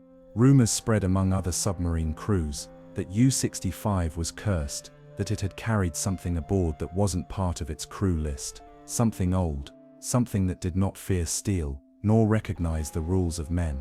The Navy ignored the warnings. With the war escalating, U-65 was sent back to sea with new orders and a new first officer. A man named Richter, young and ambitious, but not a fool. He kept detailed notes of their patrols and recorded strange occurrences with methodical care. In his final entry, he described a recurring dream he had begun to share with 3 other sailors. They all dreamt of a dark corridor, flooding slowly, of voices calling from behind sealed bulkheads, and of something tall, pale and wrong standing at the bow, waiting. He wrote, "It watches us sleep. It knows our names. It is not trapped here. We are." Days later, Richter's body was discovered jammed inside the narrow crawl space near the periscope housing. No one could explain how he had gotten in. There was no room to turn around, no access point nearby. His face was scraped raw, his fingernails bloodied. It looked like he had tried to claw his way deeper into the submarine, not out. The final voyage of U-65 came in March 1918. She was spotted off the coast of Ireland, surfaced and silent, drifting at odd angles. British forces approached, suspecting mechanical failure. But as they drew near, the sub began to submerge without warning. Not in a dive, but a slow, unnatural descent, as if being pulled down by something from below. No torpedoes were fired, no signals received. She vanished. No wreckage was ever found. The British ships later reported that as U-65 went under, her deck hatch appeared to open, and for a split second, they saw a man standing there, arms at his sides, eyes wide, not waving, not calling, just watching. In the decades that followed, divers searching the Atlantic trenches would occasionally report hearing low metallic creaks, like steel under pressure. Others picked up faint sonar pings at frequencies used by early 20th century German naval craft. Once in 1972, a NATO submarine operating off the coast of France received a scrambled transmission in Morse code, short bursts that, when decoded, spelled simply, "Crew lost, no death, still aboard." No source was found. The German Navy officially listed U-65 as lost with all hands. But among submarine veterans, her story lived on, passed down in quiet mess halls and late-night watches. The boat that killed her own, the boat that whispered, the boat that never let go. To this day, some sailors swear that during certain deep dives, when all is quiet and the ocean grows black beyond the glass, they feel a pressure in the hull, a coldness in the walls, a sense that something very old is nearby, something waiting. And if you listen very carefully, above the thrum of the engines, beyond the creak of the steel, you might hear it too. The slow, steady sound of footsteps, and the tap, tap, tap of something still knocking from inside the torpedo tubes. In the final days of January 1870, the SS City of Boston, a proud iron-hulled passenger steamer, departed Halifax, Nova Scotia, bound for Liverpool. She carried over 190 souls, passengers, crew, cargo, and the weight of routine. For most, it was another transatlantic crossing, the kind that was becoming almost mundane in an age of expanding maritime confidence. But the city of Boston never reached her destination. No message, no wreckage, no flares or floating trunks. One moment she was there, a speck of industry threading the icy Atlantic. The next, she was legend. She had made the journey many times before, a stalwart of the Inman line. She was equipped with both steam and sail power, and known for her resilience. There was no storm in the forecast, no enemy lurking in the sea. The only unusual element was the weather in Halifax prior to departure, dense, low fog, like a curtain drawn over the harbor. Some said the sea felt too still. Others noticed their compasses needed more adjusting than usual, their needles twitching unnaturally. It was easy to shrug off. People did. Schedules marched forward. The steamer pulled away from port and disappeared into the haze. She was last seen by a pilot vessel off the coast of Nova Scotia, her smokestack trailing evenly, sails full, engines steady. Nothing about her departure seemed out of place, except perhaps for the silence. No parting horn, no call from the decks. She vanished into the fog like a thought unfinished. As the days passed, no word arrived. No other ship reported sightings. By the second week of February, concern turned to dread. The transatlantic route was treacherous in winter, yes, but ships lost at sea usually left some trace behind. A lifeboat, a barrel, a body. But for the city of Boston, there was nothing, as if the ocean had inhaled and never exhaled. Rumors surfaced quickly. Some claimed sabotage, others whispered of mutiny. A few clung to tales of icebergs or rogue waves, but none of these offered comfort, because the silence was so complete. No survivors, no debris, and most chilling of all, no explanation. Families gathered at Liverpool's port, watching the fog roll in each morning, hoping against reason that the ship had merely been delayed, diverted, temporarily lost in weather. But it never came. Letters went unanswered. Shipping manifests were never signed. A vessel 300 feet long had simply blinked out of existence. Weeks later, sailors aboard another ship reported finding something strange in mid-Atlantic. A piece of paneling, pale and water-worn, floating alone. On it were carved the faint outlines of initials. One of the missing passengers had been William Richard Spence. The ship that found the panel did not stop. The sea was rough and the currents unkind. The relic drifted away before it could be recovered. By spring, a story began to circulate among fishermen near the Grand Banks. One night, far out at sea, a small vessel reported seeing lights on the horizon, row upon row, glowing steadily, as though from a distant city. They moved closer, but no shoreline followed, just light. Then, just as suddenly as it had appeared, it blinked out. Some said it was a mirage. Others, a ship with electric lighting far ahead of its time. But a few believed it was the city of Boston, still sailing, still lit, sailing not across water, but across memory. There were other whispers too. In 1884, a man from Galway claimed to have heard a distress signal on a crude radio set, dots and dashes barely decipherable, looping the same coordinates again and again. When plotted, they pointed to a section of the North Atlantic where no signal should have reached. The equipment was discarded as faulty, but the man insisted he had heard the name, City of Boston, adrift. That same year, a bottle washed ashore in northern Wales. Inside, a water-stained scrap of paper with barely legible writing. The ink had run, but one sentence remained: engines failing, no stars, no wind, God help us. The letter was unsigned, the bottle untraceable. Decades passed. Steam gave way to steel. The world grew louder, faster, more connected, but the city of Boston remained a void, a question the sea refused to answer.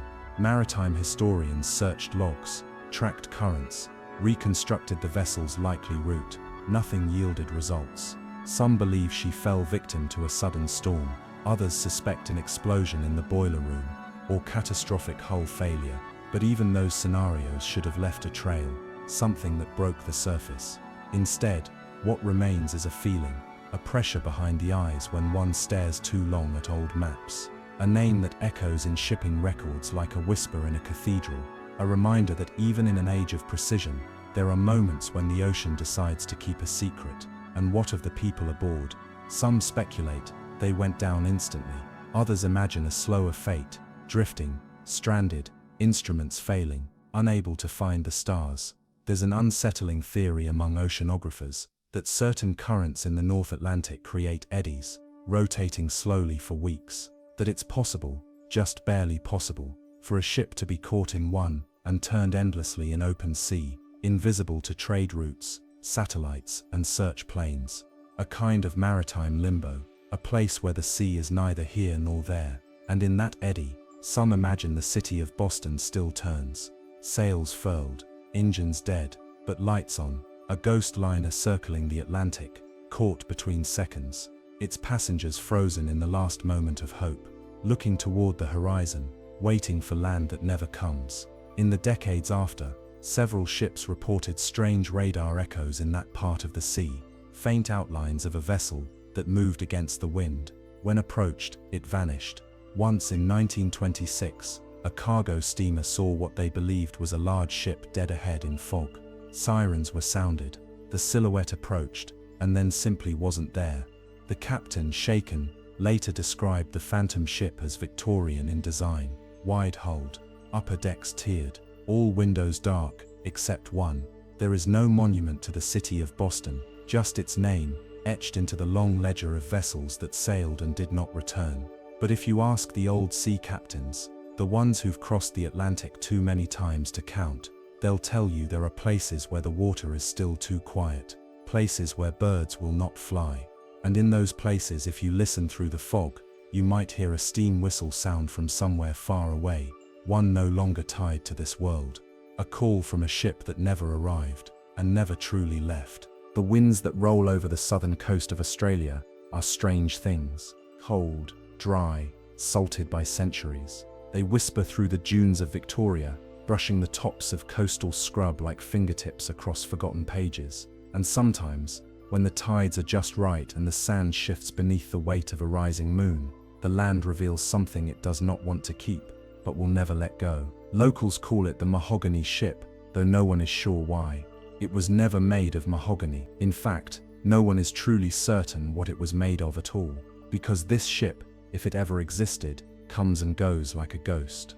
The first recorded sighting came in the 1830s, when a pair of shipwrecked sealers stumbled across the skeleton of a vessel partially buried in the dunes near Warrnambool. They described it as large, dark, and rotting, not like the English brigs they were used to, but something older, sleeker, with unfamiliar curves. Its wood, they said, was dense and red-brown like mahogany, and it creaked in the wind despite the absence of waves. They left it behind, marked it on a crude map, and told their story to anyone who would listen. Most didn't, but then others began to see it. Farmers, surveyors, shepherds, a few daring explorers who made it their mission to find it. For a while, the mahogany ship became a sort of regional legend, a piece of folklore that was just real enough to keep people walking the dunes with their eyes downcast, waiting for history to rise from the sand. Descriptions varied, but one thing remained constant: the ship was not from here. Some believed it was Portuguese,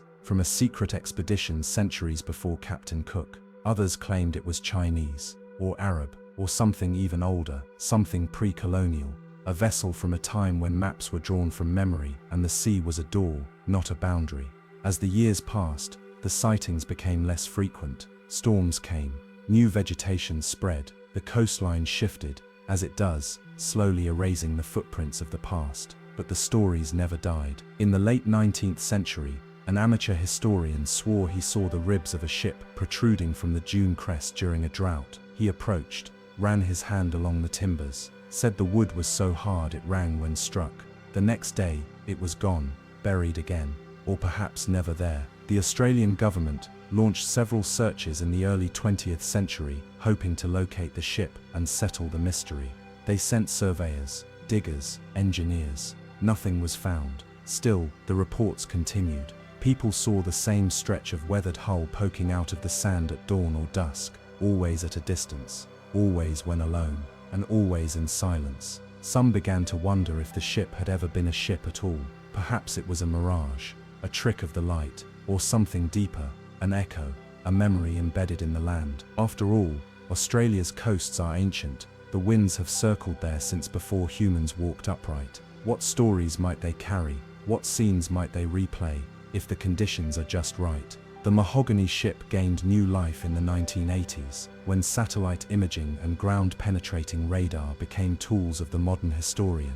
Teams descended on the area around Warrnambool once more. Scans showed anomalies, linear shapes, dense material buried beneath dunes. Hopes rose, but when they dug, they found only stone, driftwood, fossilized roots, nothing that could have crossed oceans. The evidence faded as quickly as it appeared, and yet, those who have lived along that coast for generations still speak of the ship, not loudly, not with certainty, but with a kind of reverence, like it's a secret the land keeps offered only to those who are meant to see it. They say the ship doesn't rot, that it resists time, that it comes up for air once in a while, to remember where it is. One theory suggests the ship may have burned long ago, that the wreckage people once saw was the charred bones of something that caught fire and collapsed inward, buried before it could be salvaged.